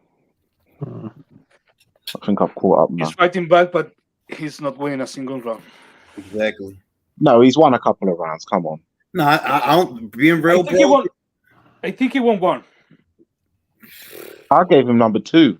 I gave Mbilli number 1. I can give him a couple. You could give him a couple. I can see that. Oh, Yeah, oh my God, he's just teeing off on him right now. Oh, they might have to pull him out, bro. He too brave. Yeah, I think it's starting to turn.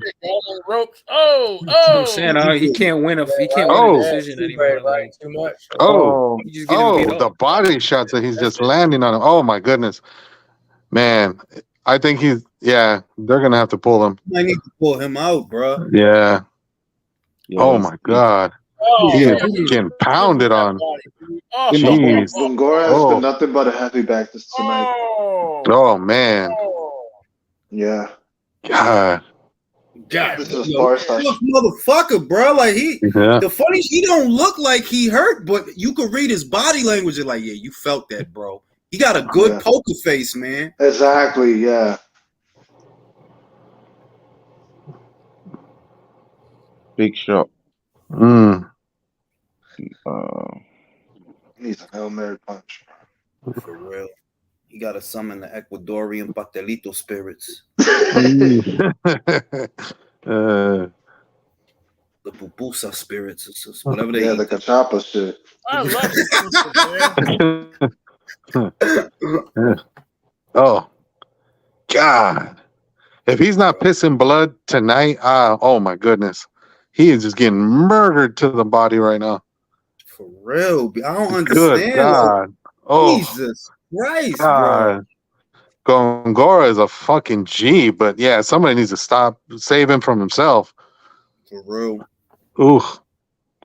Oh, nice uppercut by Gongora. Bro, this is getting hard to watch, bro. Yeah, this is starting to become one-way traffic right now. Yeah, he's got a puncher's chance. One-way firing range, bro. Not a good one. Yeah. And taking that many body shots, though, bro. Jeez. Yeah. His face ain't even marked up like that, really. It's weird. Well, it's mainly the body, that's why. But yeah, beating the hell out of his body. Yeah. Yo, he got a hell of a poker face, bro. Like, seriously, bro. He may not look hurt, but he's gonna be on the Alistair soon.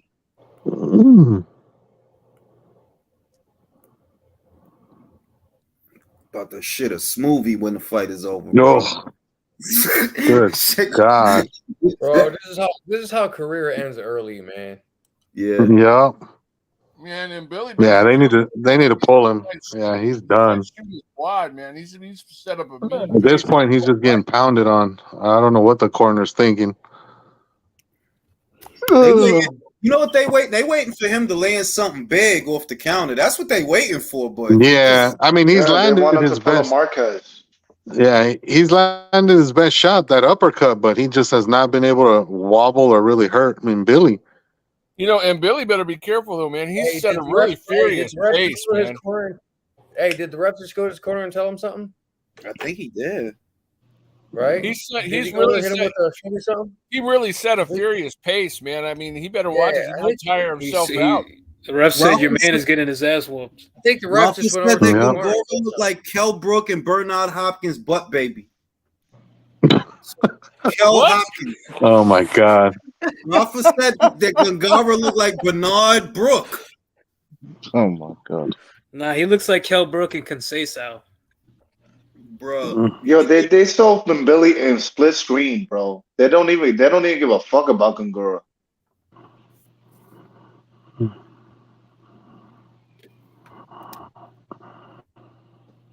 Man, stop it. He look fine. Chill with the softies. Nah, bro, that dude getting hit a lot, bro. Oh, he just wobbled. He just wobbled in Billy with an uppercut. Oh my God. Oh, and Billy's hanging on. Oh, that was a nasty shot he just landed. Oh, and he landed another one. Oh, this fight might have just turned. Oh my God, he's hurt. And Billy is hurt. Oh no. Oh shit. Oh my. Waiting for an upset? Holy shit. Oh no. Wow, and Billy just got hit with like 5 uppercuts in a row. God damn. I'm telling you, bro, not to dip too much. And now you're eating uppercuts. Jesus. Yeah, go ahead, keep dipping your head. Keep dipping your head. Move. Yeah, he's got to move. Oh my goodness. Bro, just move, bro. Don't fight. Move. Oh my God, what are you doing? Oh, I told y'all he I gets on. thought he's doing wait to land some good shit, bro. No. God. Holy damn. Bro, Those uppercuts were nasty. He's gonna lose, bro. Move your legs. Oh my God. Move. Get the hell out of here. The referee was working. Yo, he's lucky. He's lucky Gongora's tired. Oh my bro. God. Gongora's trying to muster up enough strength to put some fucking punches together. Get him out of there. The referee is Gongora. And Billy's coming back now. He's coming back. Oh my God. Till further notice, the fight of the year, bro. Wow. Oh, oh my God. Oh, oh, good God. Wow. Jesus Christ. Jeez. Oh, oh, now, oh, oh, This fight should be illegal in 200 countries, B. oh my God. Oh, maximum violence. Oh, yeah. Oh, how the fuck did he survive that? Damn. Oh my goodness. And Billy's a tough bastard. Oh, now he's starting to tee And off Billy on had him. his ankle Oh broken. my Now he's beating God. up on fucking Gongora. Now he's Jesus. mad. Wow. You made him God. mad, motherfucker. Oh, He oh, recovered. oh, He recovered. oh my God. Bro, who is this Oh, guy? damn.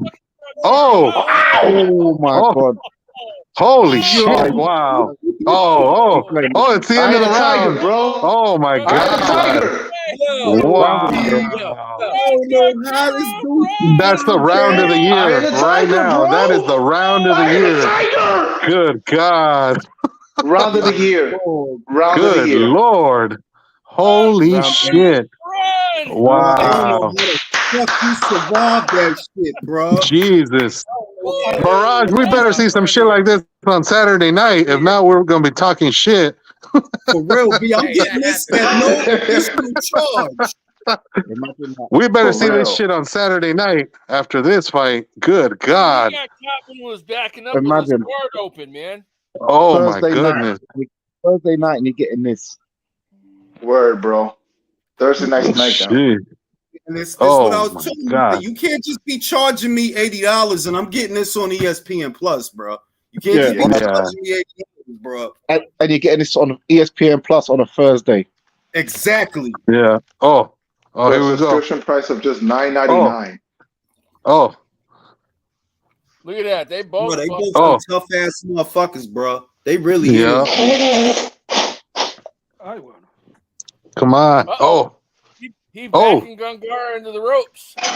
Oh. Here we go again. Oh. Picking up Well, where he Gongora's left fighting off. back. Oh. Oh, he's turned his back. He turned his back. Oh. Oh. Oh. Oh. Oh my God. Oh. Gongora is just Oh a my stubborn ass fighter, B. Just stubborn, Yeah. bro. Oh, no, Jesus. Oh my God. He just landed 2 right hooks. Oh. Shit. Oh my God. Oh, shit. Jesus. Oh. Oh, he spun 360. What fucking happening? Yo, they right need now? to save this dude from himself, B. Yeah. Jesus. Oh my God. Say that, and then he lands another uppercut. Oh. Yo, come on, man. Oh. Come on, man. Nah, this is Man. bad. Oh, no, this is Oh. bad. They got to pull this guy out, man. Like he just Yeah. getting hit. Ref, come on. Come on, ref. Like this dude is getting hit with a lot Yeah. of shit. Oh, yeah. That's it. Come on. Yeah, they gotta stop this. Yes, somebody throwing a towel, some shit. The ref even in the He's just goddamn letting him ring. tee off on him. Come on, man. Just 2 more rounds. Oh just my 2 more God. rounds. Come on. Just 2 more rounds. Yo, the ref not even looking. Give Jeez. him a close look, ref. Like, come on now. Like, you need The to ref stop. is just being a spectator. He doesn't give a fuck. This is a damn good fight. Yeah. Even the ref is watching. Yeah, the ref. Oh my God. Hey, Okay. stop it earlier. He ain't gonna stop it. Oh. Yo, the ref got the best seat in the house. Oh my God. The ref there, the ref forgot that he's there to ref. He like, yo, this is a good ass fight. Jesus. He had a mouthful. Oh my God. You know what I'm saying? Oh, man. Oh. God damn those body shots. Oh. Gongora with that the was a 1-2. Damn. Real? Oh. Watch those, man. Oh my God. Yo, ref, give him a warning for that. Yo, the ref not even giving him Jesus. a close look. That's the crazy part. The ref not even giving him a close look. Yeah, he's not even in. Oh my He's not saying God. anything.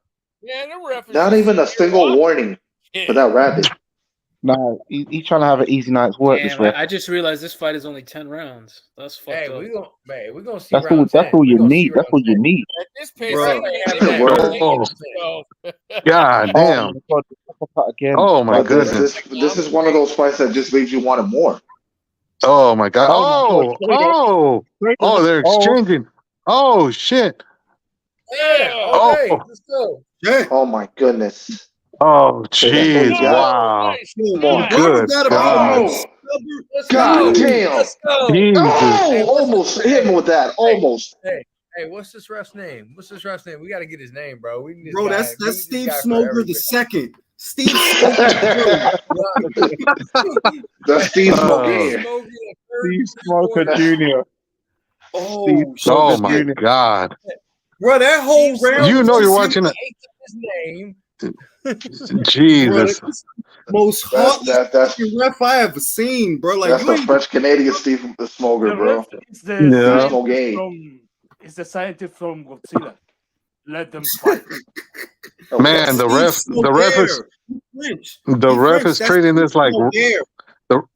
the ref is treating this like the Rocky Tommy gunfight. I didn't hear no bell. For real. Oh Like, my he God! Not, you know when the ref go in to get a guy a close look, he not even giving him a close look, bro. He's not even Yeah. crouching. This He's not ref even looks- crouching. This ref looks Oh my like the ref goodness. from Fight Night, the game. Oh yeah. Yeah, he's way on the outside. Look, he's Yeah, so he on the looked outside. like Hopkins with PS1 graphics.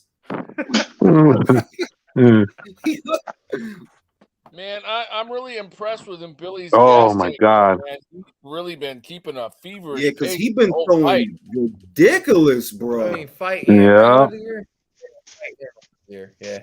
I mean, with the exception of when he got caught with that uppercut, he's been on the attack the whole fight, man. It's crazy. Yeah, man. Bro, Like, really, Gongora you has won a the fight. nasty ass hematoma over his eye. I'd But say really, right now you this won is the definitely fight. like. Don't trade with this motherfucker. I'd say right now this is definitely fight of the year so far. I agree. I agree. Yeah. Oh, Don't for trade with sure. him, motherfucker. You got the fight won, you motherfucker. Don't trade with him. 100%. Oh. Yeah, no doubt. No doubt. I think he wants the stoppage though, but I don't think he's getting it. Oh, Mm-mm. He might not, but hey, he's hit. This ref does not know He's what gone. stoppage He's is, hit bro. Gongora with everything, and he can't fucking drop I this must guy. have counted Good like God. I must have counted like 6 or 7 stoppages. Nah, you gotta be up to real. this point. The ref could have stopped that shit at any point in the last round. He just a sadistic Yeah. Yeah. Good God. Blood, bro. He wants to see blood. You know what I Oh. mean? Halfway in. All right, Gongora fighting back. Oh. minute and 37, man. Yeah. Oh. Oh, and Billy's just digging. Oh my God, he just landed a nasty uppercut, and Gongora just took it. Oh, good God. That's a tough motherfucker, man. I gotta give it to Yeah. him. Yeah, he is. Oh my God, he just landed a missile over right hand. Jeez. Bro, that shit How the hell is hurt, Gongora still standing? Oh, Ooh, Stubborn what a as right hell. Oh my man. goodness. Snap his head Damn. almost all the way around. Oh my goodness. They're going at Yeah. it, bro. Oh, but Gongora is just coming back Bro, right do now. y'all He just see landed a his couple of hematoma? uppercuts. That shit is Yeah. Gee, sizable, yeah, bro. he's got a nasty Hey, one bro, on the Oh, left this might side. have man. he might have Talk to him. Oh, come on, man. Oh, shit. oh my God. He's fighting them all the way Oh to my the end. God. Man. My hat's off to him. Oh, Jeez. shit. Oh. Oh! Oh my goodness. Man. Straight out of bed. What is this ref waiting for? Oh Good my God. God. Oh, He's made out of adamantium. jeez. Man. Good Lord. Oh my God. Stop the fight. This fight is Oh, gonna yeah, be they moving gotta like stop this shit. 250 Yeah, countries, stop bro. it. What are you waiting Fuck for? this Stop shit. the fight, Good bro. God. Yeah, and Billy's swinging for the damn. Jeez. God, yeah. Oh my Yo, come on. God. His corner gotta save Ref, him, come bro. on, man. Oh, this is That's it. horrible. I can't believe they didn't step in. Nah, his corner God. irresponsible. His corner irresponsible. They Yeah, need to for stop the real. Yeah, fight, bro. that's Yeah, awful. I was about to say his corner's culpable too, bro. Come on now. Yeah, they're cold. They're Yeah. cold. Yo, that fight lived up Yeah. to the hype, bro. Wow, bro. Hell yeah. Round of applause, Fight bro. of the Round year. of applause, Fight, man. bro. Fight of the year. No joke. Yeah. Yeah. Can't even Man. Hey, let me tell you guys this. If we see another fight like this in the rest of 2023, we are blessed. Right. No, and bear in mind, country, we got to pay $80 for Caleb pottery plant. This is some bullshit. Yeah. This Yeah. one plus. I got this All on I the know is plus. if that fight doesn't even show half of what this fight was, I'm gonna be talking shit. For real. Because My this was God. war, dude. That was Yep. pure war. That was trench warfare right there. I don't understand. But we gotta say that Gongora corner should have pulled him out, bro. Yeah, really they should have stopped it at least halfway through the I round. was saying He that was around done. 5. He He was wasn't taking throwing some shit. serious damage, bro.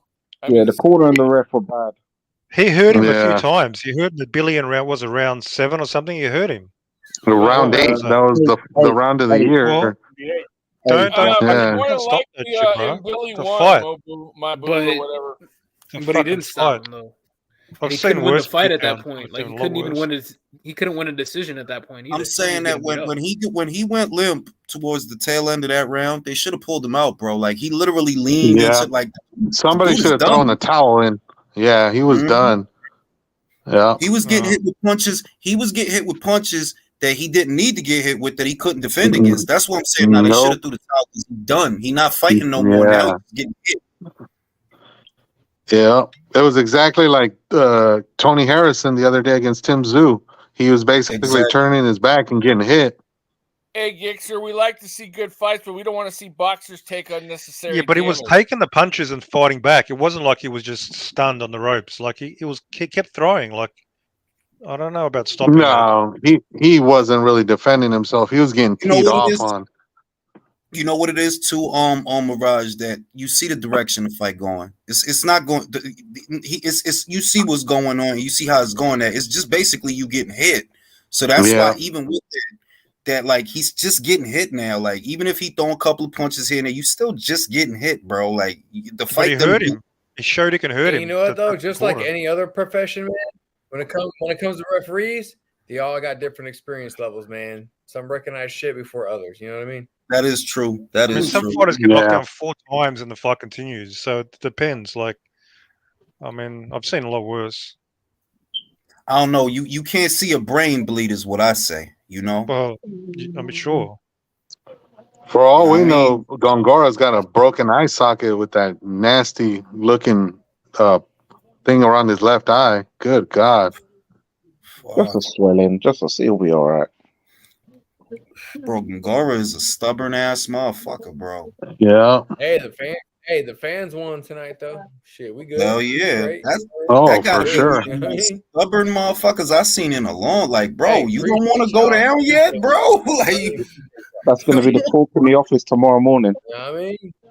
They both dug hella deep, man. That shit was fucking. yo, I don't know how Mbilli survived that round. B, like, I really thought he was. Yeah, 'cause Yeah. he was staggered, bro. I mean, He was on done. his way out. Yeah.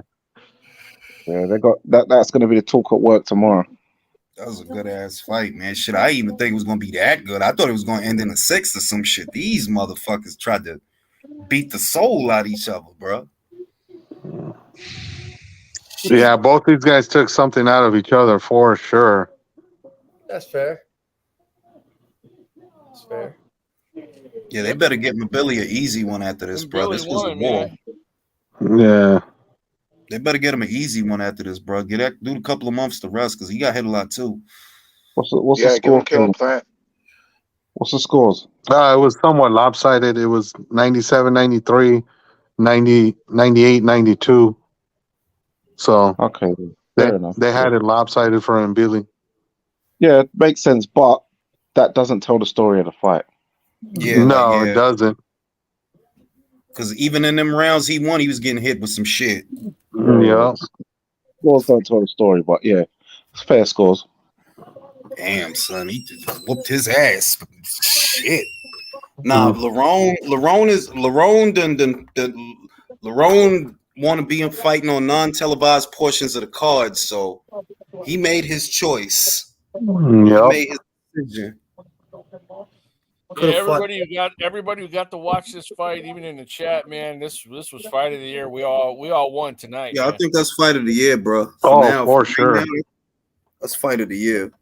We're hard pressed to see another fight that'll I thought Yard Benavidez was better, to be honest, more high level.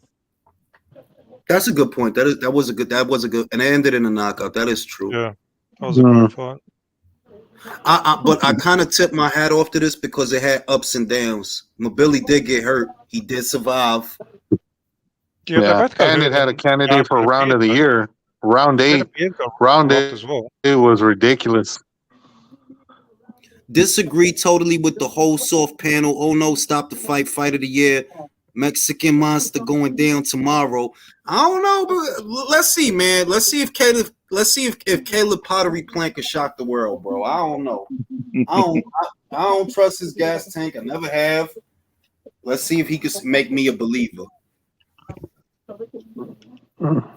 And let's see what Benavidez looks like with a bunch of muscle on him now. He don't look like the Pillsbury Doughboy. We don't know how that's going to affect him either. For all we know, he might look the part, but he might gas out. I was watching a video with Salt Pappy the other day, and he was basically saying muscles don't win fights. You know, it's a good point. Shit, they damn sure don't. That's true. Not at all, no. He did help Deontay Wilder. Bro, that was one of the, I ain't gonna front. I love a good fight where both motherfuckers get hurt. I do love that shit. Yeah, Jules, I know you've been playing down the fight and all this, but I know deep down you're fucking excited. You can't fucking wait for I'm fucking Saturday night. I'm expecting. Let's fucking go. Let's fucking go. Mirage, I'm telling you the truth that I'm not excited. I expect that. What I'm expecting is that Benavidez don't knock him out. The only way I get excited is if I see Benavidez get hurt. I thought your official prediction was Benavidez late stoppage. Wasn't That's it? what that is my prediction. And the only way that it's not predictable is if Caleb performs better than I think he's going to. That's my prediction is Benavidez late stoppage. Or if Benavidez fucks him up earlier, that's gonna fucking be a surprise. Well, that'd be pretty fucking funny if That is a surprise if he does. But see, the thing is, it cost me $80, Mirage. It's Mhm. like you don't go to a steakhouse to just inhale the steak. You want to taste the steak and enjoy the steak. So you know what I'm saying? Like Caleb better show up, bro. Want to see a fight? Yeah. Yeah, that's fair enough. I paid like $20 American, so I'll take whatever. I'll take a fucking quick stoppage. I'll be happy. So we'll see. Because like I said, you got to remember that we're getting ripped. You're getting ripped. That's what you're That's getting. what I'm saying. That when you pay that, it's like, bro, you know the undercard ain't all that great. Fucking Colbert and Rayo, the fuck. Everybody's raving about the undercard. Hang on. Cody Everybody's raving Crowley, about Cody Crowley versus Abel Ramos. Decent fight. That's a decent fight. Ryu, what's his name? That's a fucking good fight. Joey Spencer. And then his fight Joey is okay. Spencer against Jesus Ramos, and I think Ramos is going to whoop his ass. Yeah, I think Ramos gonna beat him too. Joey Spencer ain't it, bro. Joey Yeah. Yeah. But in England it's £12.99. So £12.99. Same as so that's even cheaper. That's 30. I paid 30 Australian. It's similar. Like you probably got it even cheaper. So we're getting it cheap. Americans getting hammered. We're getting we're getting fucking robbed for $80 to watch that shit. So it's $15.95 conversion for US. What we're paying, and Australian. What's Australian? $23.88. Yeah, I paid 30. So and we're paying triple that. Yeah, it's cheaper for me as £12.99.